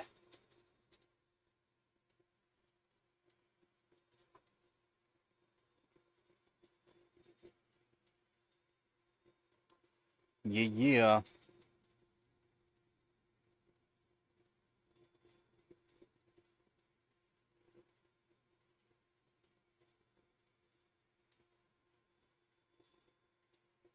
yeah. I actually never had I never destroyed anything. I mean, like the remote controls that I got when I was growing up, like more of the higher end stuff, you could just replace parts on them anyways. And I was jumping them literally over our house, so that's how they broke.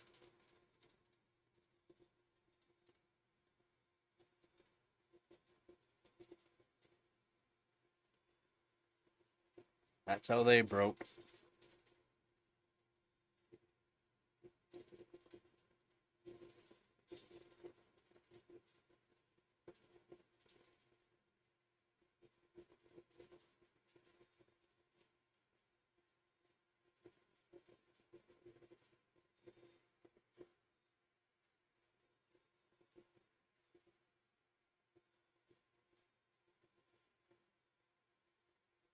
How's it going, James?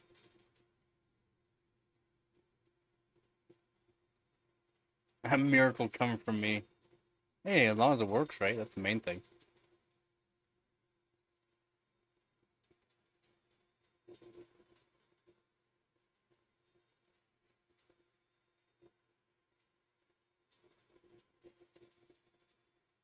Well, hopefully you have a good day, man. Hope you have a good day.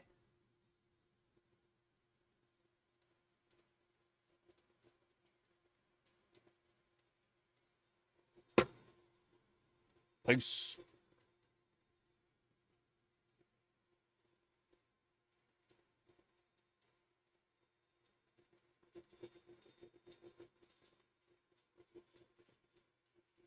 Kitty in the box. Kitty in the box.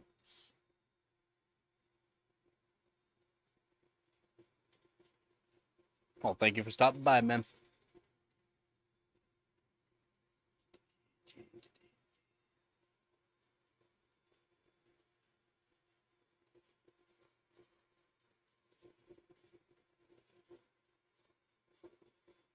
Yep, that's good. You learned from it. I love the stuff you do as a kid that helps you out as an adult. See, I grew up in the country, so we didn't have much. I learned hard work, and then electronics was kind of just what I really liked. I liked tearing stuff apart, seeing how they worked, and then modifying stuff. I just love modifying stuff. Kind of put me into the overclocking a bit more. Just once you know that you can do more than just slide some bars around, then makes things a whole lot more fun.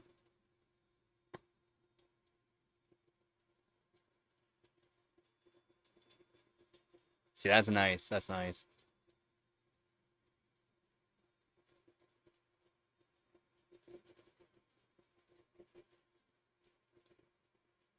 That is nice. Isn't that right, Gabagoo? Isn't that right?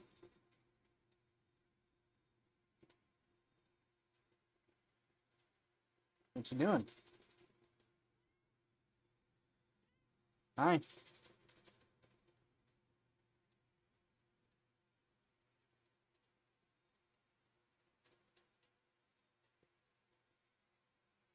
The minimum? Nah.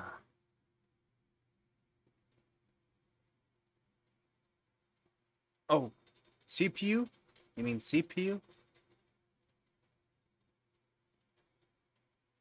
Yeah, man, get some sleep. Jeez, thank you for stopping in. Peace.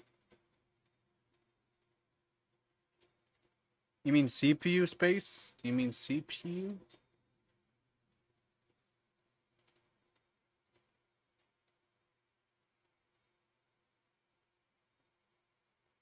If you're going with a high-end GPU, you should go with like a medium to high-end CPU. Whether it be like 7800X 3D, even a 9600X would work. If you're going AMD, Intel like 13700K, 14700K, 1300K, 1400K, 265K, 285K, somewhere around there. Like if you're gonna get a high-end GPU, you kind of want to go with like a decent CPU to go along with it. Because even though you can use a lower end, like a lower tier CPU, especially the newer ones, and it'll make the GPU work, you're still leaving frames on the table. That's the thing. You don't want to be leaving frames on the table. Just go with a higher end CPU, in my opinion. If you're going with a high tier GPU, go with a high tier CPU. That way you're just not leaving frames on the table. That's all.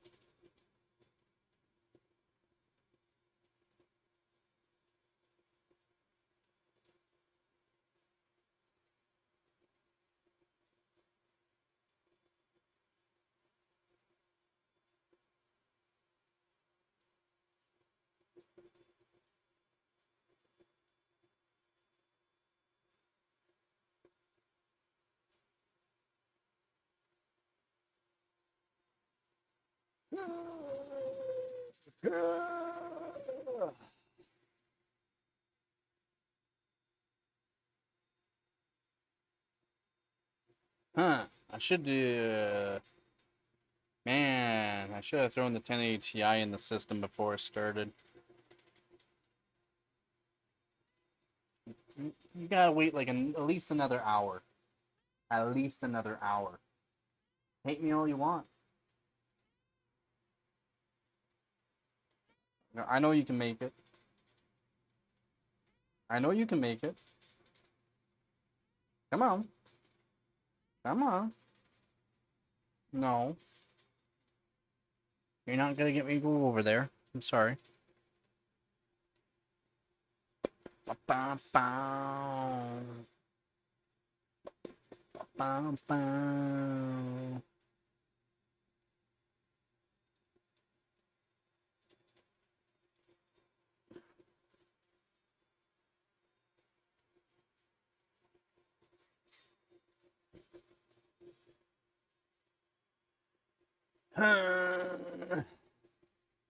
Which CPU?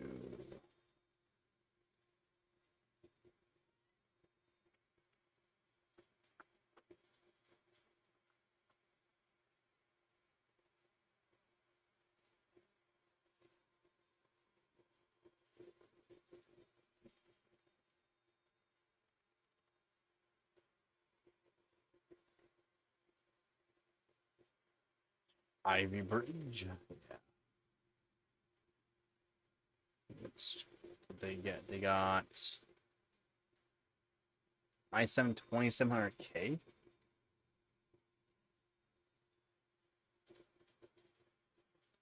Thousand points? No.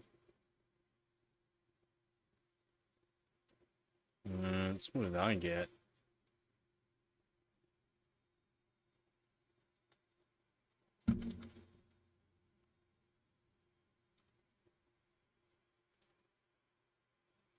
What can I get with my... Oh, I haven't even done it.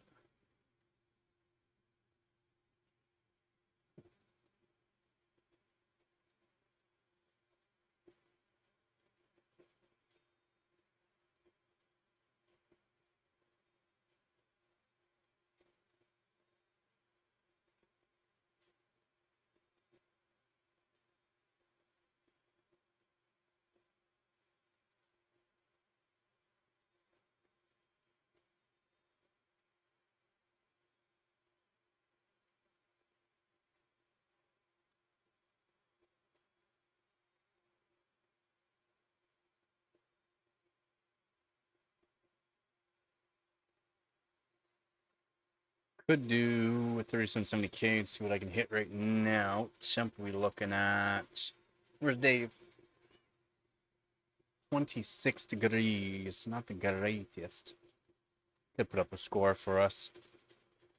So give me a second. I'll set up for this. No.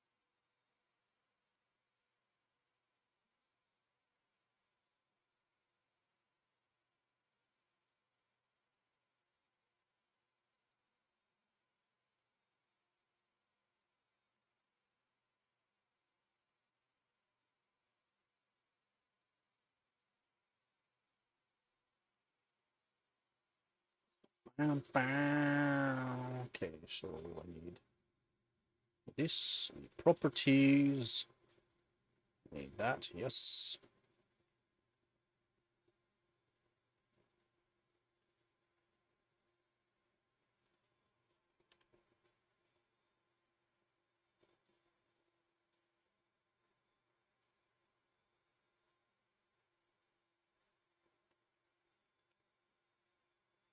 Add video capture device. Pro.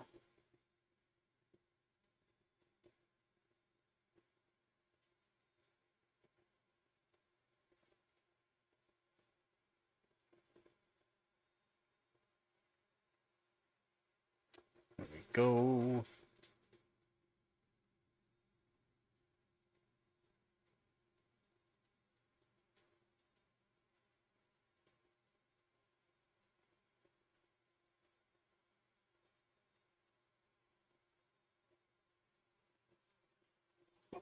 Bam, bam.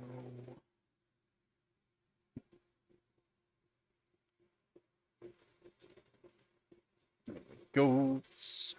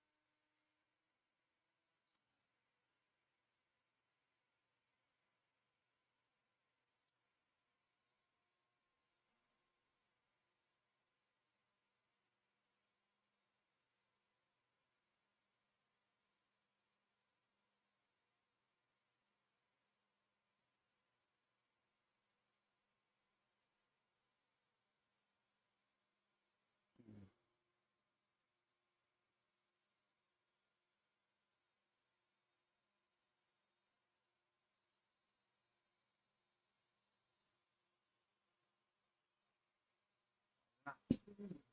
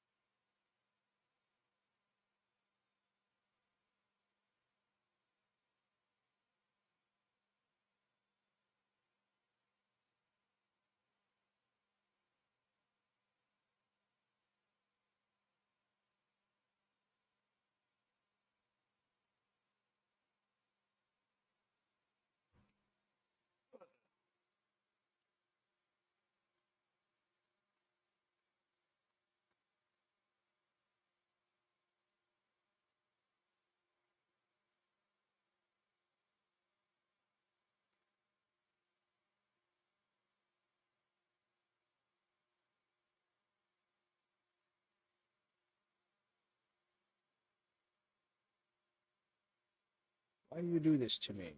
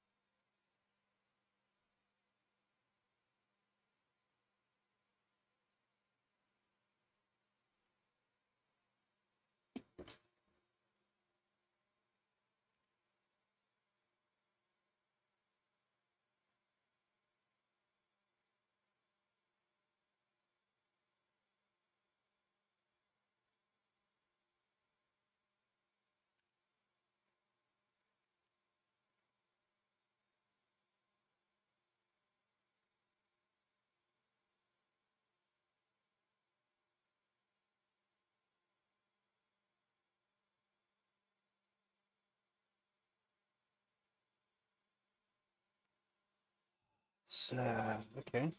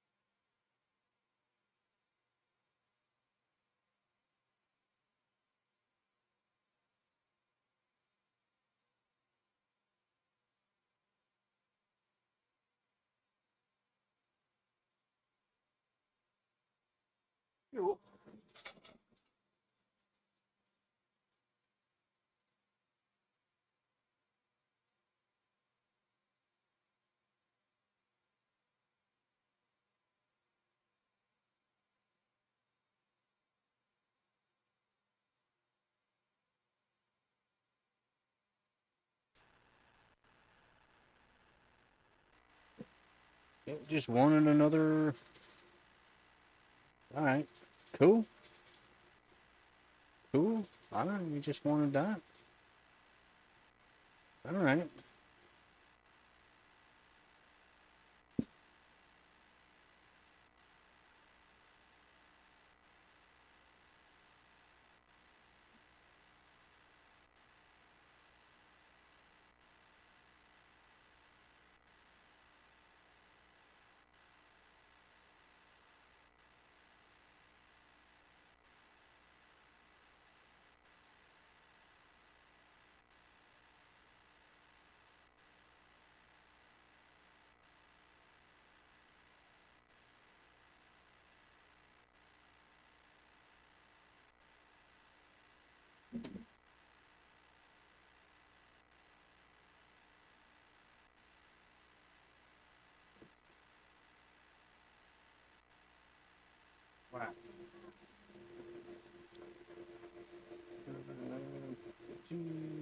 Okie.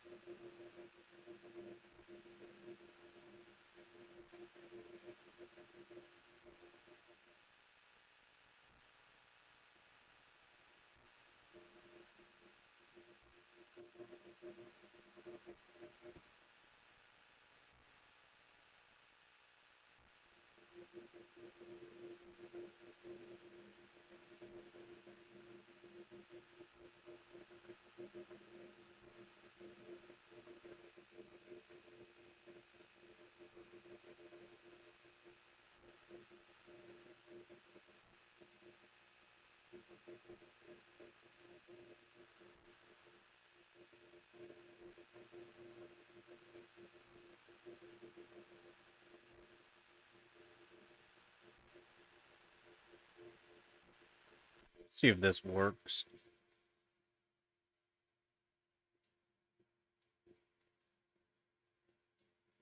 Let's say no, but it might.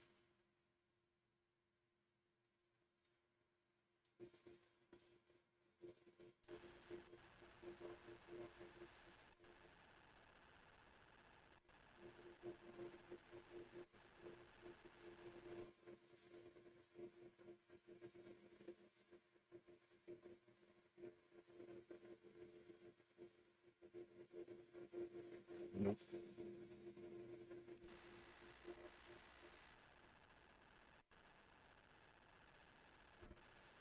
Oh. Mosquito.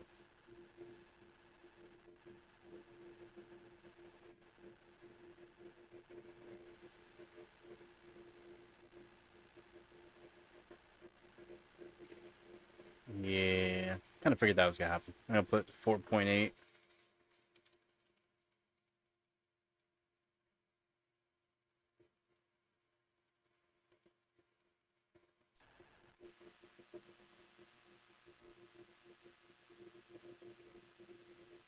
Put the 4.8 here.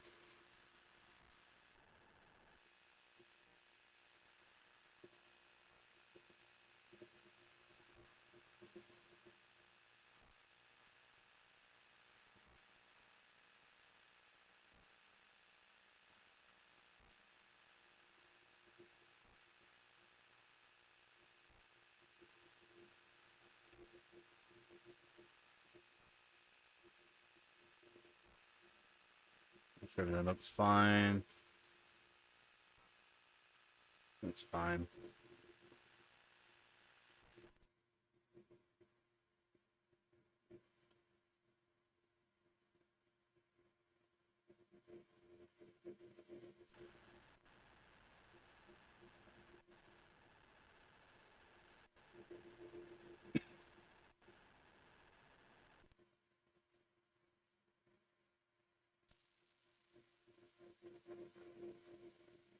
Hmm.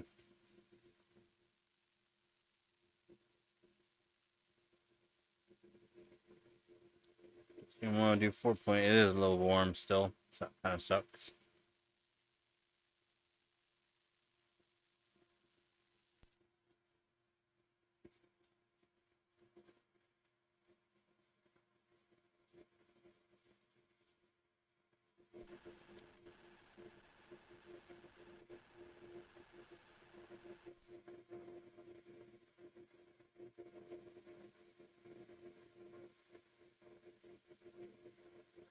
Quick load up.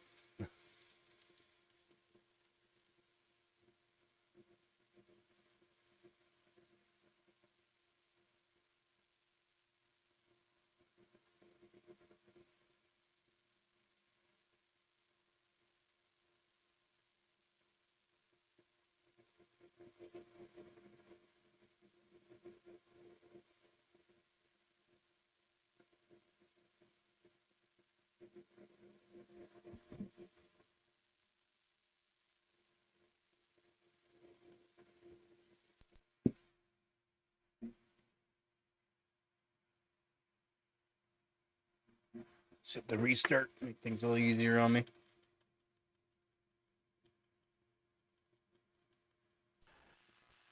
Goats. Point is a little much, apparently. Still. What are temps saying? Temps are fine.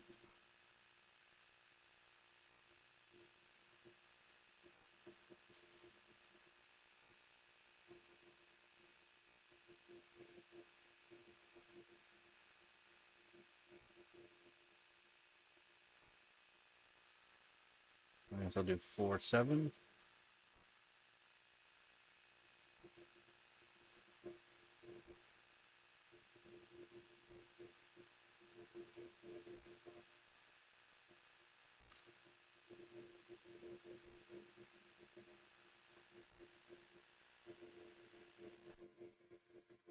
Four seven should be fine though. Should.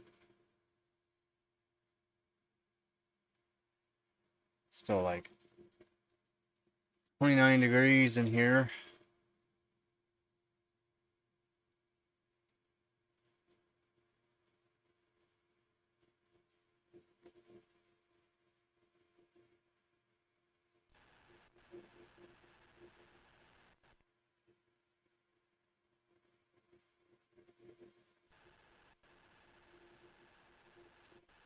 Yeah, I get it.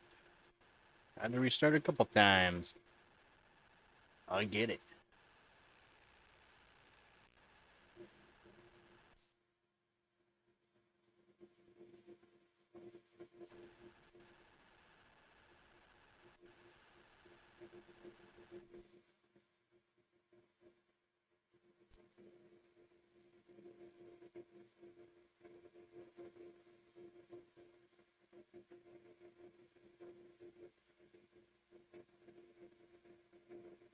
And we need this.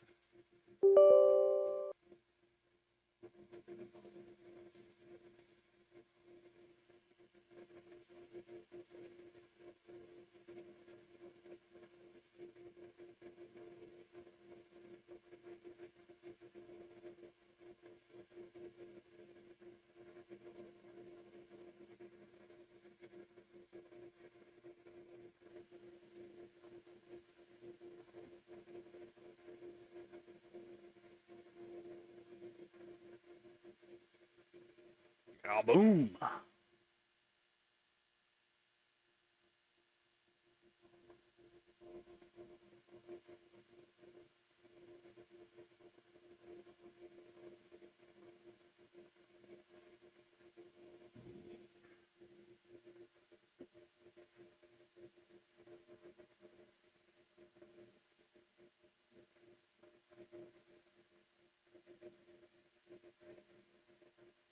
Should be around 3,700 points, I think.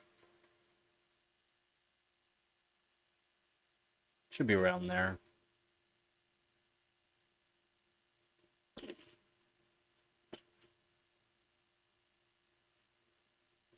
Zach, we're kidding. Zach, we're kidding.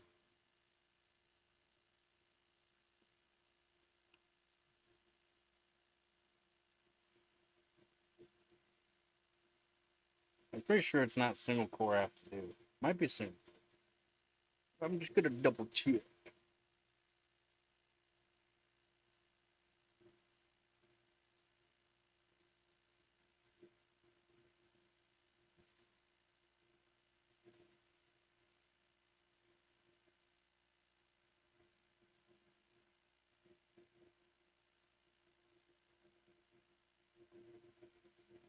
Oh, it is single.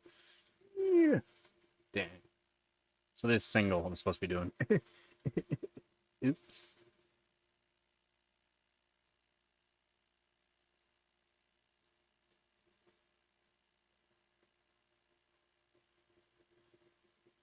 Still haven't done. I haven't posted a score for all multi, so should just do this anyways. It's single score I gotta do.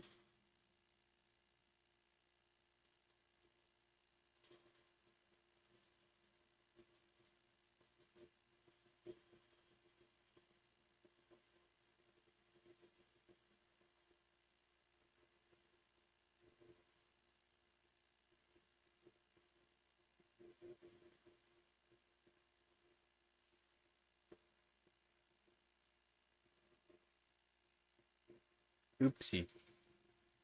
And I'll be back in a minute.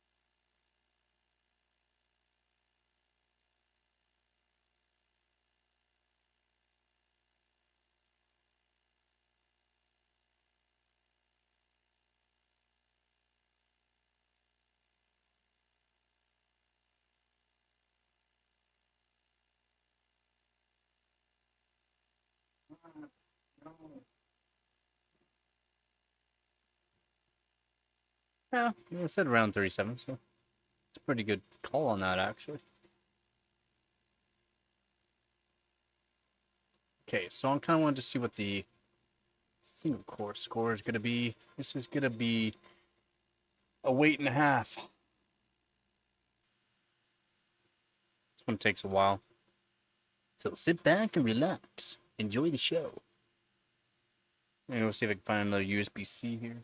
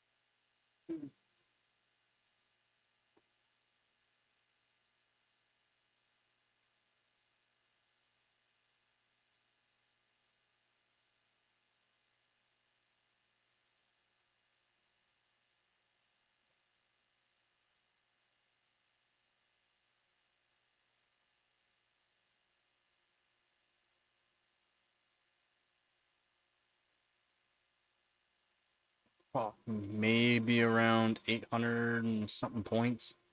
I have to be over 1,000 is with the 2700K at over 5.1 gigahertz. So it's actually a pretty good score for 2700K, to be honest. But what I'm gonna do is go back into the BIOS and tune it so that way I can get the certain core that I want. Can be like 5 gigahertz or around 5 gigahertz, or at least maybe 5 gigahertz or 5.1. We'll see.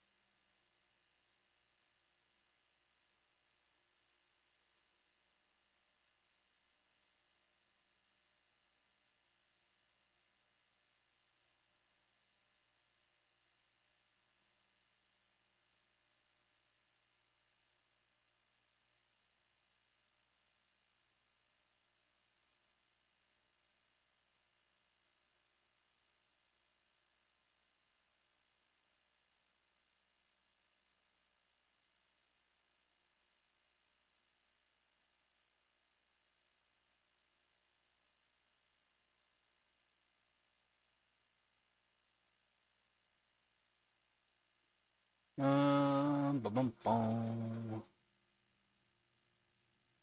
Let me get more thermal paste soon too.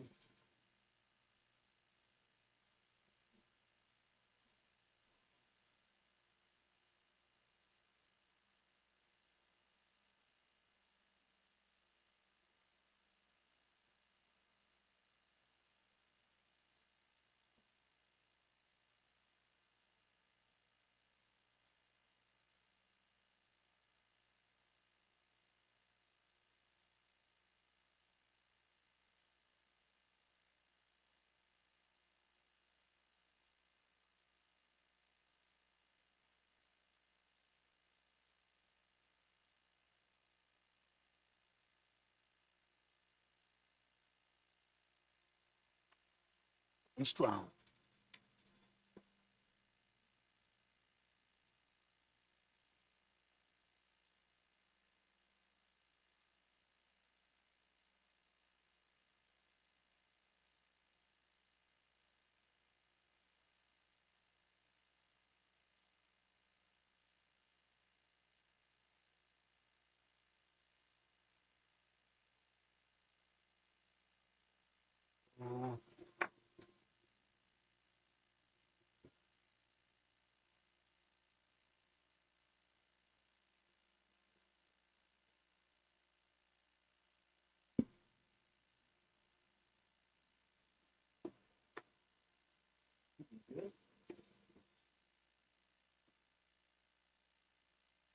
No, not yet. What time is it?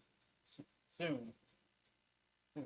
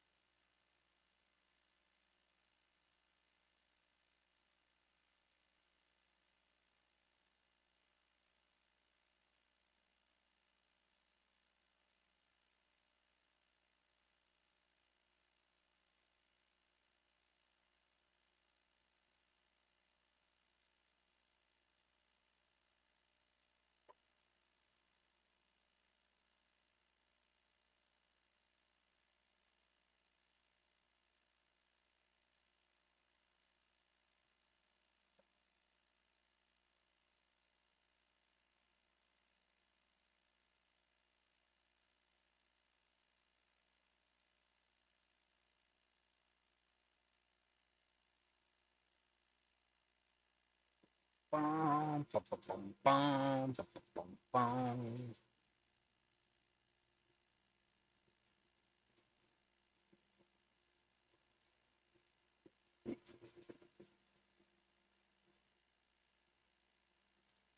Yeah, this test does take a while. I love the single core.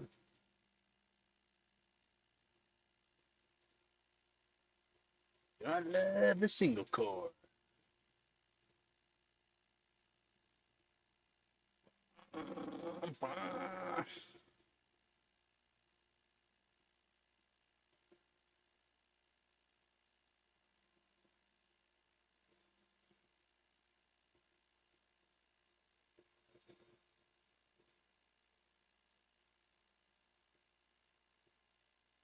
Hey, how's it going, Hooves?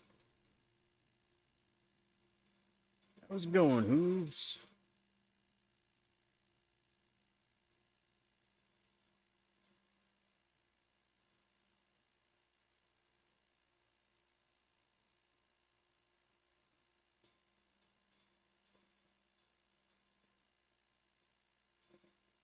It's so slow.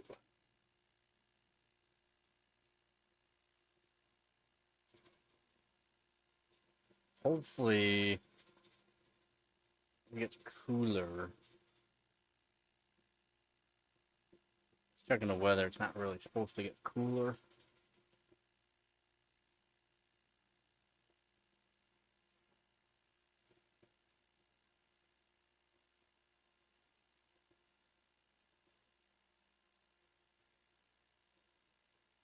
Negotiating trade deals, oh wow. For what? For Aussie raw material or for China shipping stuff over? What kind of deals? What kind of deals on wheels? Everything. We give you some, you give us some? One of those kind of deals?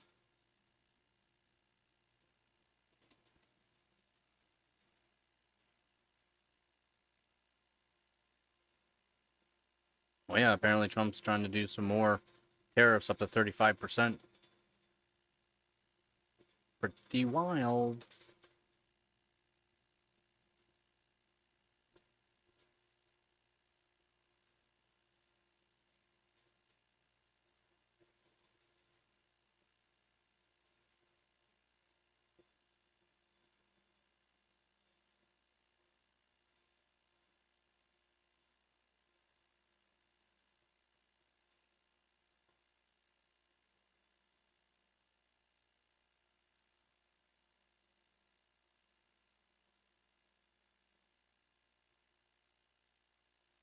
Well, they shouldn't. They don't have anything in place for any kind of like tariffs or tax goods.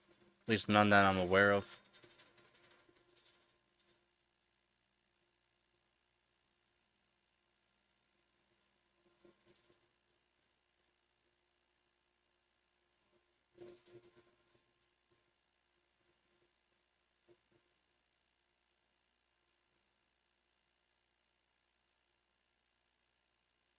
Well, that'd be good. That'd be good.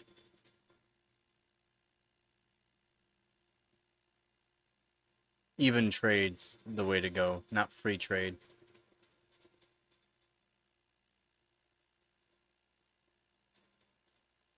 All depends on what's being done. Again, I'm not following any of that kind of stuff. So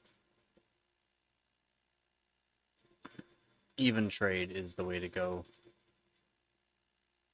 But free is good, as in whatever you ship over, there's no taxes on that or whatever.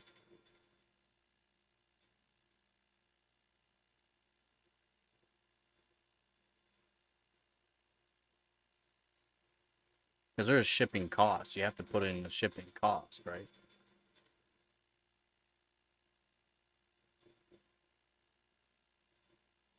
Not half, but a good portion.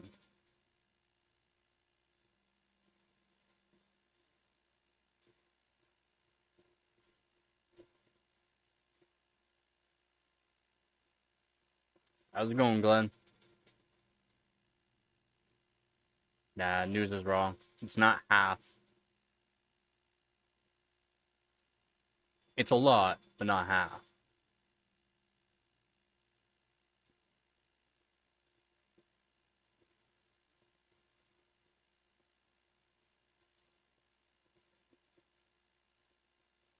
At least going off from what I searched up before there. It's a lot. You guys have a lot of world iron. Like, a lot. It's wild, actually. It blew my mind how much you guys actually have over there.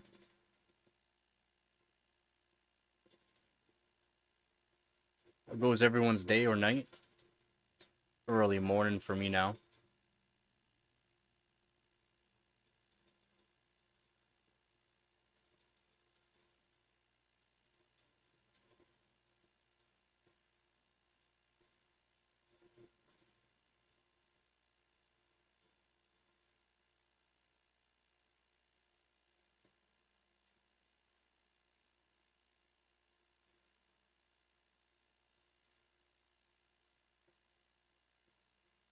This is single core, so single core test for 3770K, part of the competition. This is just a trial, more or less.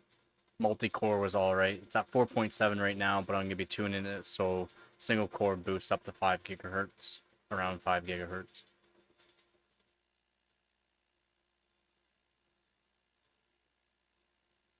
In a few weeks. Oh yeah.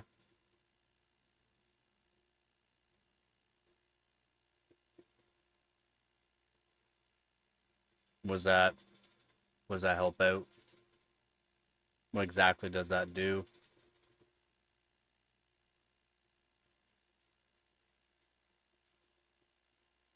What does that entail?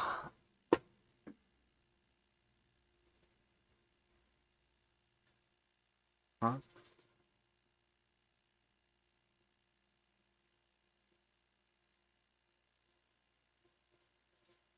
Oh, gotcha.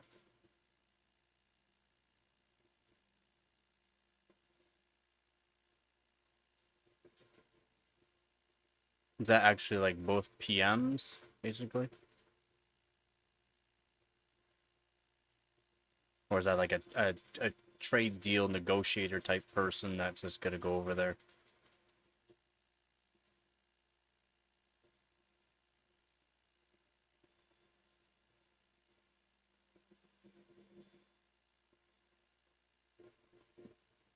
It's not a big deal if it's just a negotiator, but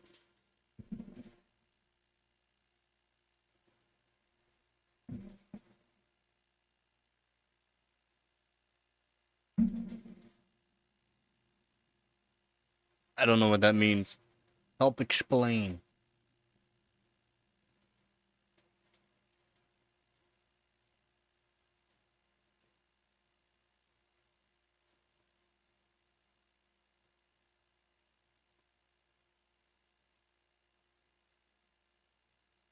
Z? Still doesn't help me. Okay, thank you.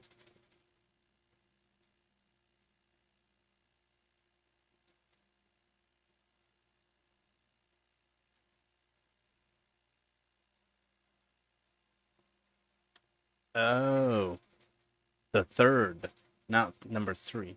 You want the third? You mean like? You mean the third, like the prince?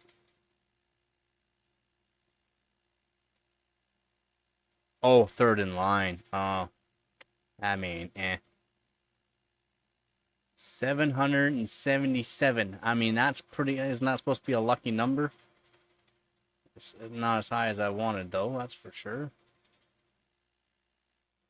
We'll go here.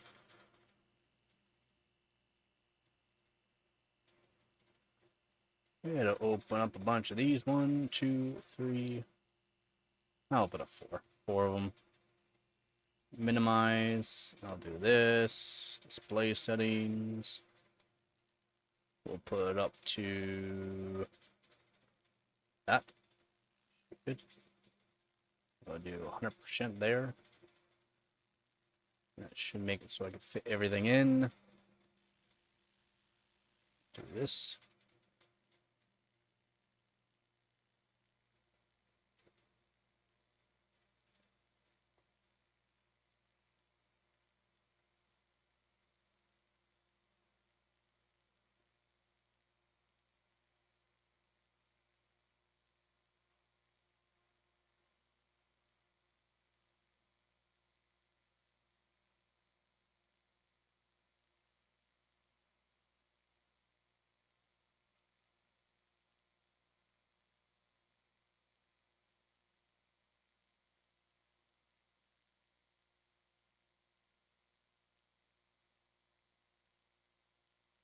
Yeah. I mean, helps. Having good deals that does help, so. So CPU, mainboard, memory, SPD. There we go. No, not yet. No. Put in.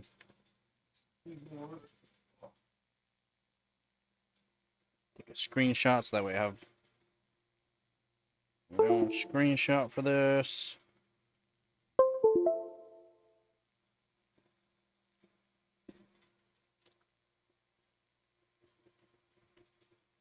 There we go.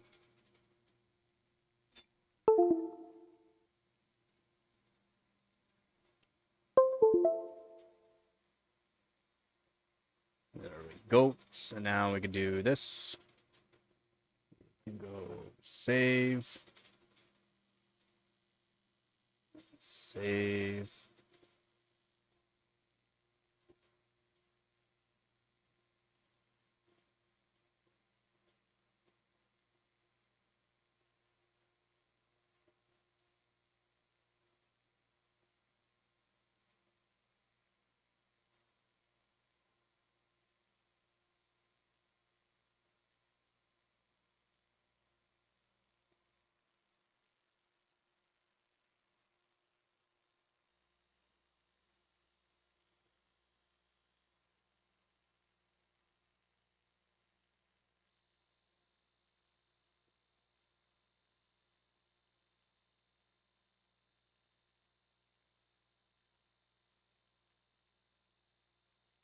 That's good. I'm gonna restart here.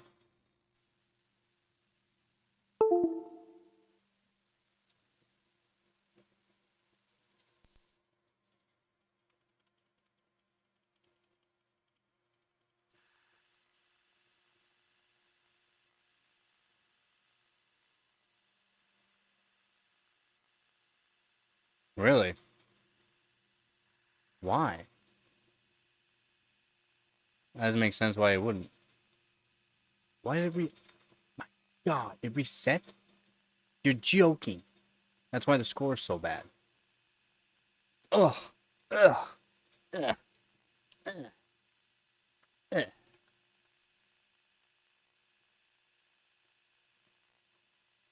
No, I want load.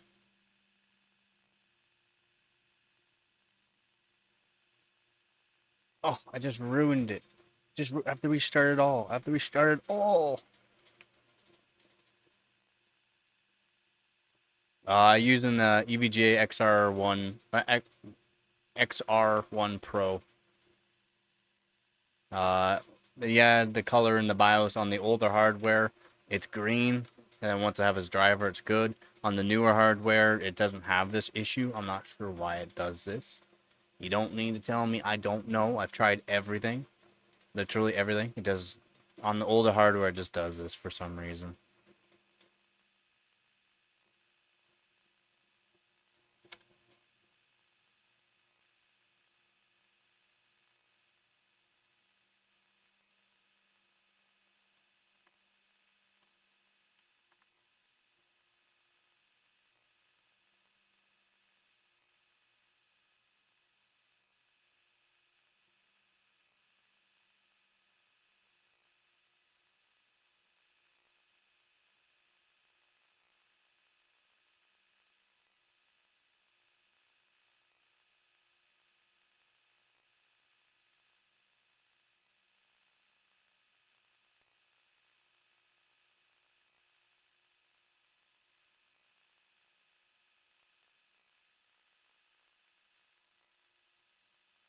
Oh yeah, definitely. Yeah, definitely.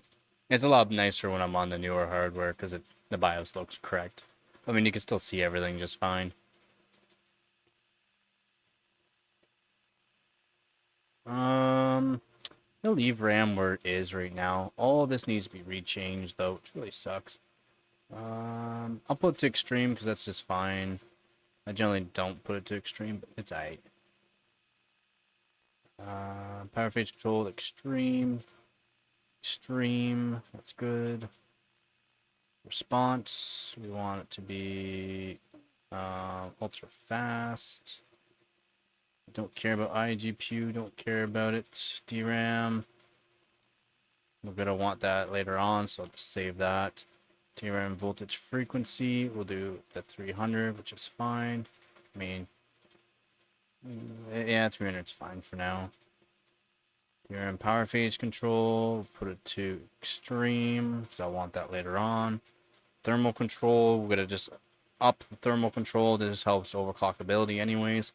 I do believe 130 is the max, so we'll do that. It's good for that. We don't want an offset, we want manual. We want the voltage to be 1.4, 0.435. It's good.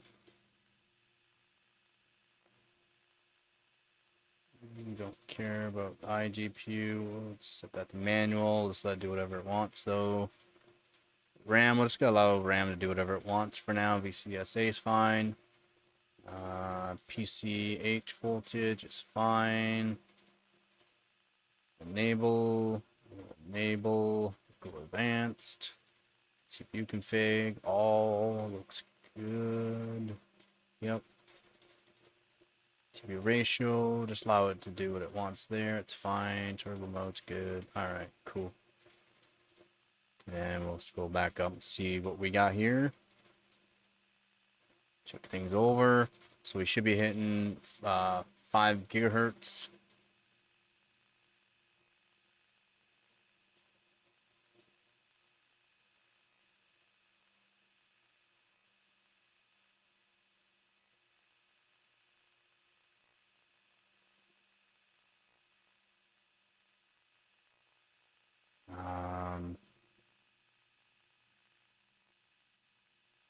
Maybe I'll put this to like 4.6.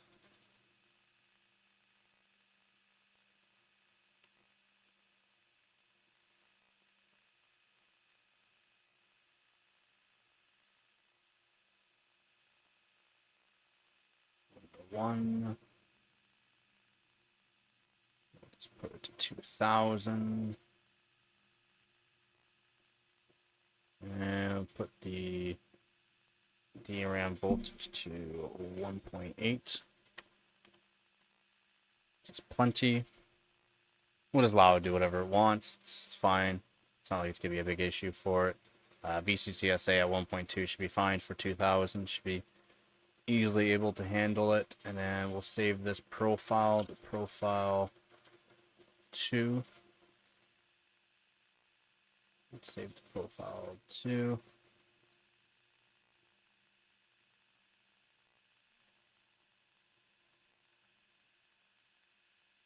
Oh, I guess I should give it a label though.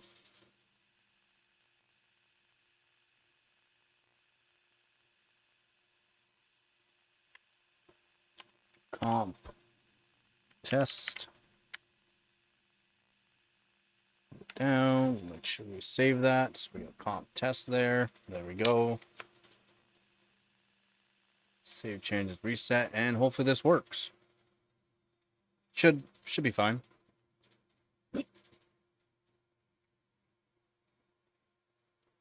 We'll find out. Tune in next time. Ooh, does not look like it worked.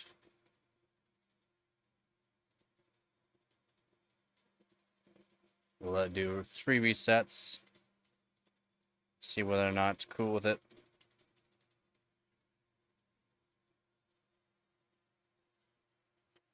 We'll find out.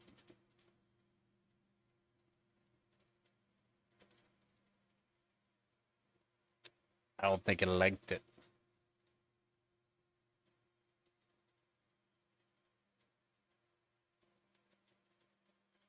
Hey, RAM should be fine at that. So you have to restart it. The handy dandy restart tool.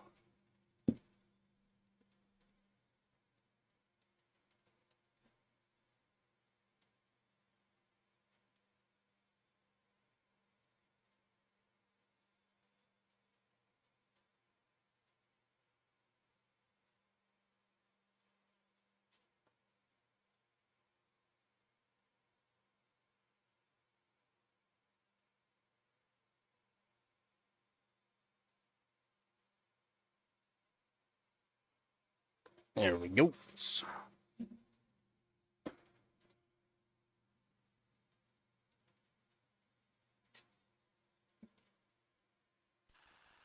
Yeah. Yeah. I get it. You didn't like it. It's fine. It's fine. It's fine. You're fine. You're fine. Did you die?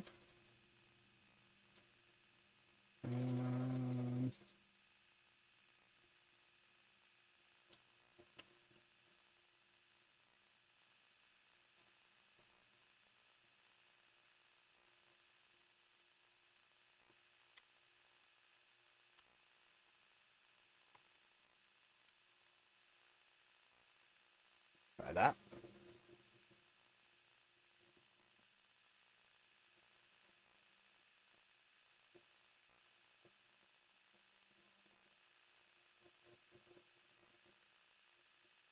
And we'll just set it to recore.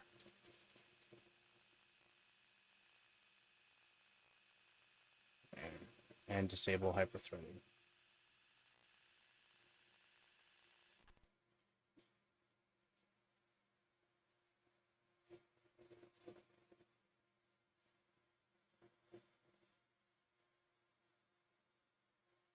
Oh, come on, baby. Really? I know it's hot, but come on.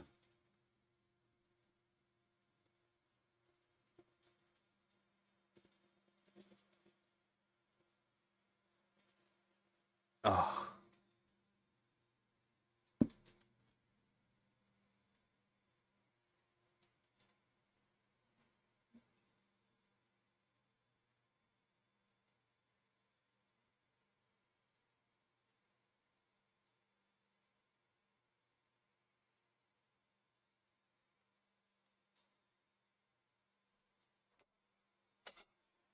I mean, I know it's hot, but it should be good. Apparently not. It's saying, not today, not today. Yeah. Yeah. Complain some more. But did you die? No.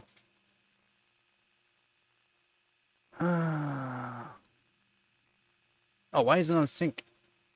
Disable. Jeez.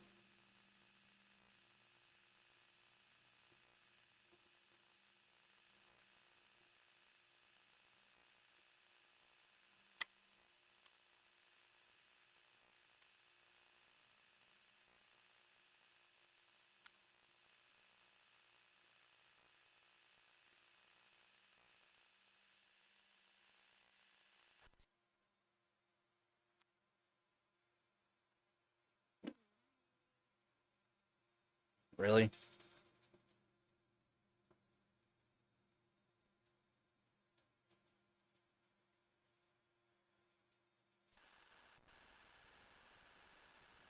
It's more like it. It's more like it. Please be stable. Hey, Fonzie. What?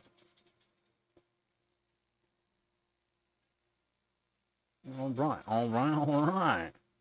We're getting somewhere. We are getting somewhere.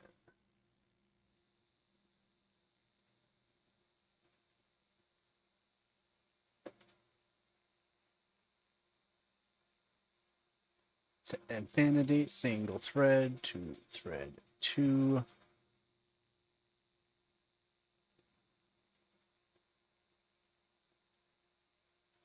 Load this bad boy up.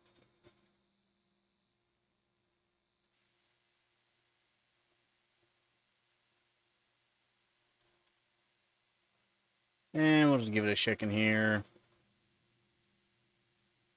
And clicky click. Should be good. Give me a second. I gotta feed something here. A screaming little monster.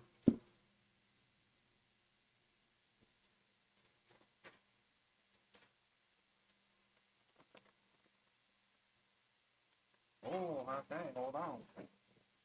Hold on.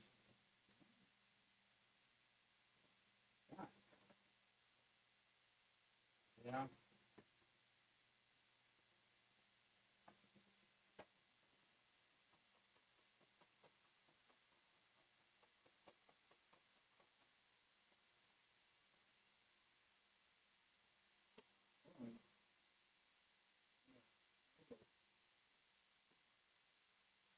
Good. Yeah.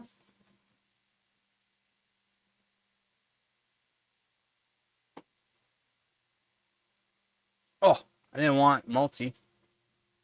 I want single core. It's gonna be slower than that. Whoops. It's gonna be a lot slower than that.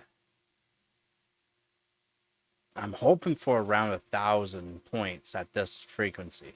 And it should be hitting about 5 gigahertz. Is it gonna be? I really hope it's gonna be around 1,000 points.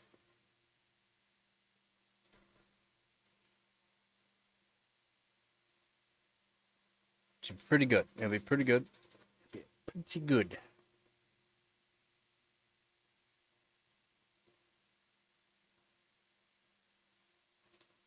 I mean, 1,007 is what I gotta beat right now. I mean, it's I need some. I need to be able to cool it more. I need to be able to cool it more.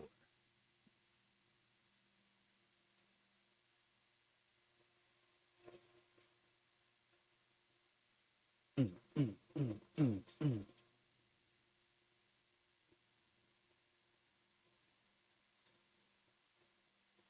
Is that new stuff good? Yeah. Hold it. It's looking pretty good so far. It's actually looking pretty good. Looks like I think it is running at 5 gigahertz, which is good. That's what I want. Might do a bit of a BCLK on it, so that way you can make a ratio, the actual ratio, CPU ratio. Switch that so that way it's a bit higher.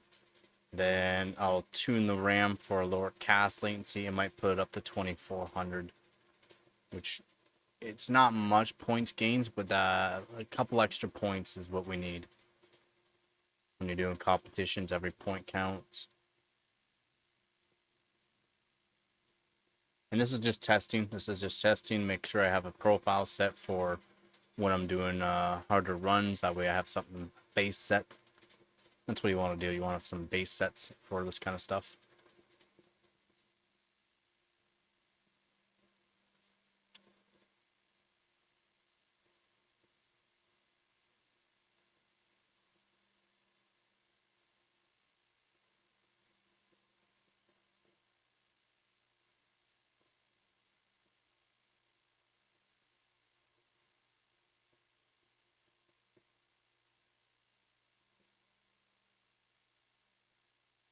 So far, it's looking pretty good.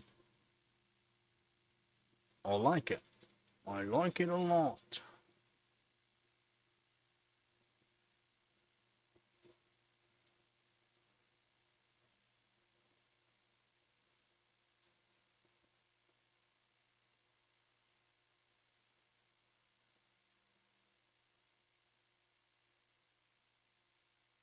Yippee!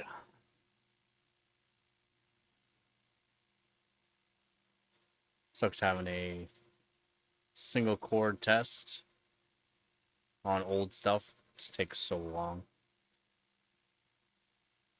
But it is what it is. Can't change what it is. Gotta do what they say. What do you do when you live in the shoe?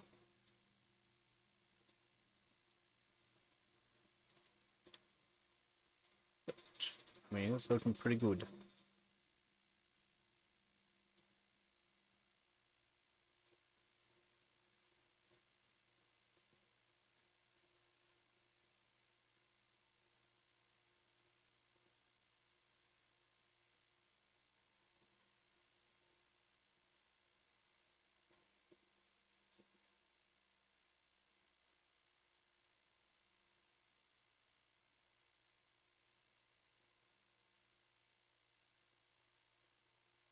Should fix up these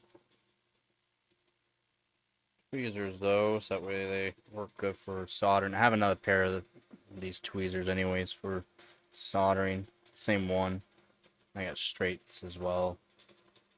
I like to do them up a certain way, sand them down so they're nice pointy and hold on to components a lot easier. It's looking good.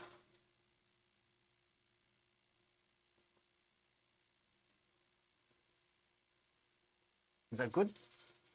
Huh? Hey you. Is that... What are you doing? What are you chewing at?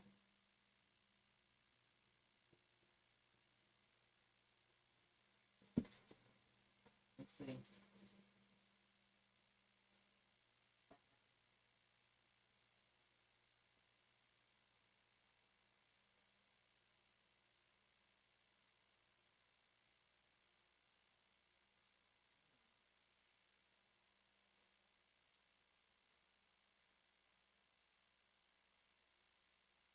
You know.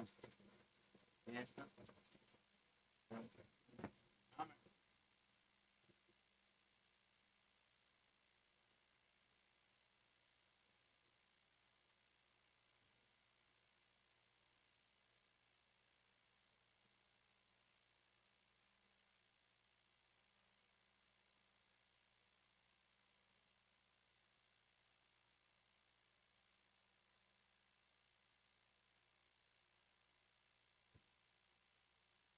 Well, there you go.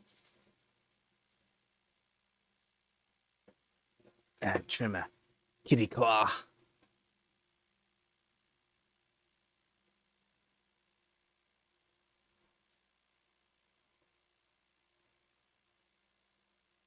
Almost there though. I mean, it's slow. Yeah, it's slow, but we're getting there. And we'll see how it is. See what the temperatures afterwards should be all right for the temperature afterwards, to be honest. And then I'll see if I can do 5.1. If I can get 5.1 working at the temperature I'm at, that'd be wild, but definitely try to do 5.1. This motherboard is not the greatest for overclocking. There is a limit on the actual voltage that I can put to the CPU, unfortunately. So, even still, I got it's a good 3770K. It's a contender.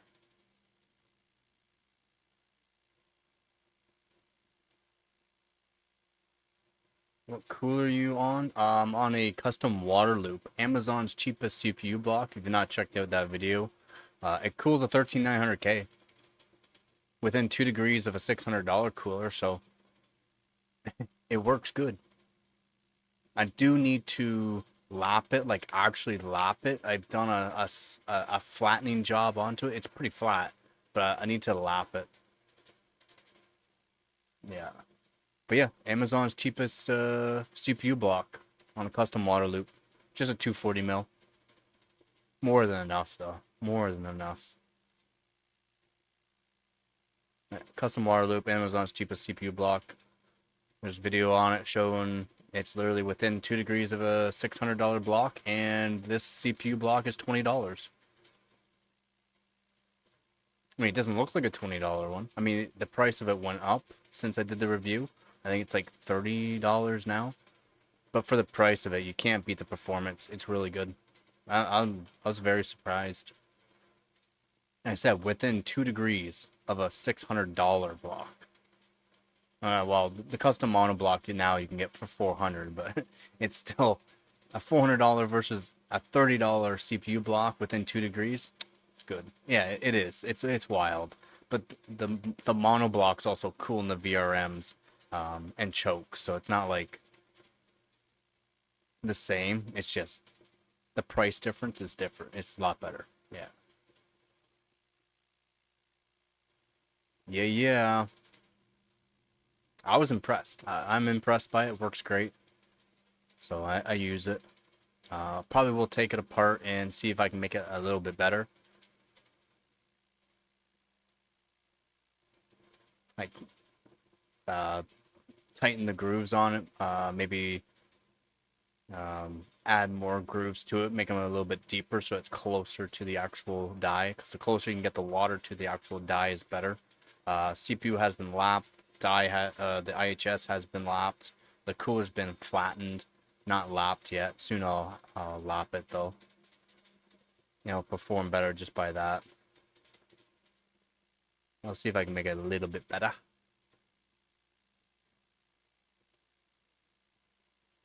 And it's hot in here still. It's like 28 degrees Celsius in here, so it's not like it's cool at all. So just it running at 5 gigahertz right now, I'm pretty impressed. I'm impressed it's running at 5 gigahertz.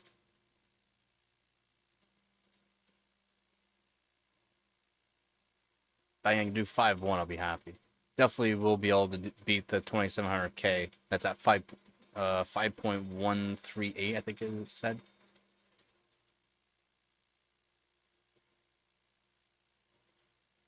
I have to be 1,007. So if this is around 1,000, good. I know ways to get a few more points. I'll just do that, and I should be able to get first place right now. It's not going to be first place overall, definitely. People will be doing dry ice and liquid nitrogen to get better scores, but any scores right now is good. And then tomorrow I'll probably do some night raid with a 1080 Ti. I'm gonna see if I can put my 13900K to 6.2 gigahertz. I'm gonna try to. Will I be able to? We'll see. It's just really hot. It's just been really hot lately. Yep. Yeah. Just pulling out, see if you can pull other teams' scores out. Because they might be holding on to some of their scores. But if you can pull some of their scores out, yeah, that's what you want. That way you can see what their best is. You can show the cards. Kind of like playing poker, right?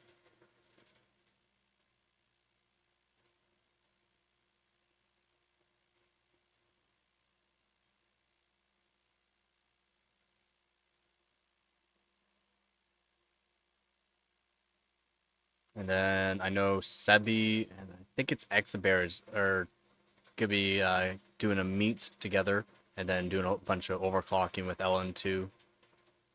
They might be doing dry ice too, but probably LN2.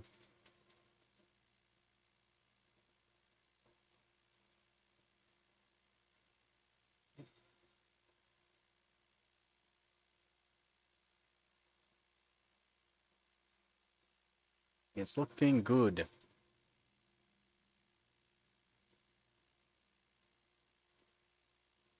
I'm just hoping it's around 1,000 points. I know my one test the other day was 976 for a test. It was only on 2 cores, so I might have been losing some performance. Now I'm on 3 cores, setting the core to thread 2, and then running it. I should be hitting 5 gigahertz. Should. I'm saying should. Am I? We'll see.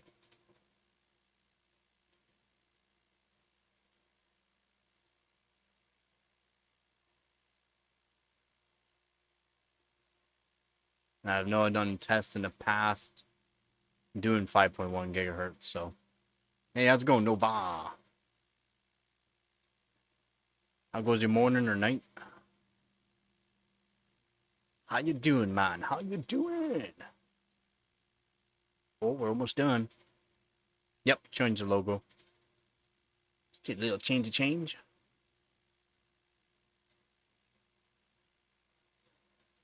No, that's just the way it looks.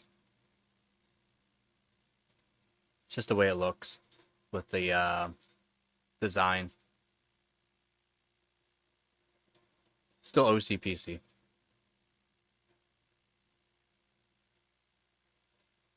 $970.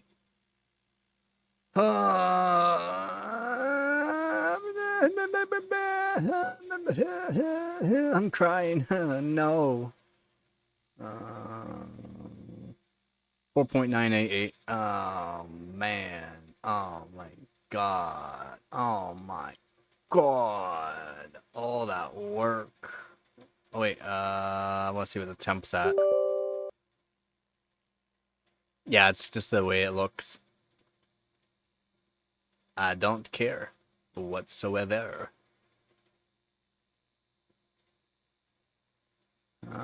61. She's a worm. She's a worm. Alright, that's fine. We'll restart here.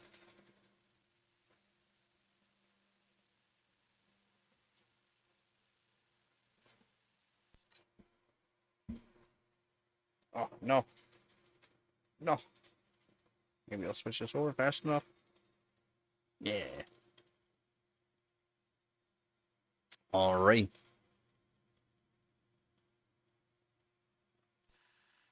Oh. It's that fast. Why? Why is it so fast? I was pressing it, I swear.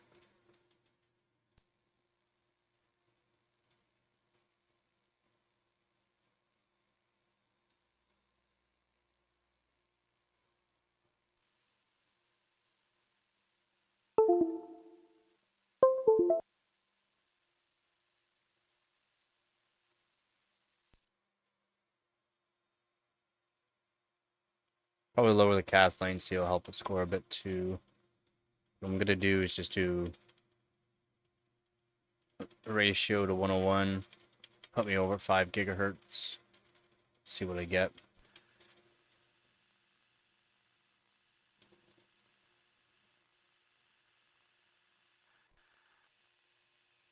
How's it going, Theo?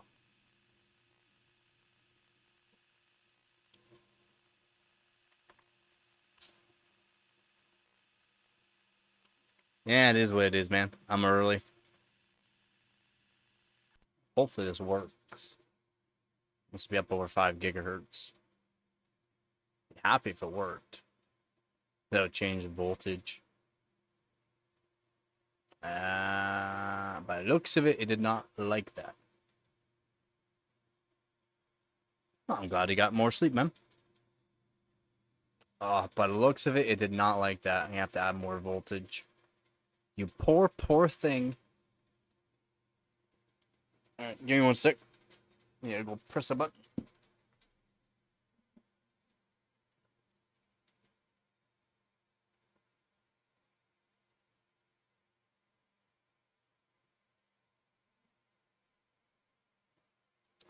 Poor thing.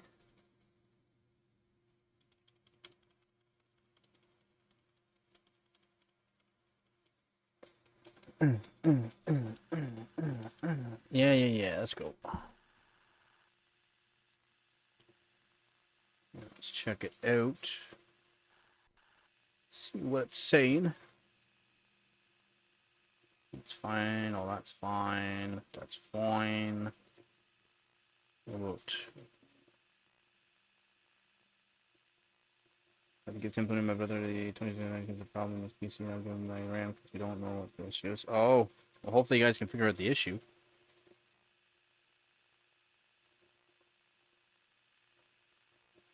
.485.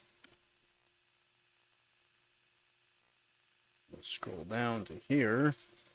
We'll put this to 1.85 volt.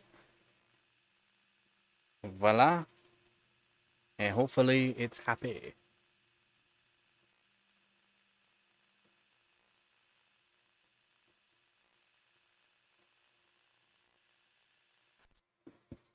Hopefully. Please be happy.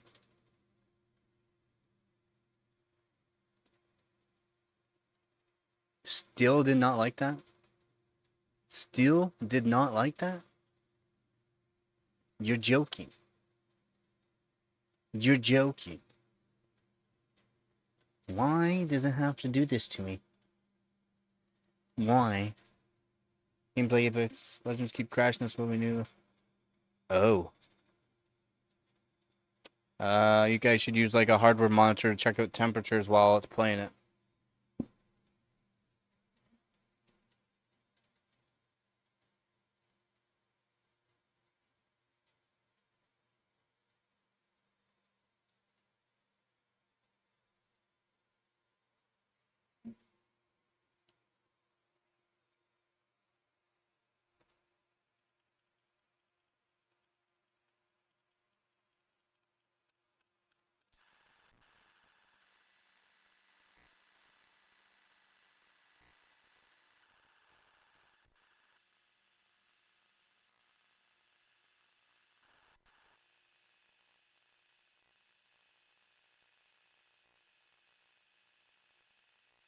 That's old thermal paste. um,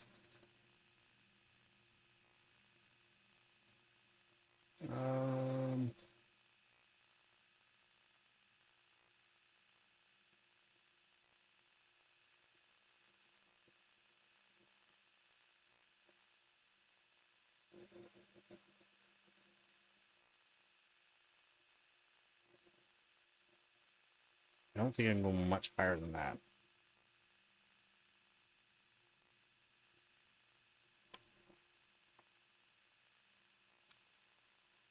Oh no, I can't do that. I gotta do 1.490. Advanced mode. CPU big with 2 core.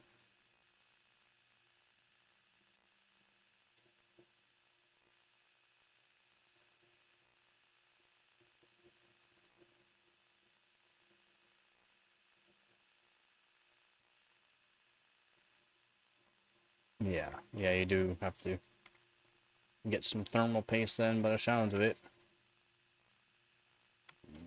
1, 1.9. It's fine.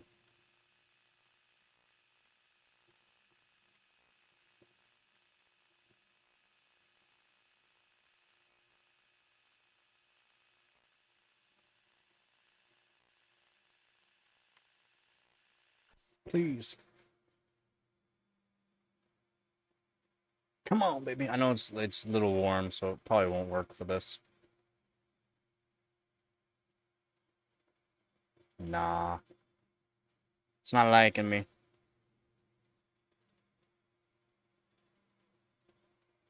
Let's try to do 100.5.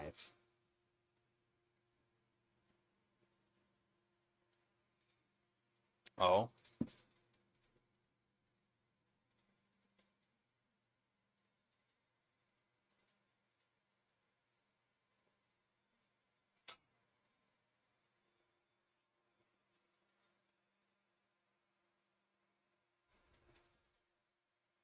It's old thermal paste.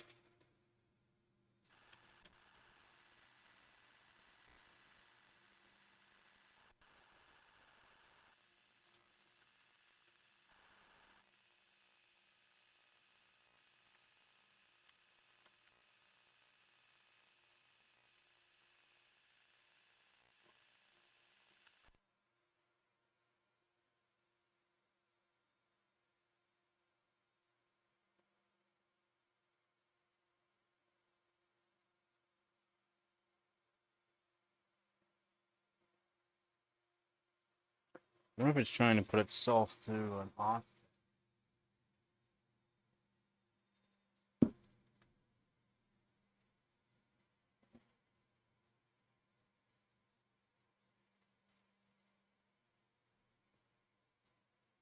Might be trying to put through an offset. This board can be weird sometimes. It likes to just switch from manual to an offset, and if it's doing an offset, it just It won't work. So I'll check it out. See what it's saying.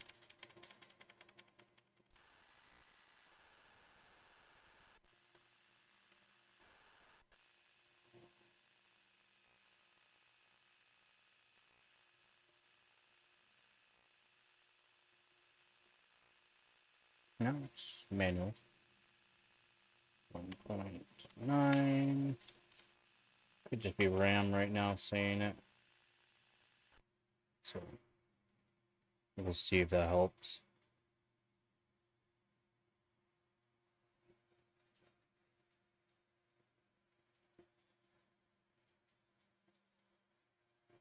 No, by the looks of it, it's like, no. It's just too hot. It's just too hot. That sucks. And HP Tower had like an Alphon 2. Oof, oldie. God, oldie.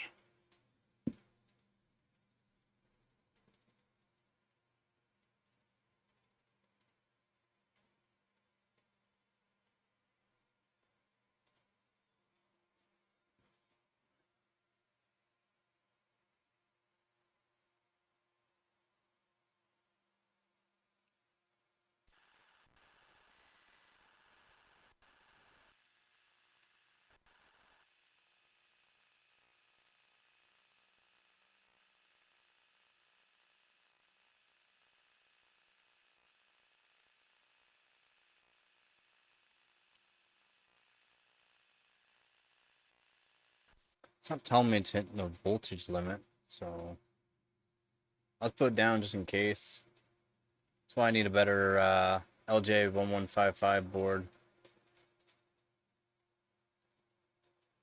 No, it's just too hot. Can't get 5 gigahertz working. It's too hot.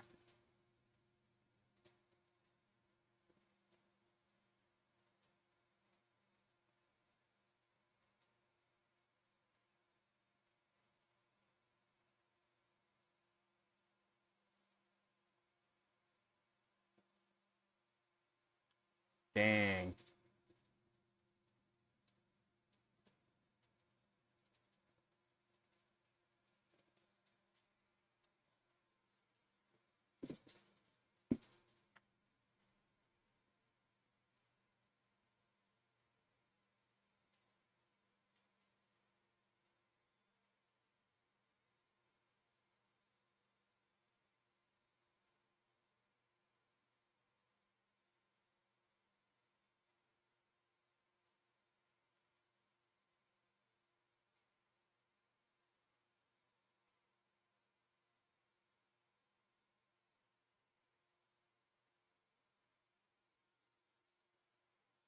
Oh, ugh.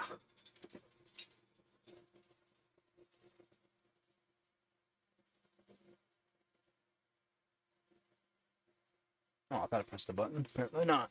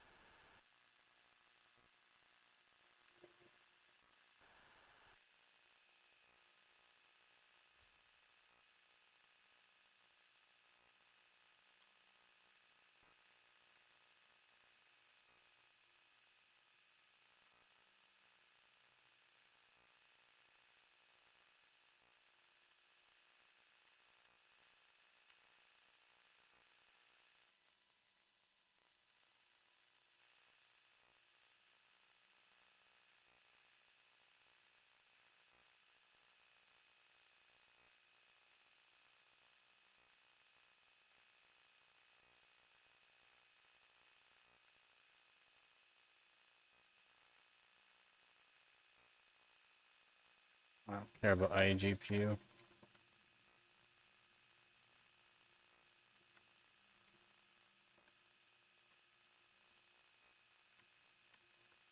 Go auto.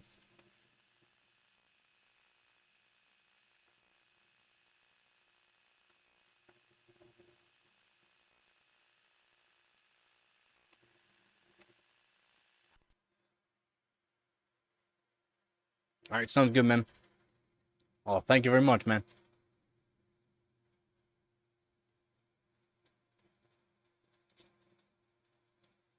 It's not liking any.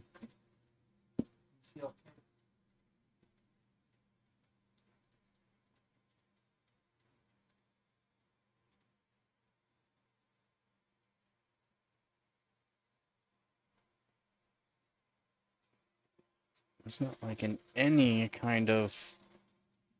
It's at spawn 0.2. Why is it not liking it? What if I just put? I'm gonna just put 5.1. I'm gonna put 5.1. See what it does.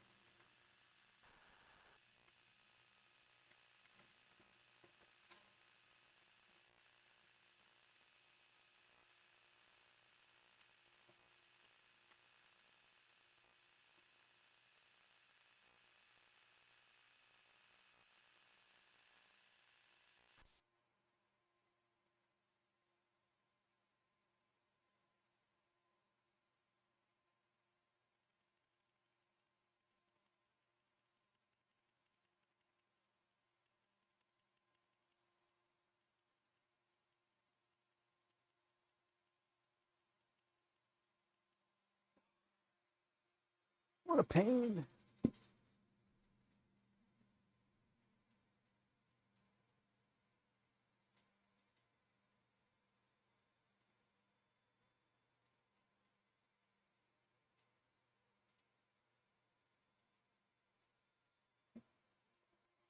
What a pain in my butt.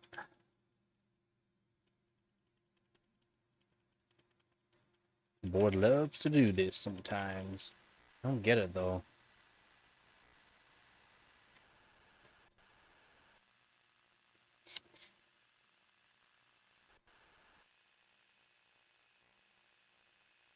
$103?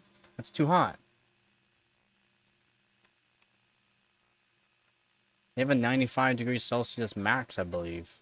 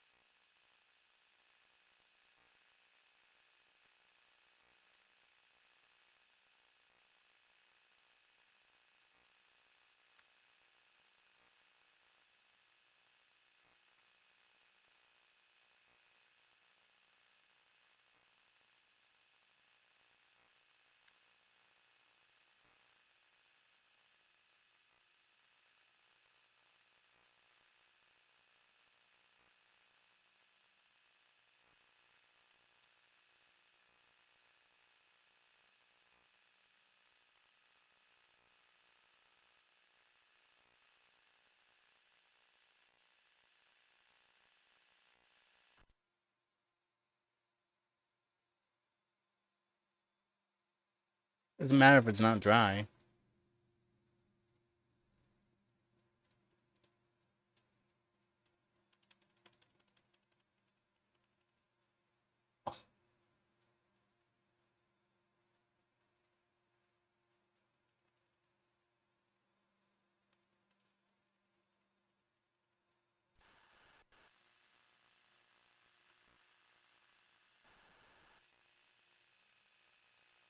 Alright, so we're hitting 5.1.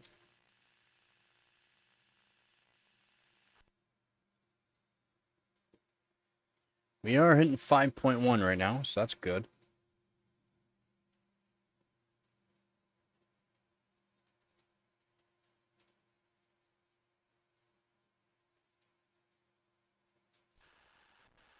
It's whether or not it's going to be able to get into the operating system.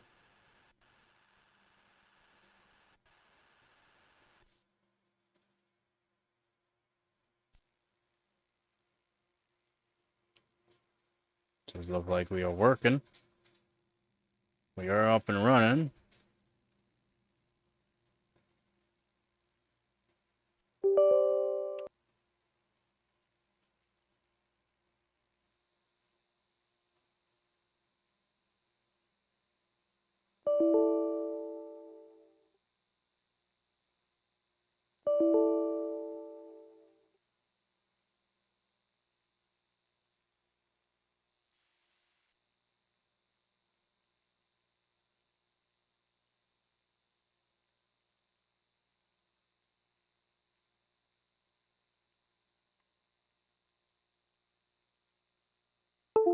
So we're 5.1.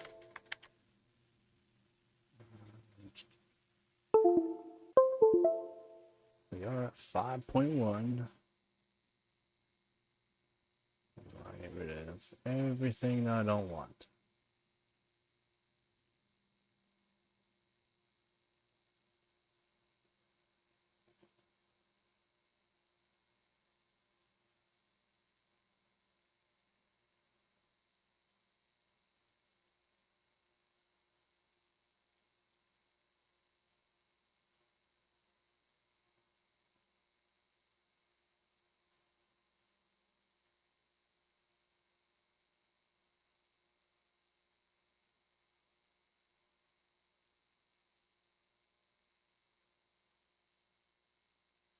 Not when I have to switch. Control Shift Escape. Is that actually? I still have to switch over my mouse, so I only have one connector for mouse and keyboard.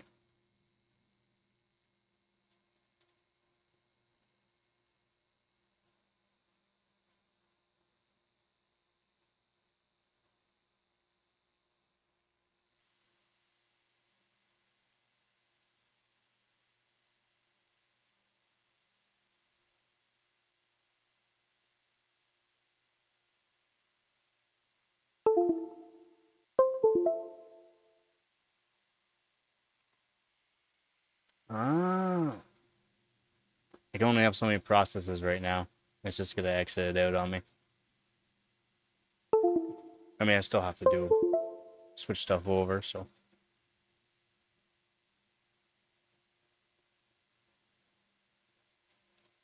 Alright, hopefully 5.1 works. Well, thank you for sharing that there. I actually did not know about the Control Shift Escape. I did not know. We're learning something new every day. Oh, it does not look like we're gonna be able to do it. Dang.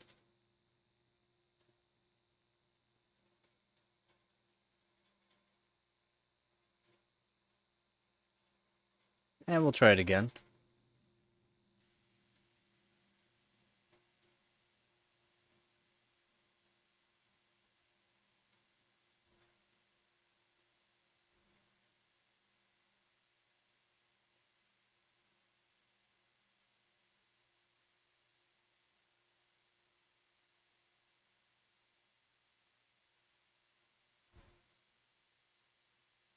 Yeah, you know what I'm doing.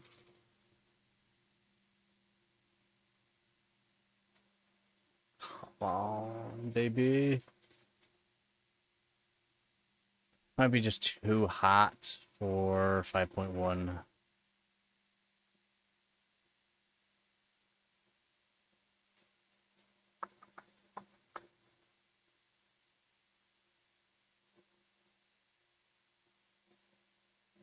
Crash. It's gonna try to work. I don't think it is. Oh, I think we crashed.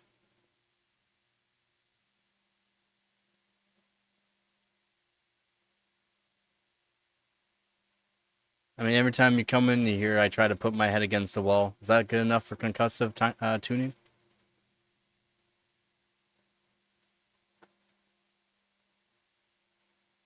We crashed.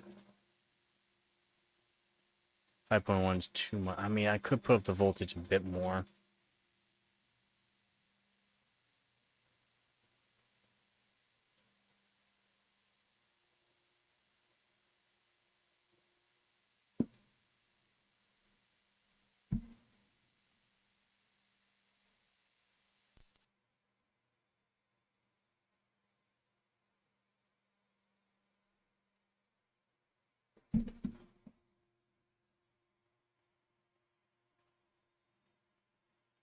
No, what I need is it to be a bit cooler. I need my motherboard. I wish I had a different motherboard. I can use more voltage. I'm voltage limited on this board.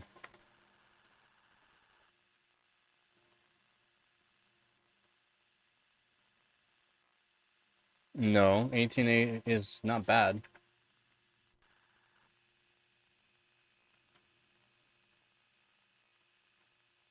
They're not scrapping it. Did you not watch my live stream when I went over it? They're not scrapping it.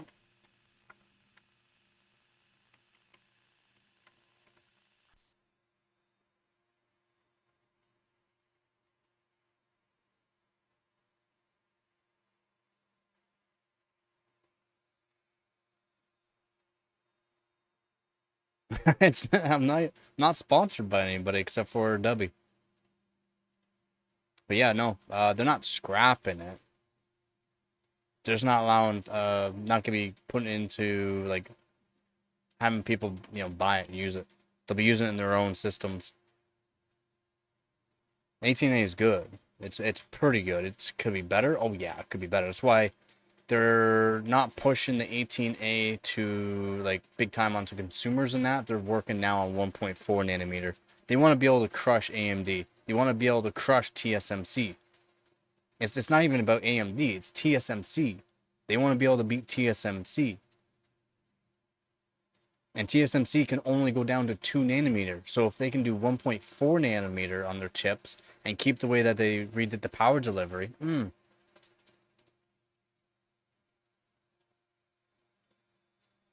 Dang, so it is the voltage. 1.485 is max? Really?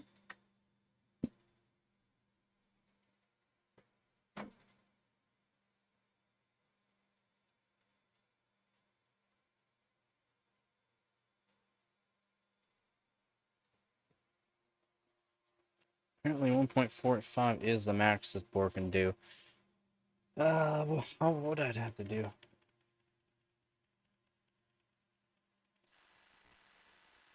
No.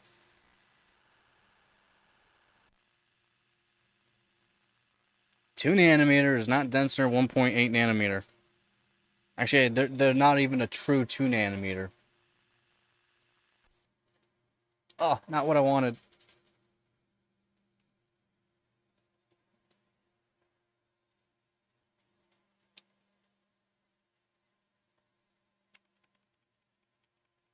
Wikipedia? Really? You're looking at Wikipedia that can be updated by anybody? Wow. Wow. Oh, I have to press the button again.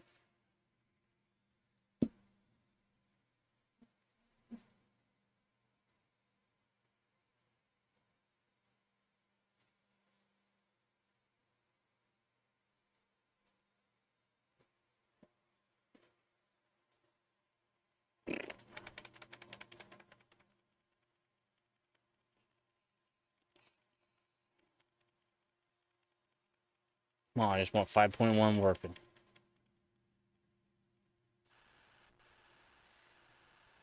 I don't care where they get. What? Who was saying it? What? Tech Insights? I mean, I don't know about that.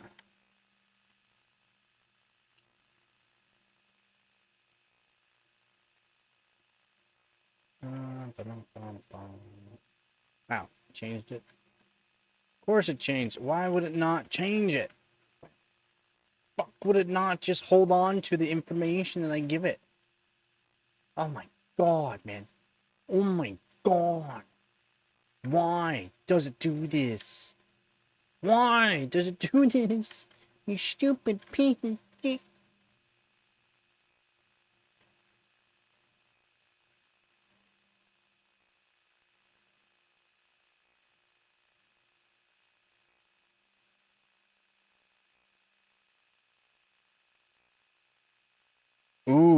N2P sounds like it's gonna be hot. Wait, do you even know what that means? Actually, no. Actually, it sounds like 18A is gonna be hot. Do you even know what that means? Do you know what that means?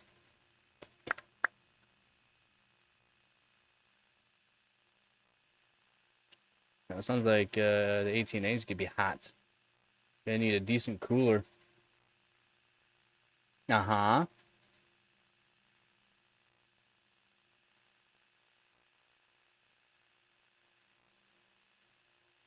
Uh-huh.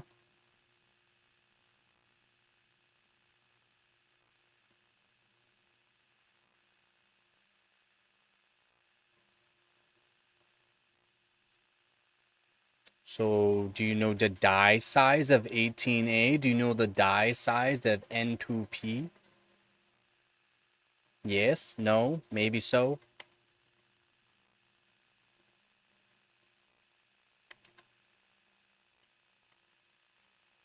What do you got? Now it's set to...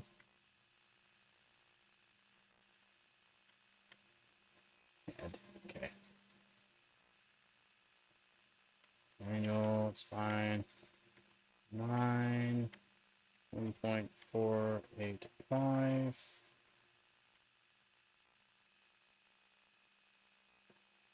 do ultra high. Might stabilize a little bit more.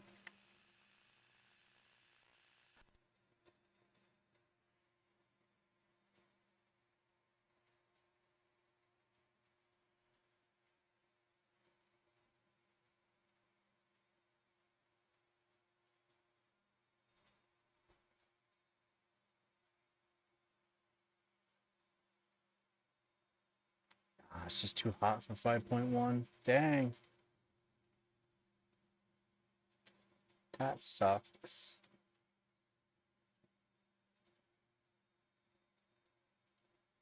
Million transistor per square millimeter. So, depending on the size of the die, can correspond to how many transistors are actually in it. You do know that, right?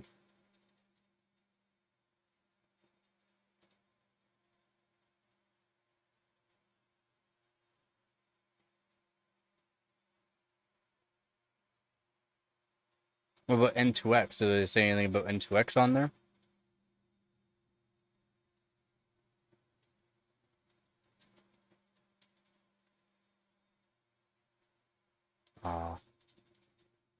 I mean, nothing's been confirmed by AMD, so it kind of makes sense.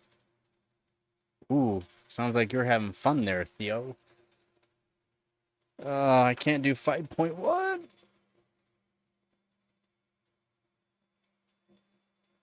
Ah.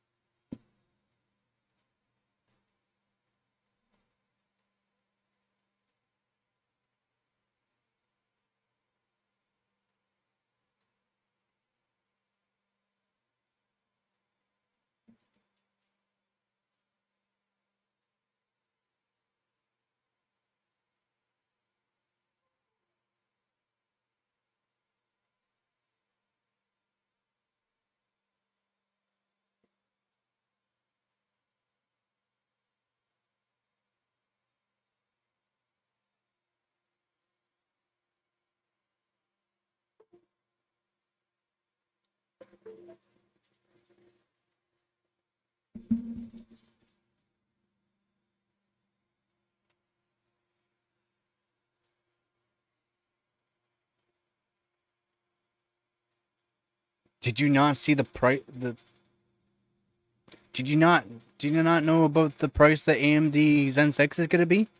They're expected minimum 20% more expensive. Minimum 20% more expensive than what we have now. They minimum 20%. Up to 35% difference in price, as in more expensive, they said. More expensive. That's not how it works. That's not how it works. Yeah, that's what they're gonna do.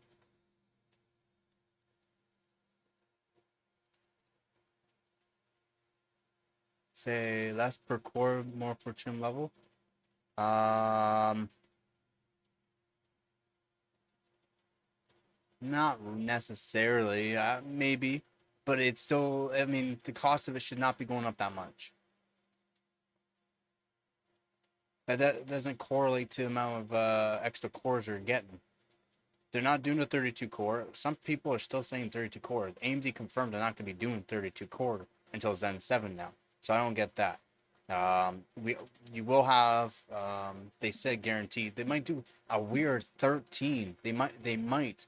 It's not confirmed, but they might do a weird 13 core per CCD. Again, they're still not sure if they're going to do a single core for like a single die for one CPU tier, like one single core, 26 core or 24 core, or do the normal two like CCD, CCD1, CCD2.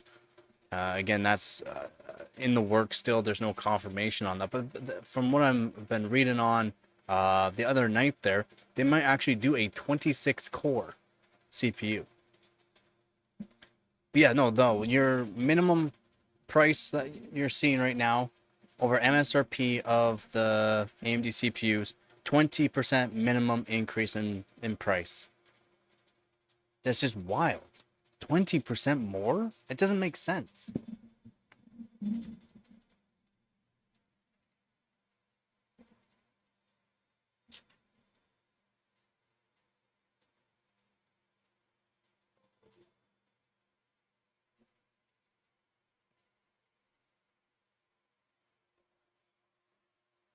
I just don't get it.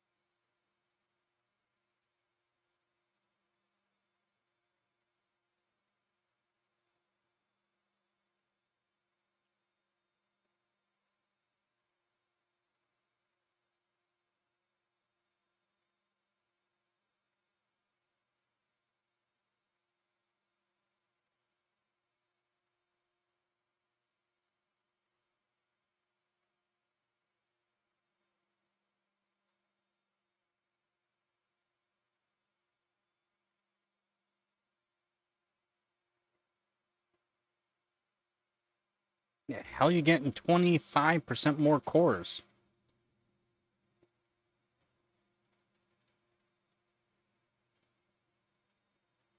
How is that 25% more cores?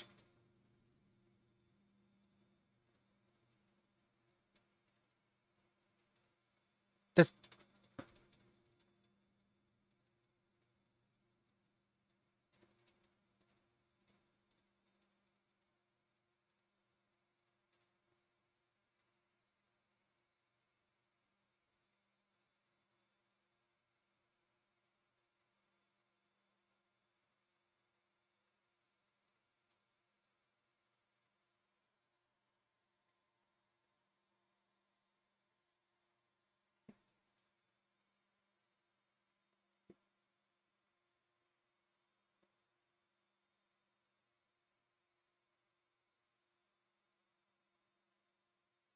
and they're saying the 10800 is probably gonna be the N8 core, not 10.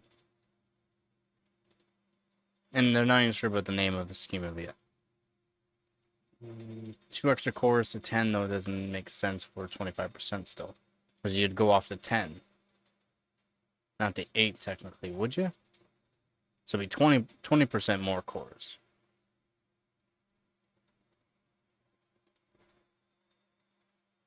Or maybe you could go off of the 8. I mean, it doesn't make sense. doing it that way, but sure. 25% more cores. No, they're saying minimum 20% more price, though.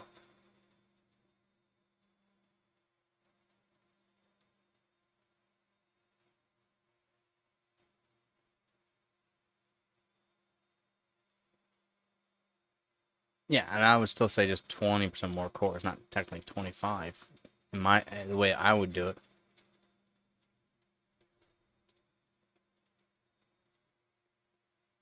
Yeah, so 10, yeah, divided by 8, 1.25, yeah.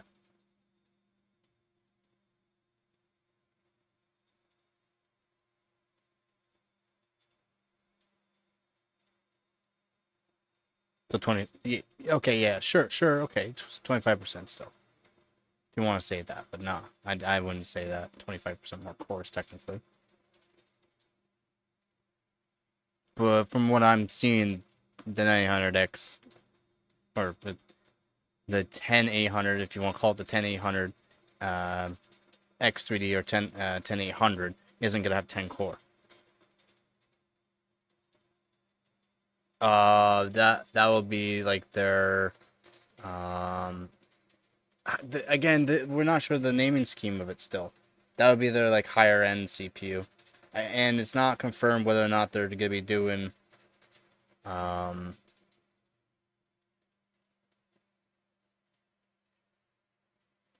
mean, I'm not sure what the naming scheme would be. But dang, yeah, that would be amazing CPU. And it'll be 12 cores on one CCD per CCD. Not, you can't say one CCD, you say per CCD, because it will be 2. Yeah. You say per, though. Per, not one. Because then, that's if they do one CCD, and it won't even be a CCD, it'll be technically a CCX.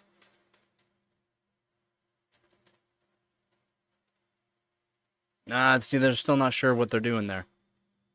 I know what you mean. But they're still not even sure what they're doing. They're still not even sure what they're doing with that. Nothing has been confirmed in that regards. I mean,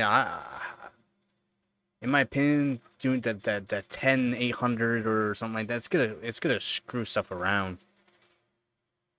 At 10950, I mean, they should just rename it.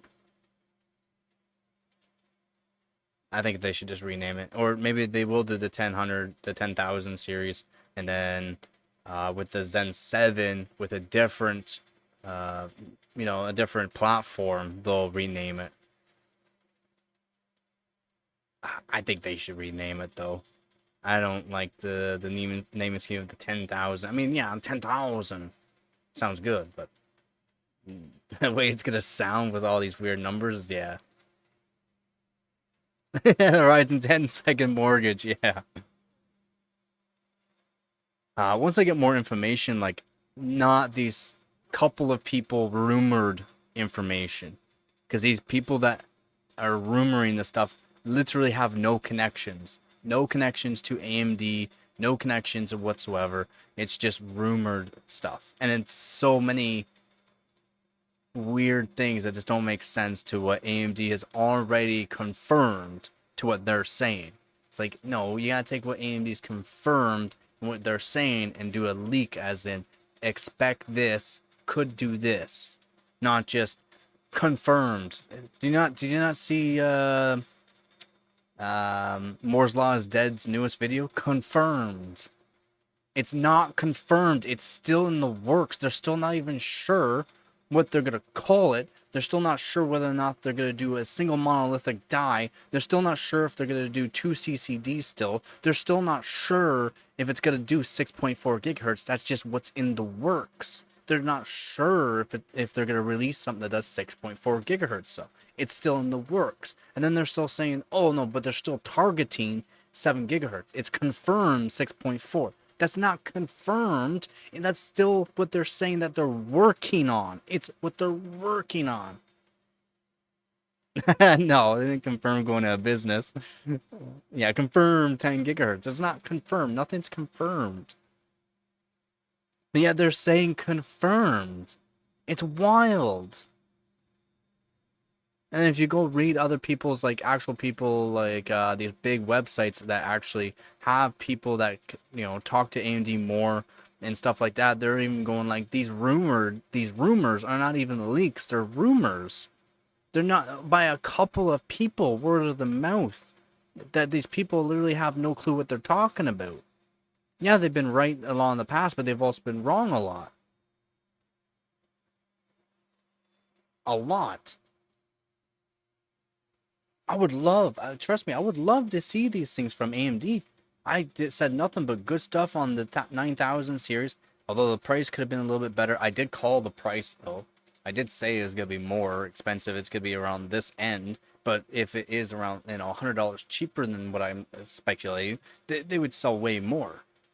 Still, they sold a lot, but not as much as what they could have. Still, a lot of people went to NVIDIA graphics cards. If AMD sold it $100 cheaper than what they put it out as, you know, $549 in that, then they would have actually sold way more. And if they could sell more than, or not, still sell more NVIDIA is hard to do, but if they had enough to sell more than what they already did, then it would have been better. Same thing with the 9000 series CPUs. I thought they did really good. I thought they did really good on it. The price is just not worth it anymore. They're not the price to performance they used to be now. And that's because AMD got a big head. But yeah, Intel confirmed that they're going to be making it so that way the 18A is going to be done on their own platform, on their own stuff. They did confirm that, again, I went out with the leaks on this stuff. 1954 Nova Lake will be on 1954. Panther Lake will be on the laptop CPUs for 1851, with everything that I said about it too. So that's good, but not good. I mean, people don't like it that the Nova Lakes could be on 1954, but I mean, they have no choice, man. They literally got no choice. You can only do so much for what they already did. And since AMD's going to be trying to do this, they have to drop 18A so that way they can go on to 1.4 and get that out faster. So that way they can be more competitive and make actually AMD the pants.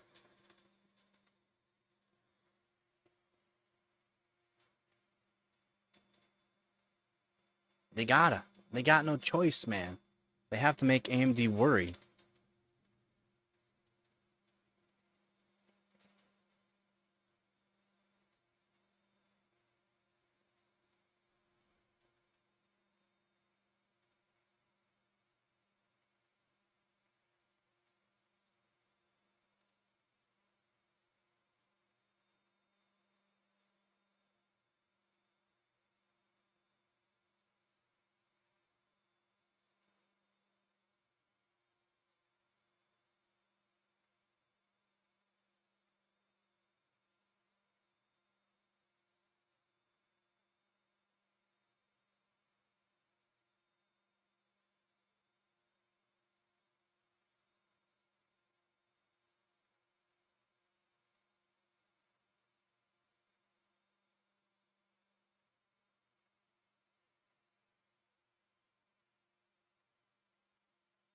They can't afford pants. I could barely afford pants. Guess me and Intel are in the same boat.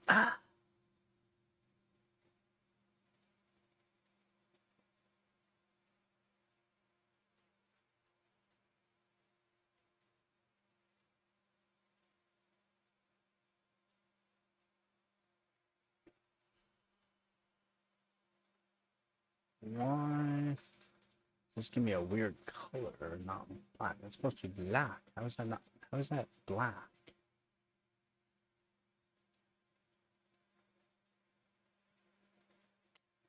Oop. Let's see. Edit. See if this works. Markup. Erase.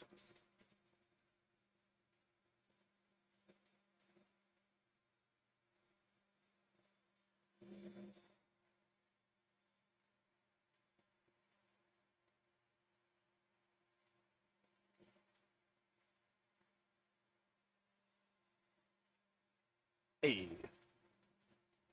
It worked.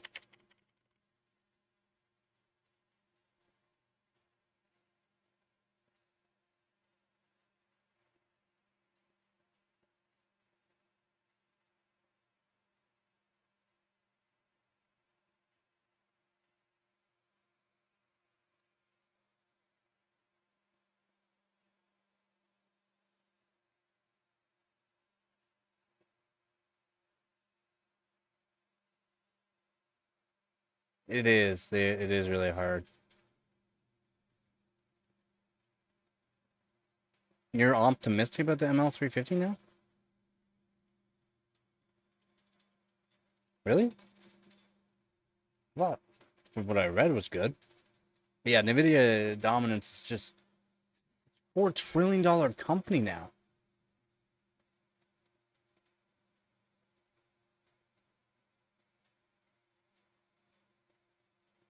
Right? And Nvidia is literally a $4 trillion company now. Like they just got the money. They got the data center contracts.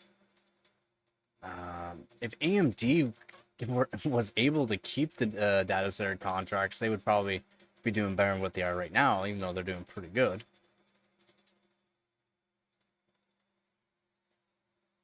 No, it's did they confirm how many units they can hook up now? They're expecting 48, I think it was, which isn't it still doesn't even touch Team Green, doesn't even touch Intel.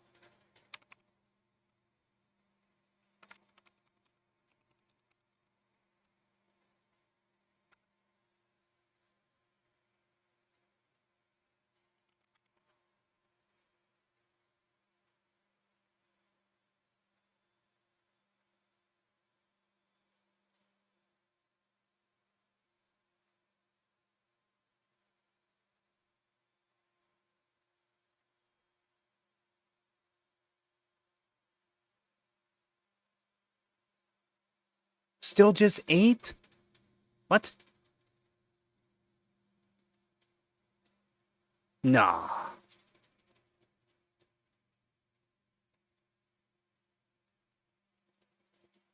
Still just 8?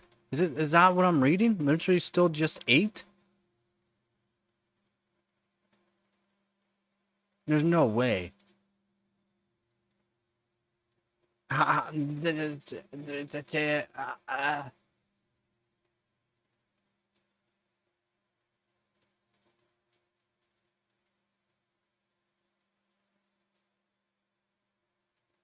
yeah, 8 Instinct 355X. 8.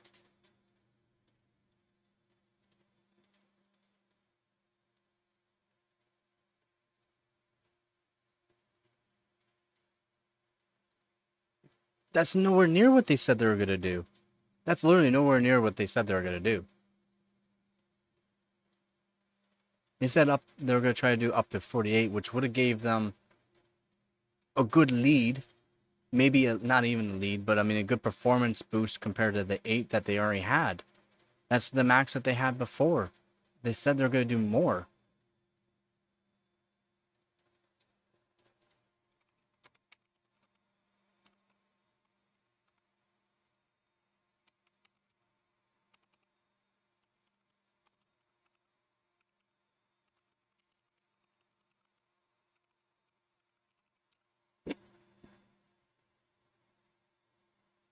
MI325X systems here. 8 GPUs per system. 72.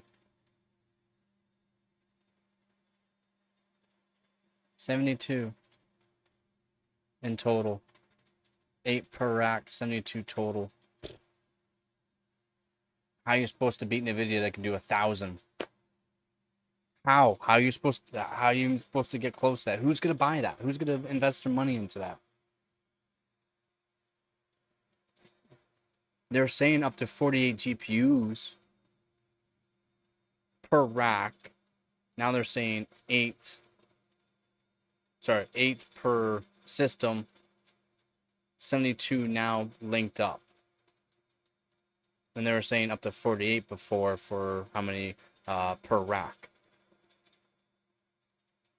It's not even as high as what they're projected. In NVIDIA, you can do 1,000 systems.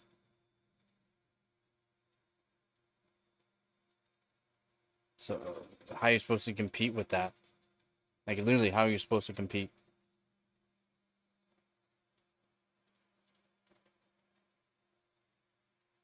Wild. That's wild. That is actually wild. That is nowhere near what they were projected. Nowhere near.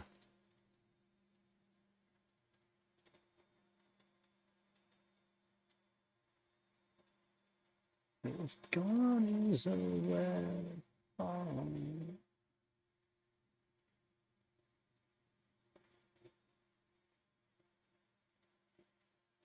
If God is a woman, then God is a weapon.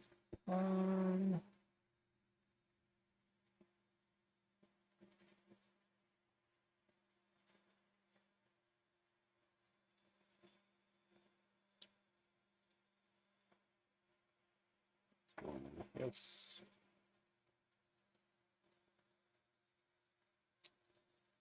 Huh. I'm kind of disappointed, and I was really hoping that actually they would have, because that would have helped them out in the data centers.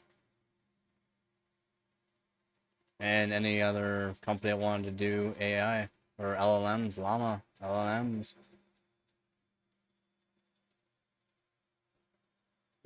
Like, are they still beefy? Yeah. But I mean, nah. Nah. Nah. It's kind of sad. It's kind of sad to see. Just give me a minute here.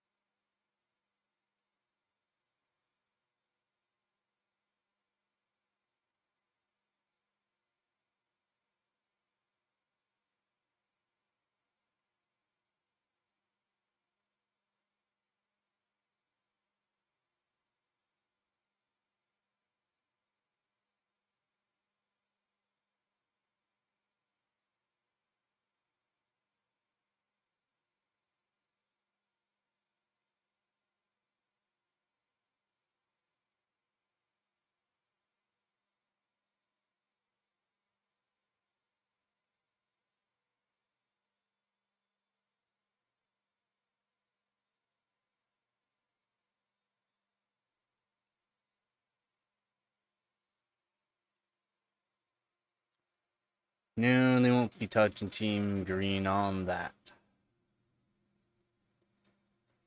It's, again, hard to touch Team Green on it, to be honest.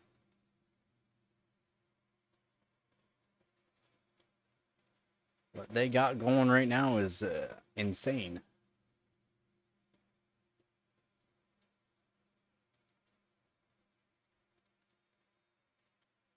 Yeah. Let's check out the Discord here.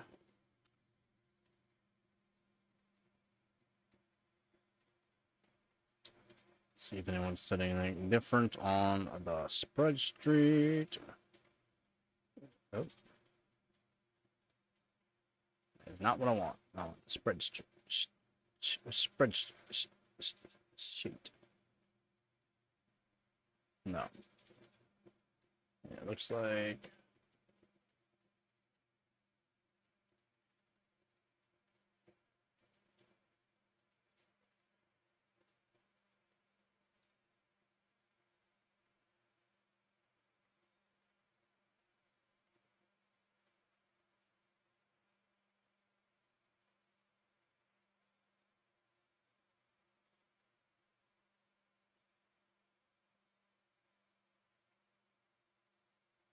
Looking the same.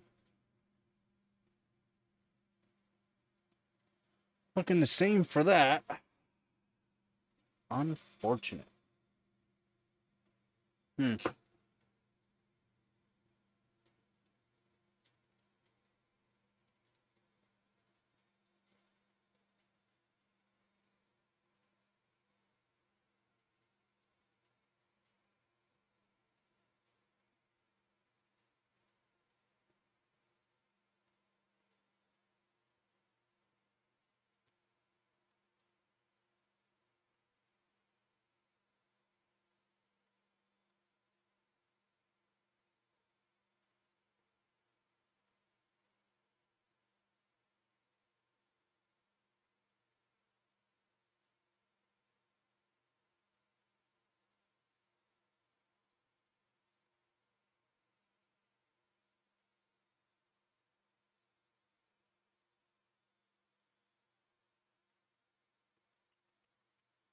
Very unfortunate.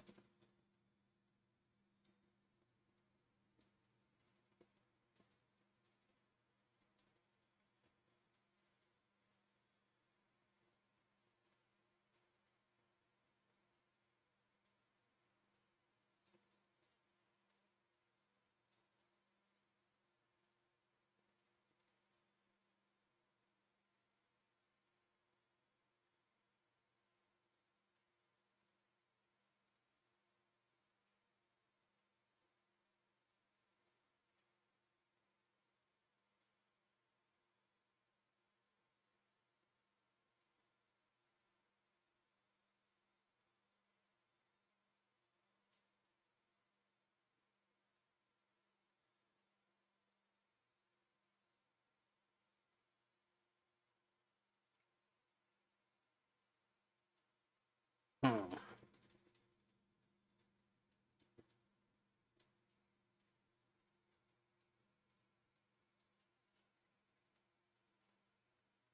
I grab some food here and see what I can find on the interweb.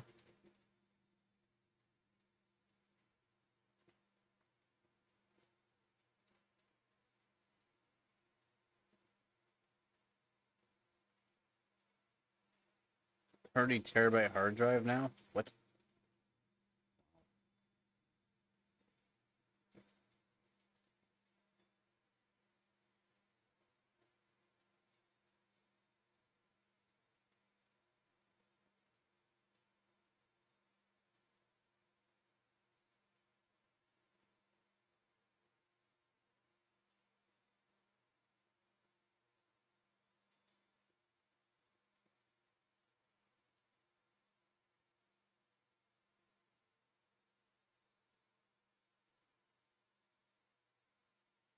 Oh, G-Skill just set a new world record. Black Dot did it. Nice, Black Dot. Nice. We'll definitely be going over this. Let's go, Black Dot.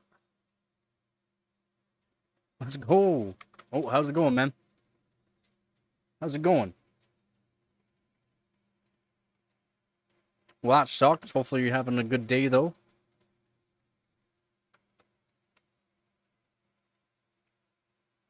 Bam, bam.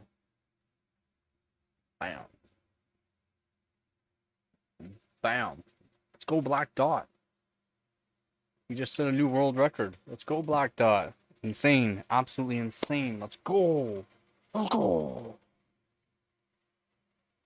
What?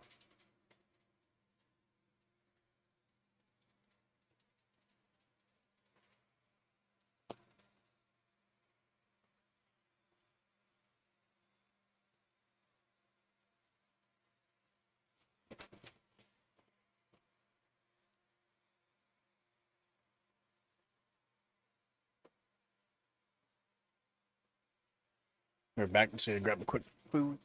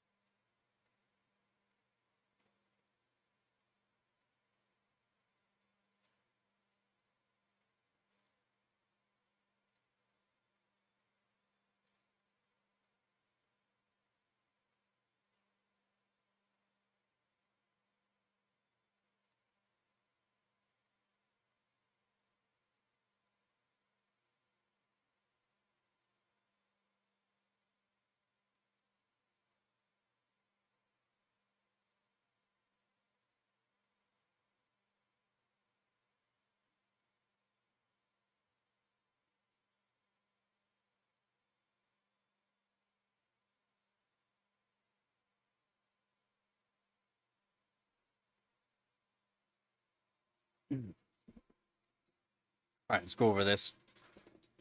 Black Dot just set a new world record. 12,800 mega transfers per second.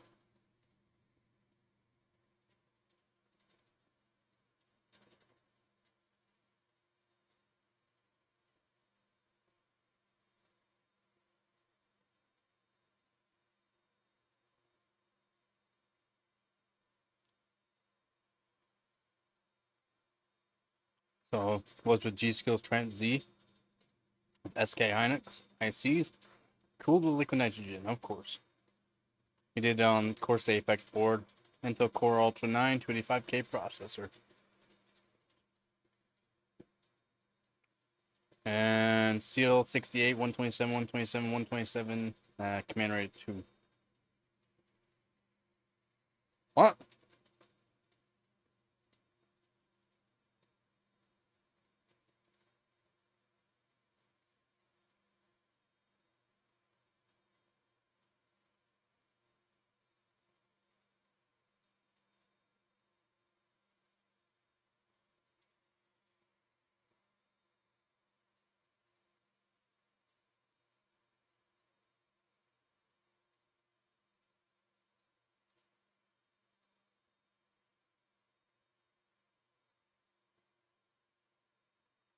Insane.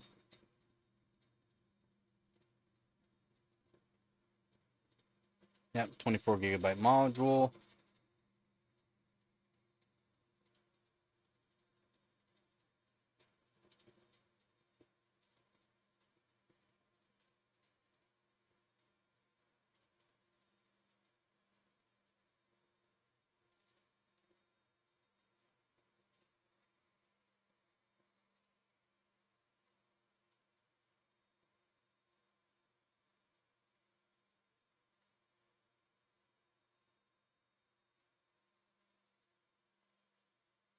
Insane.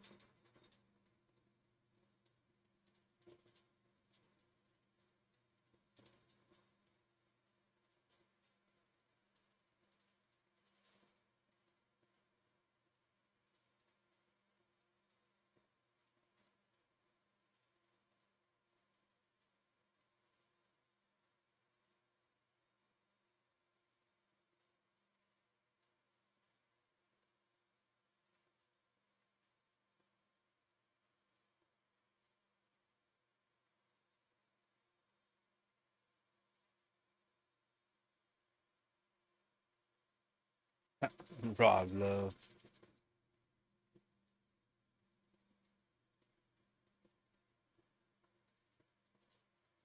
Since he's using 24, it's probably it's definitely going to be Hynix M die.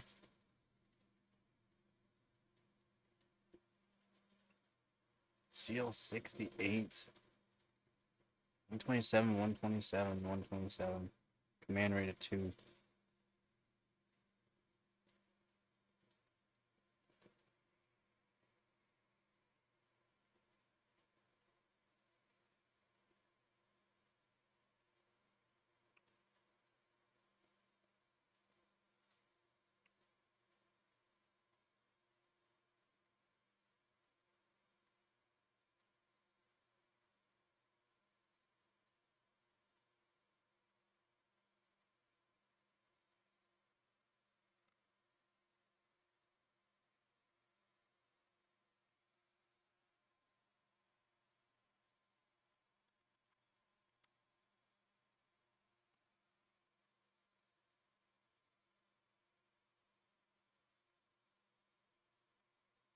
wild.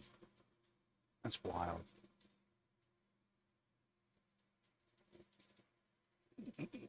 Again, good job, Black Dot. New world record, man.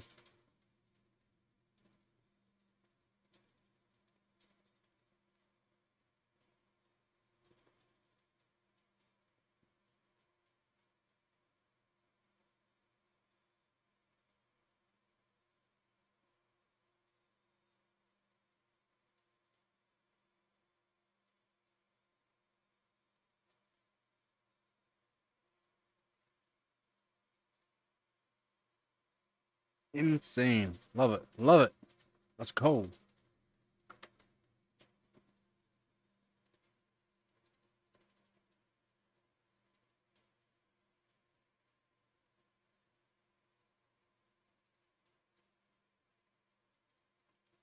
Kind of makes me want to see if I can get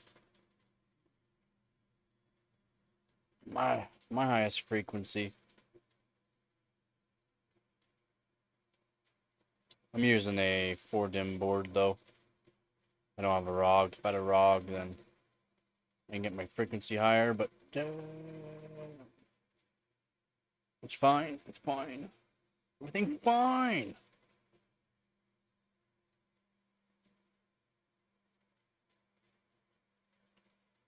$12,872 megatransfers per second though.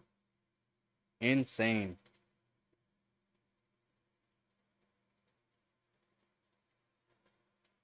I should congratulate him on the Discord. Whoops. I should congratulate him.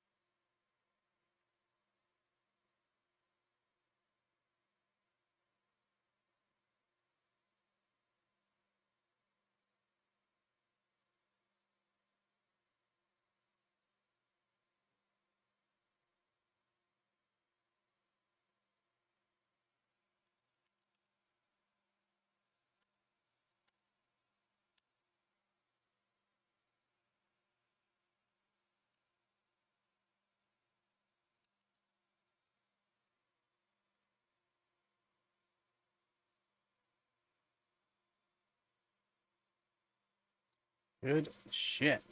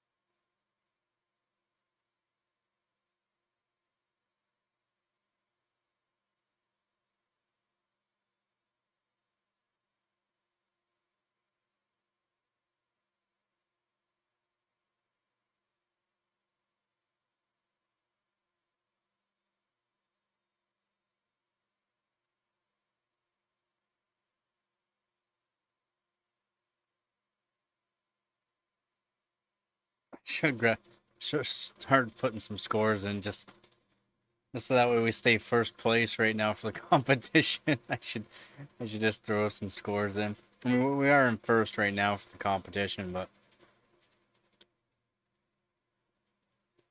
I think we're still first, right? Yeah, we're still first, actually by a lot.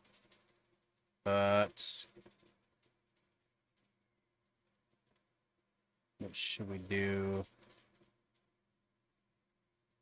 So cup 4.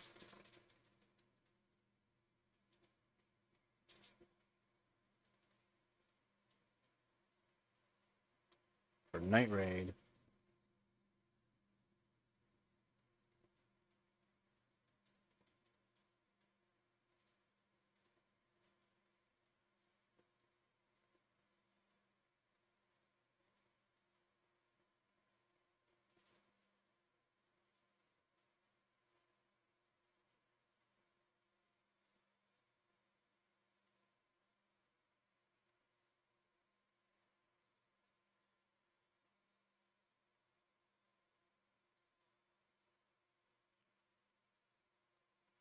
Okay. Good. It's fine, we're doing fine here. I think I have the bench cold. So,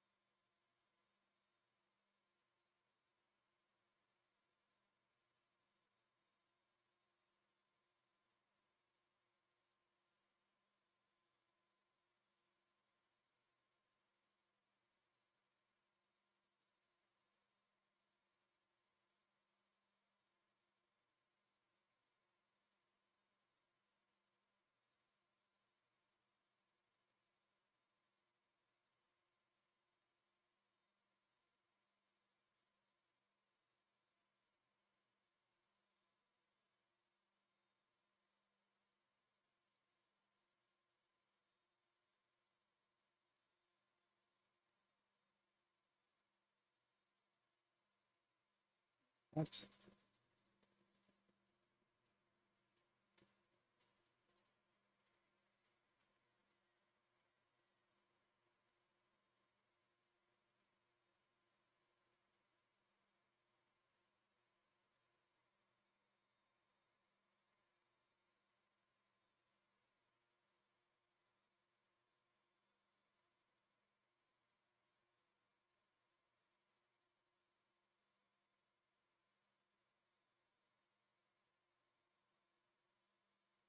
It's not.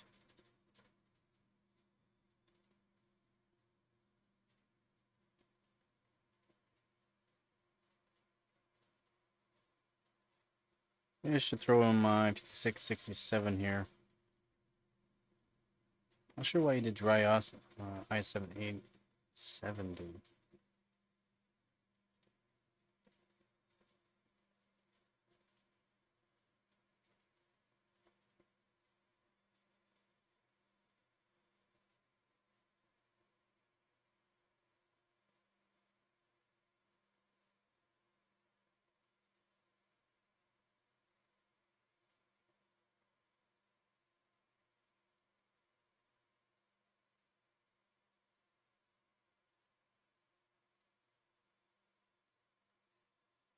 Let's see.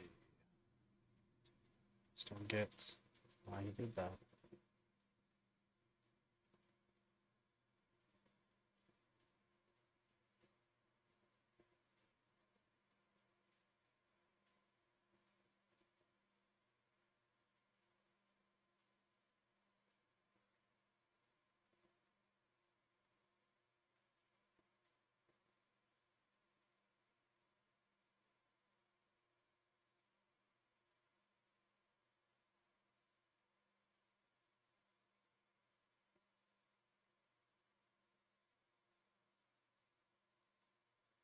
Sorry, guys.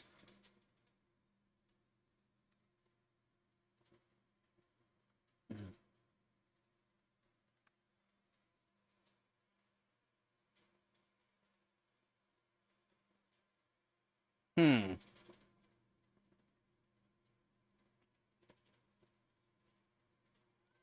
Flat. That's so.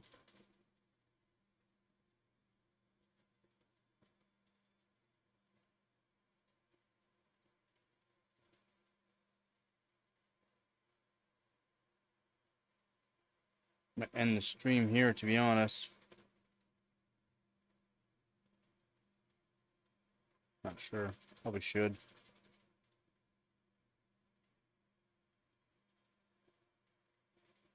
See what I want to do since. Not sure. Not sure. Probably should just end this stream. Isn't that right, Gabagoo? You want up? Alright. Alright. Hello. What you doing?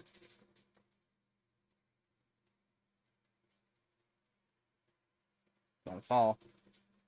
Good, good. Good job.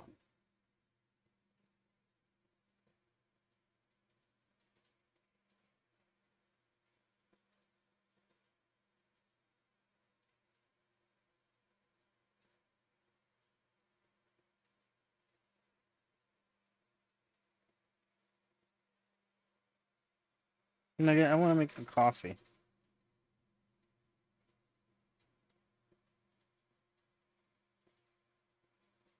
Let's see him toes.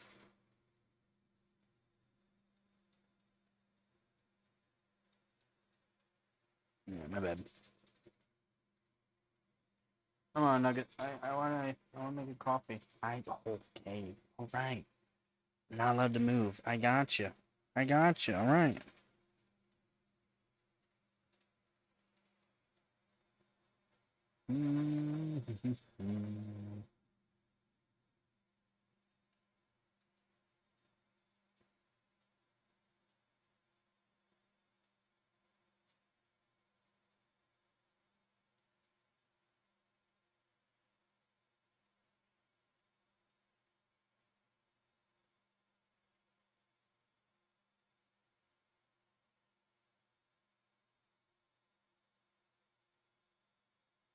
Do need to do 3D Mark 11 physics.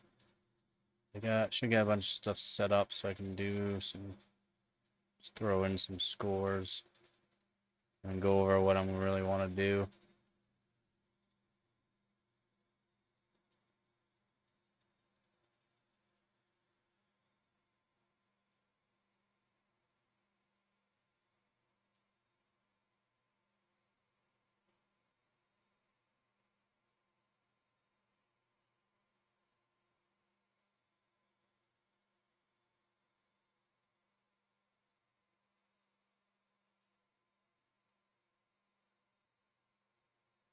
Yeah, sorry.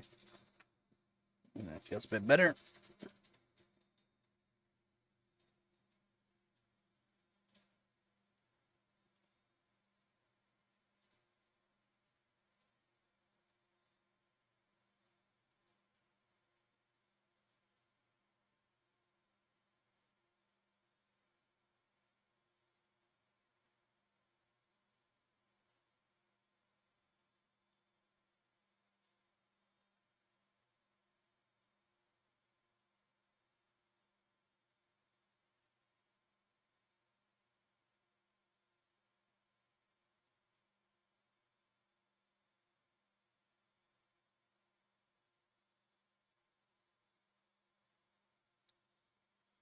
Yeah, so I'm gonna end the stream here. Probably be back on later on today. I gotta get some stuff figured out what I want to do here. So I am gonna be ending the stream.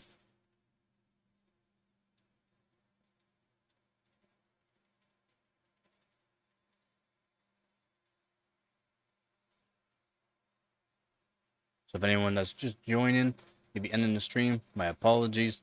I will be back on later on. I gotta get some stuff set up for the overclocking competition here. Let's see if I can do set up a somewhat of a direct die onto the CPU because it is so warm. Would help out. Do need to be able to hit certain frequencies. I just don't have anything really cold right now, and it's very hot. So again, thank you to all my viewers, subscribers, and donors. You guys help this channel more than you know. That's gonna be it for this one here. And as always, don't forget to get her done. Peace.